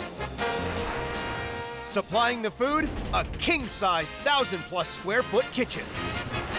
It takes 45 chefs manning 14 jumbo ovens and 29 colossal coolers to turn out 300 different dishes each day.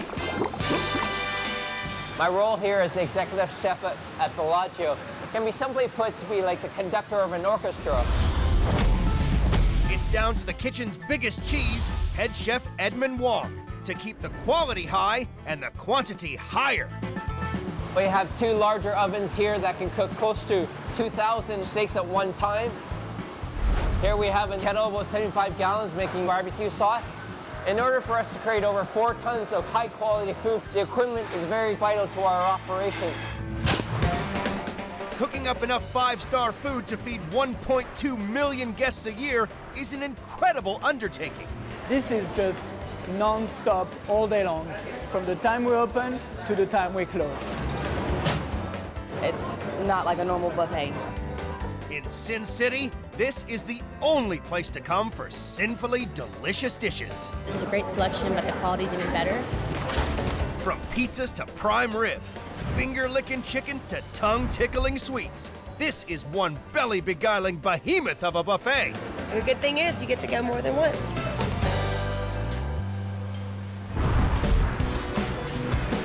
Midday on Saturday, the busiest day of the week.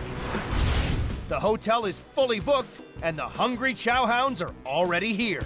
We're feeding thousands of people in a volume that is unseen anywhere. Everyone's baying for the Bellagio's champion chowder. As soon as I swallow it up, it just warms my whole body. Our soup is amazing. Edmonds enlisted Bellagio's soup sorceress Jeannie Bautista to ensure the buffet's #1 broth is stocked up by the barrel. Whenever you want soup, the #1 answer you're gonna get is chicken noodle soup. Bellagio's scrumptious chicken noodle soup is soul in a bowl. That good old taste of home in the middle of the Nevada desert. It's definitely something that reminds me of Mom. Each year, Bellagio uses 12,480 chickens for their noodle soup alone. That's enough chicken to fill 15 massive hot tubs. First, we're gonna start with our oil. Making mega vats of soup requires mountains of ingredients. 80 onions, 307 sticks of celery, 267 carrots, plus 80 heads of garlic. Whenever I smell onions cooking, my mouth waters. Brewing up 80 gallons of soup in one go takes one of the kitchen's 3 Mondo mixers. We would not be able to make this large quantity without this wonderful machinery that we have here. Next, it's in with the chicken stock by the gallon. We'll be doing this about 29 more times. Even the seasoning is supersized, with fresh thyme, parsley, and salt going in by the pound. You just stand here for hours and just looking at it. Now it's chicken o'clock, all 150 of them. Jeannie's team pull all the meat off by hand. I eat our chicken noodle soup every day. They decant the vats of cooked soup into smaller urns. Add 30 pounds of noodles, and it's off to the buffet. This 80-gallon batch of soup is equivalent to about 2,400 bowls of soup. Steaming, succulent meat in a hot, salty broth. A good old-fashioned dose of Vegas penicillin to soothe those post-pina colada pains. Every year, Jeannie and her team serve up a soup tsunami, a jaw-dropping 2.5 million bowls of soup. Enough to cure every hangover in Chicago. A lot of chicken, very hot, very tasty. This is my second bowl. 1,200 appetites may have already been whetted for lunch, but that's just for starters. The biggest is still to come. Edmonds' team braces itself for the arrival of Hurricane Hungry. We serve over 20,000 meals in an average day. Saturday in Las Vegas, the busiest day of the week. The Strip is buzzing, and so is the MGM Bellagio's record-breaking buffet, one of the biggest buffets in the world. The quality is really good. It's higher than any other buffet I've been to. 1 p.m., Edmonds' team are fighting to keep ahead of the game as hordes of famished food fans hit their celebrated buffet for lunch. This sushi is delicious. The sushi was excellent. It was very, very fresh. It's just perfect. I can eat 5 dozen of these continuously.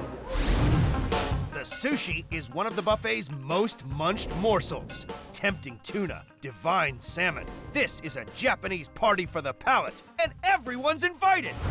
The sushi bar is such a main attraction because they see the fresh fish, the interaction between our cooks and the guests. It just has a magnetic draw to it all. It takes a team of 10 highly trained kitchen ninjas to slice, dice, and roll 500 of these deep-sea delicacies an hour in 15 fishy flavors.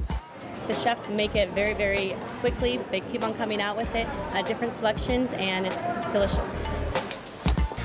Every month, the Bellagio's sushi machine steams more than a ton of sticky rice, enough to make California rolls that can span the Hoover Dam. That's 1.5 million pieces of sushi a year. We use about 500 pounds of different types of fish every day that's flown in fresh. To meet the ludicrously high demand for fish, Edmund's team needs 2 fresh fish deliveries a day. We require half a ton of seafood to be received at our dock daily. With the sushi bar demolishing the salmon, it's up to Edmund's right-hand man, Rob Ferris, to check each delivery meets the Bellagio's sky-high standards. Right here, we have a shipment that just came in moments ago. We have to verify our temperature, making sure that it's as fresh as possible. If the fish isn't fresh enough, it'll have to go back, and that would leave Rob and his team in dire straits. We're at 27 degrees, so we're perfect with this. We're also going to check out how long it's been out of water. This is another situation that we have to verify, and then from there, we'll definitely receive it into the dock. 50 fresh salmon arrived just in time. The ravenous buffet goers are hankering for the first batch of Bellagio's finest fish dish. The salmon I'm eating is very good. I'm loving it, and I'd go back for more.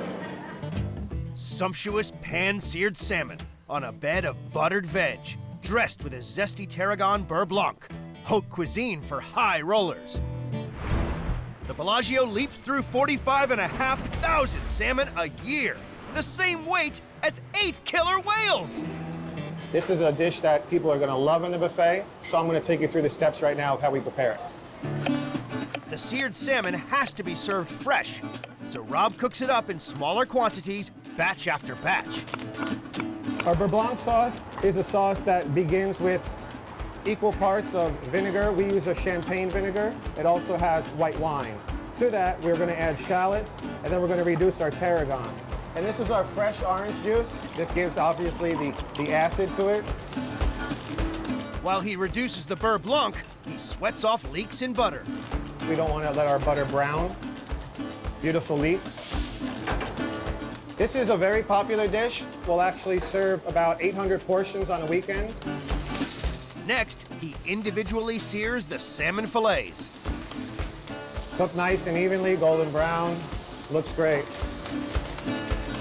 To finish the beurre blanc, he whisks in cream, adds fresh tarragon, and then passes the mix through a fine sieve.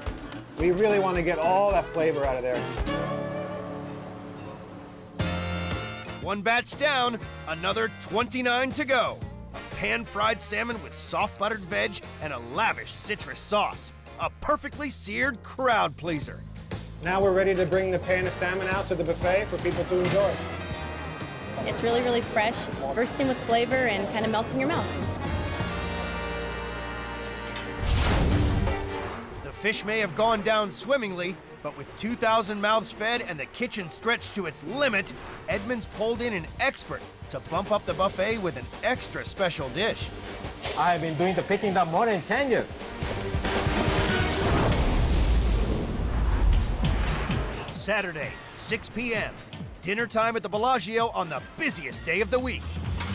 As well as having a full house, hundreds of extra tourists are lusting for the gloriously gut-busting buffet. One of the more popular stations that we have is the rotisserie. This is a carnivore's cloud nine, with every kind of meat under the sun being turned out by the ton to keep up with demand from the meat-seeking food files. Over here we have spice-rubbed Kobe beef, our version of St. Louis-style ribs. As a holiday special, Big Cheese Edmund has drafted in an expert to prepare a rare meaty treat from the Far East. Right. It's very juicy and it tastes really good.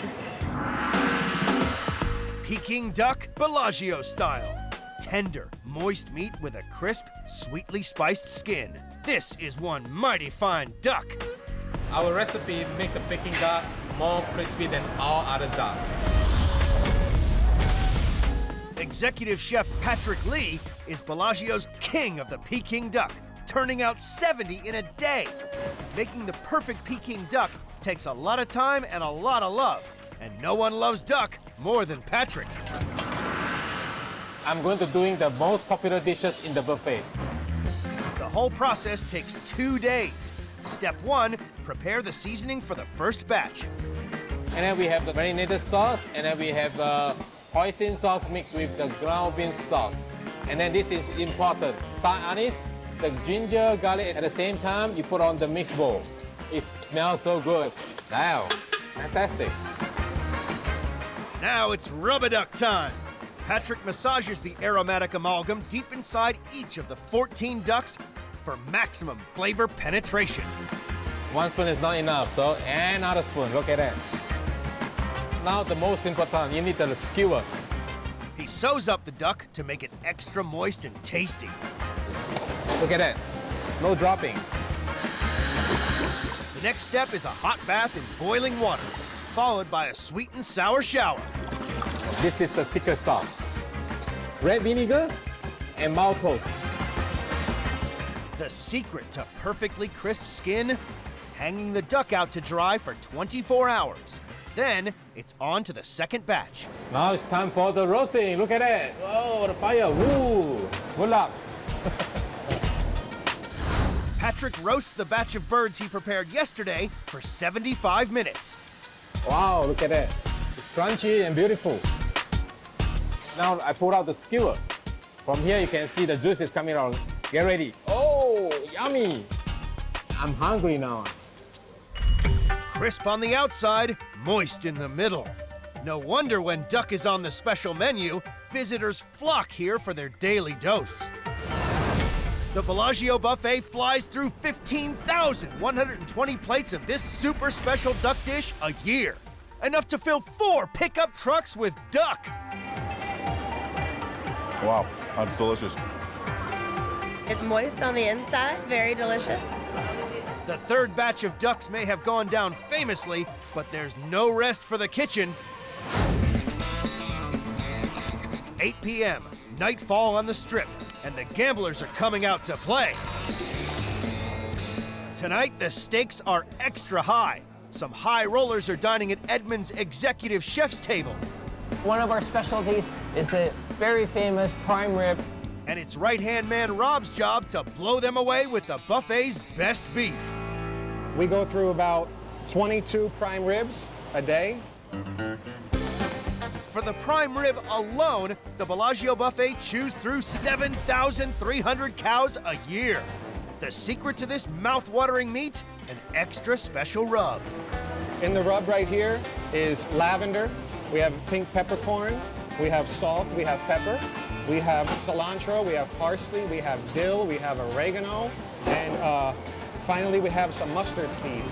This has really become quite the famous rub here at the Bellagio buffet.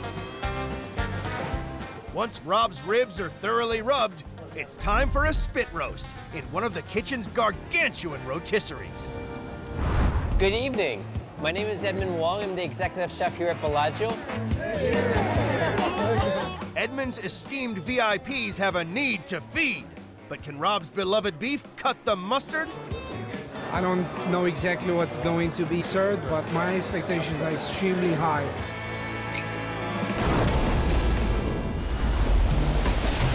In Vegas, it's a full house at the Bellagio.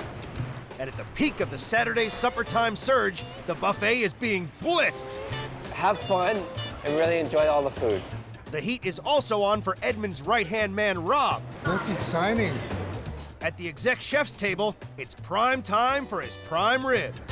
The flavor, it's incredible. Bon appetit, amazing, amazing. So far, everything's great. I mean, the guests are loving everything. They're really impressed with the spread they have in front of them right now. After bellyfuls of beef, it's Edmund's turn to sweeten the deal for the hungry high rollers. Our finishing course is a white and dark chocolate fondue, which is specifically only for you tonight. Enjoy. 9 p.m. It's battle stations at the main buffet as Edmund's team prepares for Operation Dessert Storm. Here, to cater for the incoming sugar rush, even the desserts are made on a super colossal scale. We produce a lot of pastry, a lot of them. There's only one man Edmund can count on to manage the Bellagio's mountain of mouth-watering morsels, executive pastry chef Sylvain Bortolini. We do over 5,000, 6,000 desserts every day, and we can go up to like 15,000, 20,000 desserts a day. His team may turn out sweet treats by the ton, but it's Sylvain's creme brulee, which is the patisserie's winning pièce de résistance. Et voilà. That's my first time to have it, but it's awesome. It's phenomenal. Rich, silky vanilla custard, locked away beneath a sheath of crunchy caramel. To hit the sweet spot jackpot, all you need is a spoon. Sylvain and his team burn through 73 tons of sugar a year. Enough sugar to sweeten 16,462,000 cups of coffee. He starts by warming up milk and heavy cream. This is why it is so rich. Next, that all-important flavoring. Vanilla bean from Mexico, you know. Sylvain adds the yolks of 30 supersized eggs to his creamy creation. Okay, like this. Sylvain's team turns out up to 600 each day for the buffet alone, which means making this tray of brulee 20 times over. What's gonna make the difference is the quality of the ingredients that you use. He beats sugar into the yolks until they completely dissolve. My milk is getting warm. When the vanilla cream is almost boiling, Sylvain pours half onto the egg and sugar mix and quickly whisks. Because this is very hot and the eggs cook very fast. We don't want that to happen. For a perfectly spoonsome dessert, Sylvain warms the half-gallon of custard to precisely 185 degrees Fahrenheit. It's gonna get thicker, and that's how you know that it's ready to be baked. He bakes each batch of 30 bite-sized brulees at a low temperature for around an hour until set. And voila, this is perfect to be caramelized. To seal the meal, Sylvain tops with brown sugar. Crème brûlée in French means burnt cream, which is the most fun part of the process.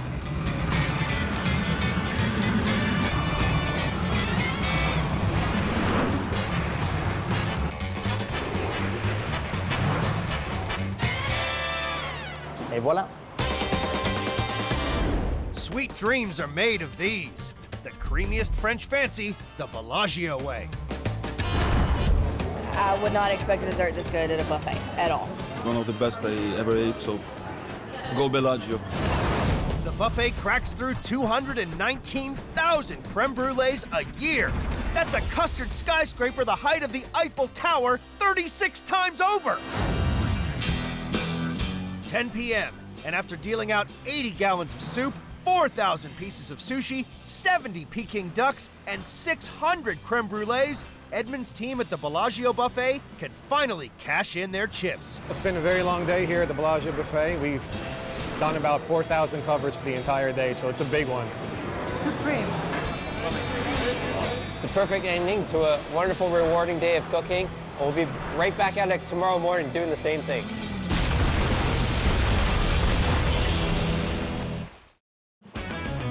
On this episode of Big Kitchens, in Las Vegas, Nevada, that's right, folks, the world-famous Brooklyn Bowl, the icon. The heat is on in the kitchen, feeding one of America's biggest bowling alley and music venues. Hot chicken coming out now. This is best fried chicken west of Alabama, I'll tell you that. This massive kitchen serves up to 5,000 plates of fine dining fast food. Blue Ribbon award-winning food. To thousands of hungry customers every night. It's really good. I would recommend it. This is the best dessert I've had in Vegas. We got food, we got drinks, we got bowling, we got music. We'll probably hit 2,500 covers by 2 a.m. We meet the award-winning chefs. Each piece, there's a whole lot of lemon, there's a whole lot of chicken. In one of the world's biggest kitchens.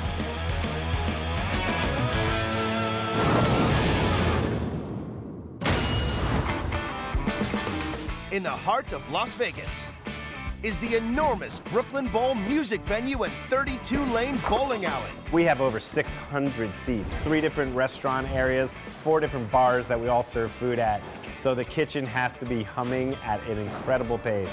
Feeding visitors in this vast venue, a massive 2,000 square foot kitchen. On any given day, we'll move 8,500 people through the space. That translates to probably in the vicinity of 3,500 meals a day. Bringing in thousands of bowlers a night is down to Chef Bruce Bromberg, who rolled a Brooklyn strike by reinventing bowling alley food. One of the tough concepts was, how do you combine fine dining and real food preparation and a culinary outlook on bowling alley food? You may be bowling, you may be watching a show, you may be taking in a game, but you should be having an incredible dining experience at the same time. The original Brooklyn Bowl opened in New York in 2009. Now, with a London and Las Vegas branch, they've supersized the concept, serving cuisine fit for a kingpin. All the way to Las Vegas, all the way across the country. To dig into Brooklyn Bowl's unique take on food that hits the spot. This is best fried chicken west of Alabama, I'll tell you that. Creating blue plate specials on a mass scale takes 6 industrial ovens, gigantic vats and mixers, 12 deep fat fryers. No pressure, I need it today. And a precision system tracking all the orders is run by the head chef. This is called the QSR system. As the tickets come in, all the food is directed to the stations. Mac and cheese plain is going to 221 by itself. We have a mac and cheese here and a feta salad. The mac and cheese has been started, but the feta salad only takes 5 minutes, so it will wait until the mac and cheese is 5 minutes out. Okay, can I bump this, 171? Yeah. Okay. This makes you feel, as you're doing this, like an air traffic controller, keeping everything in motion and making sure everyone is on the same page. I got another calamari walking in, guys. 2 p.m., the lunch rush is peaking, and hundreds of bowlers continue to put in huge orders. The kitchen is preparing for an epic battle today to feed thousands. Beef burger and a Caesar plate are going to 174. Starting with their most popular appetizer, their egg shooters. A perfectly boiled egg filled with rich olive oil mayonnaise with a salty or spicy topping. Seriously addictive. They're almost like 3 layers of flavor. They're really not your typical deviled egg. Chefs here hard-boil more than 5,000 eggs a week for their egg shooters. People just keep eating them up.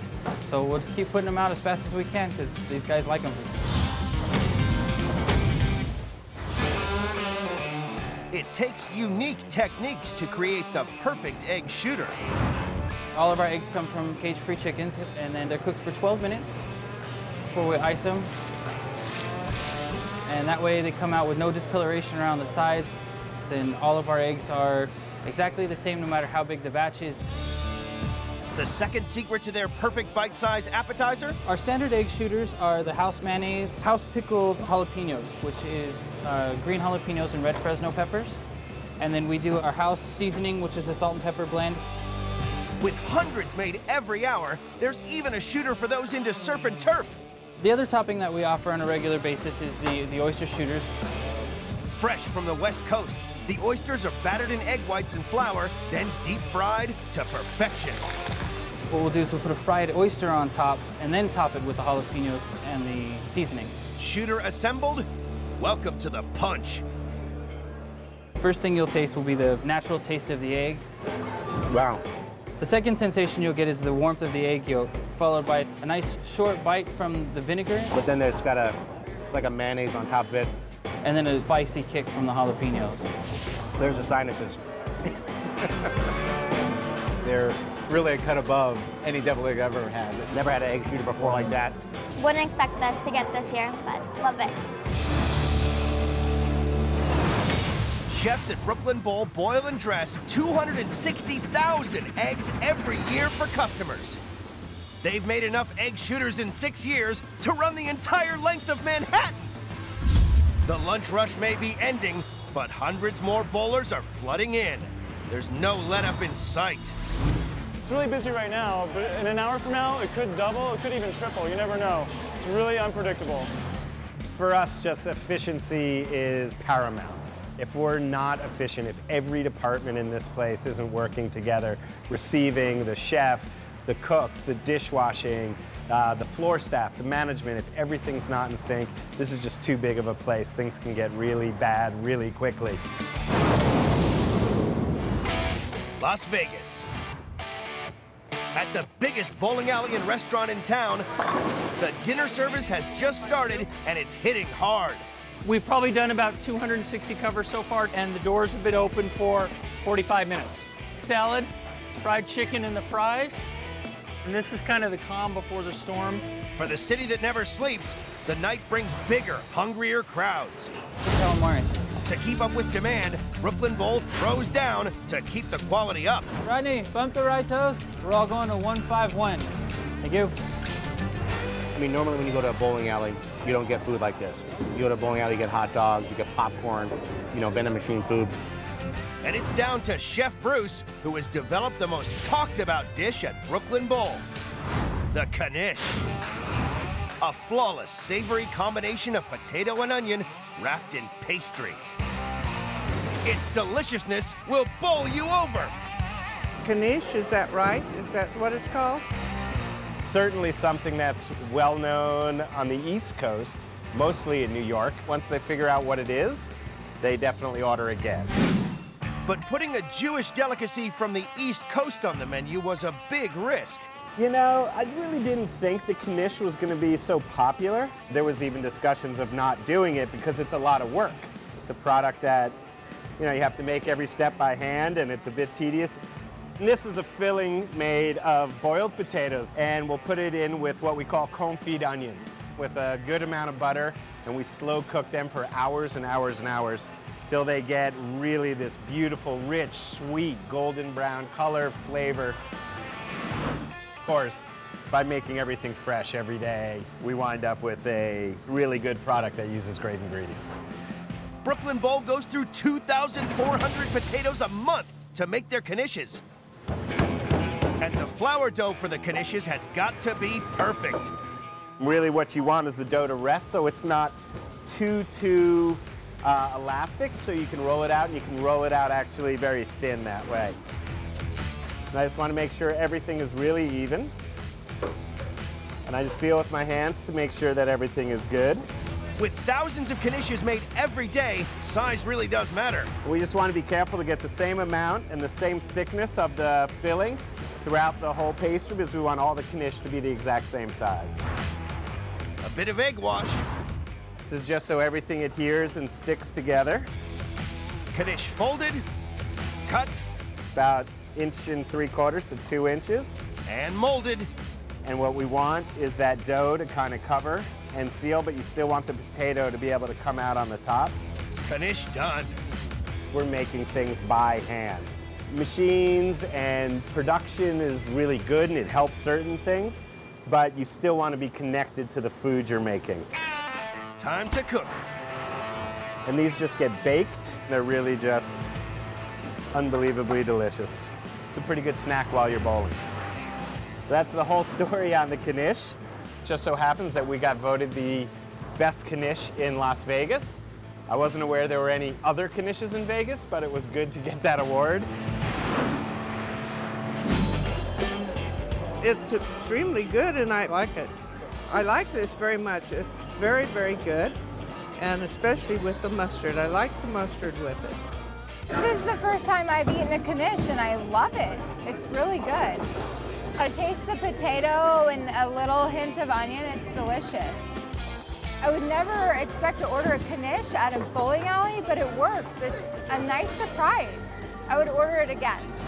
Brooklyn Bowl rolls out and cuts up nearly 104,000 knishes a year.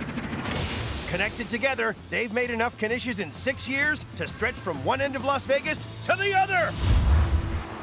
8 p.m. With hundreds of hungry customers bowling and thousands of famished fans in for a rock concert, the kitchen is about to be pushed to the limit. Doors have just opened and we're expecting 2,400 people tonight. 16-piece dark, the beach, and then I'm gonna hand you a ribs, not the veggie sandwich. It's either they're gonna come right in, wanna get 4 or 5 cocktails in a row, or they're gonna be super, super hungry. It's a little element of surprise. They're buying knishes, they're buying everything. We got burgers, we got knish, we got disco fries going out the door. I love this. This is the rush. In Las Vegas, the massive Brooklyn Bowl restaurant is getting ready for one of the biggest rock concerts of the year, and the kitchen is on edge.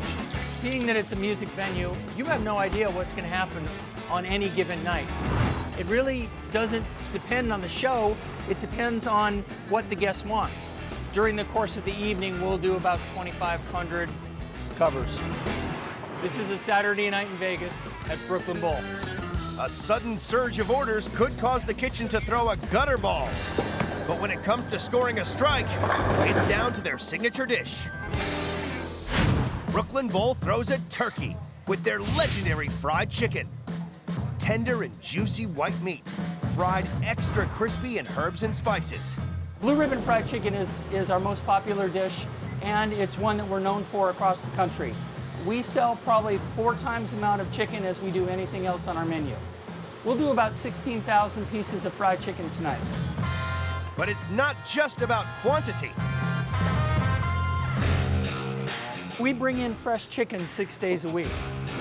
Our chicken comes in fresh, and the most important thing is it's the exact same size all the time, because the consistency and the size of the bird means the consistency in our cooking. When you're butchering it, the most important thing is keeping the whole skin on the breast. So when you bite into it, you get the great feel of the fried chicken, the seasoning, and the skin. It makes for a perfect complement to the dish. So that is a perfectly cut blue ribbon Brooklyn Bowl fried chicken.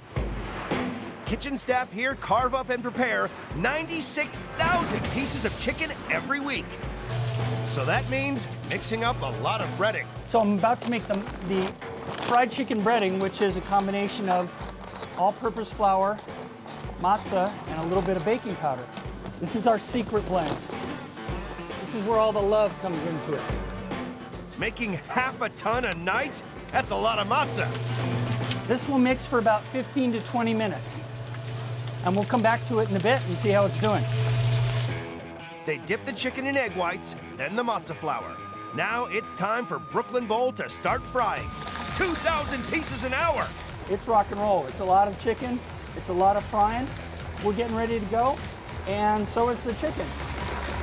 So this is a lot of fryers. Most restaurants only have a bank of like 3. We actually have 2 banks of 3 just dedicated to fried chicken. 13 minutes, and we're off to the races. Out of the fryer, it's a race against the clock. Hot chicken coming out now. To get the most flavor out of the chicken. Chicken is hot. Chicken is hot, so you know the faster you get this seasoning on, the more that it sinks into the chicken. Each piece, there's a whole lot of loving, there's a whole lot of chicken. Hot chicken coming out. So when we season our chicken, we're using a blend that is made with our recipe, and it's a mixture of cayenne, it's got some black pepper, white pepper, a few little mystery seasonings in it, and it makes such a nice mouthfeel because it gives you a nice intensity as you're taking a bite of it. And it's important because it's the first spice and it's the first bite that anyone will ever get, and it's the bite that they'll remember. It's the bite that counts. I've been frying chicken a long time in my life. This chicken puts the Colonel to shame.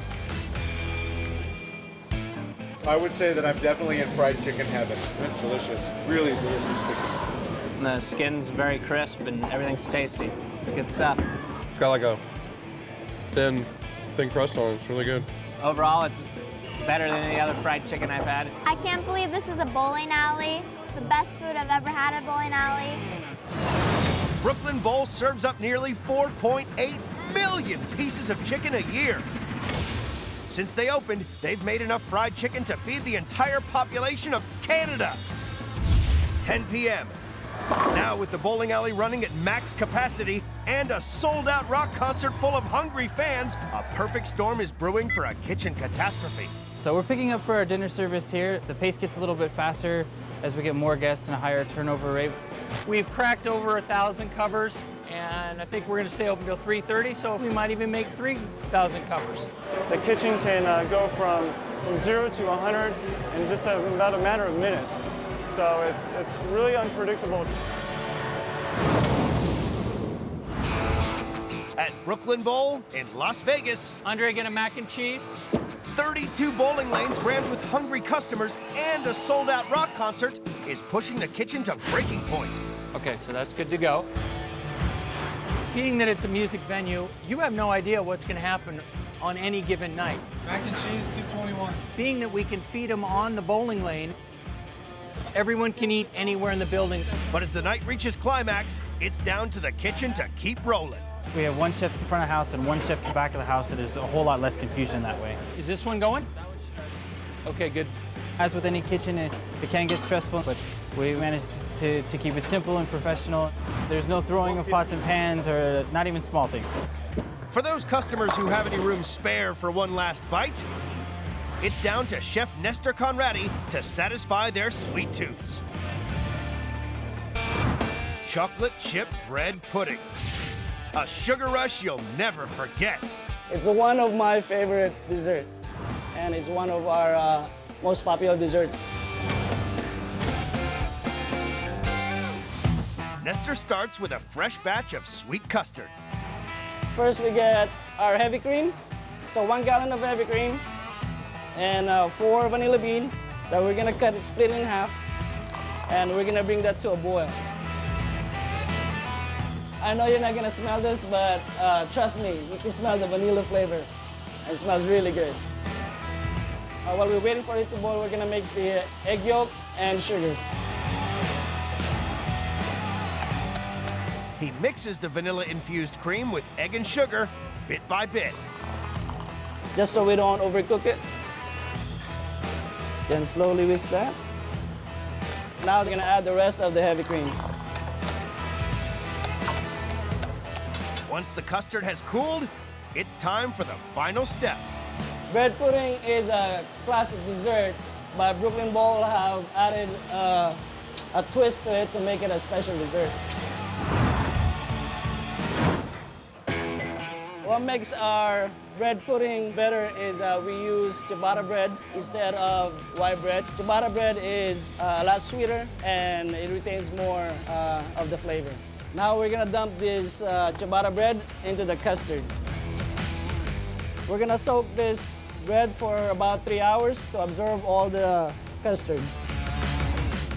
Brooklyn Bowl go through 1,300 loaves of ciabatta bread a year for their pudding.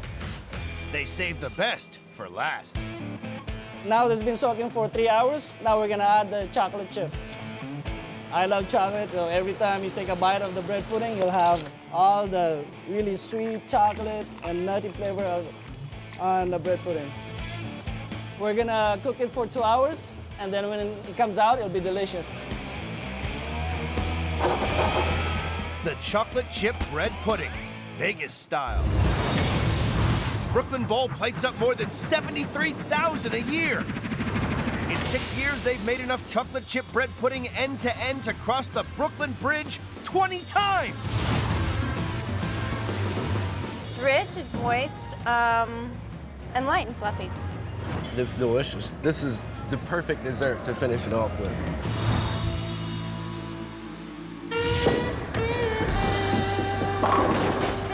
Another day, another dollar. 4 a.m. After frying up more than 16,000 pieces of chicken, 1,000 knishes, and 1,500 egg shooters, Brooklyn Bowl's night is finally over. Everything we've had has been great. The fried chicken, the deviled eggs, the oysters, it's nothing like you would expect in a bowling alley. It's a full restaurant with a great menu, awesome quality food. I would definitely come back here. So it's the end of the night. We've gone through a great service. We did almost close to 3,000 covers tonight. We've sold almost a ton of chicken. Generally, we really hit it hard, but tonight we really hit it hard. At the heart and soul of Brooklyn Bowl is really the customer's experience. I think that's part of our success. It's really making sure that the whole Brooklyn Bowl experience is amazing. End of the day. That's how we roll at Brooklyn Bowl.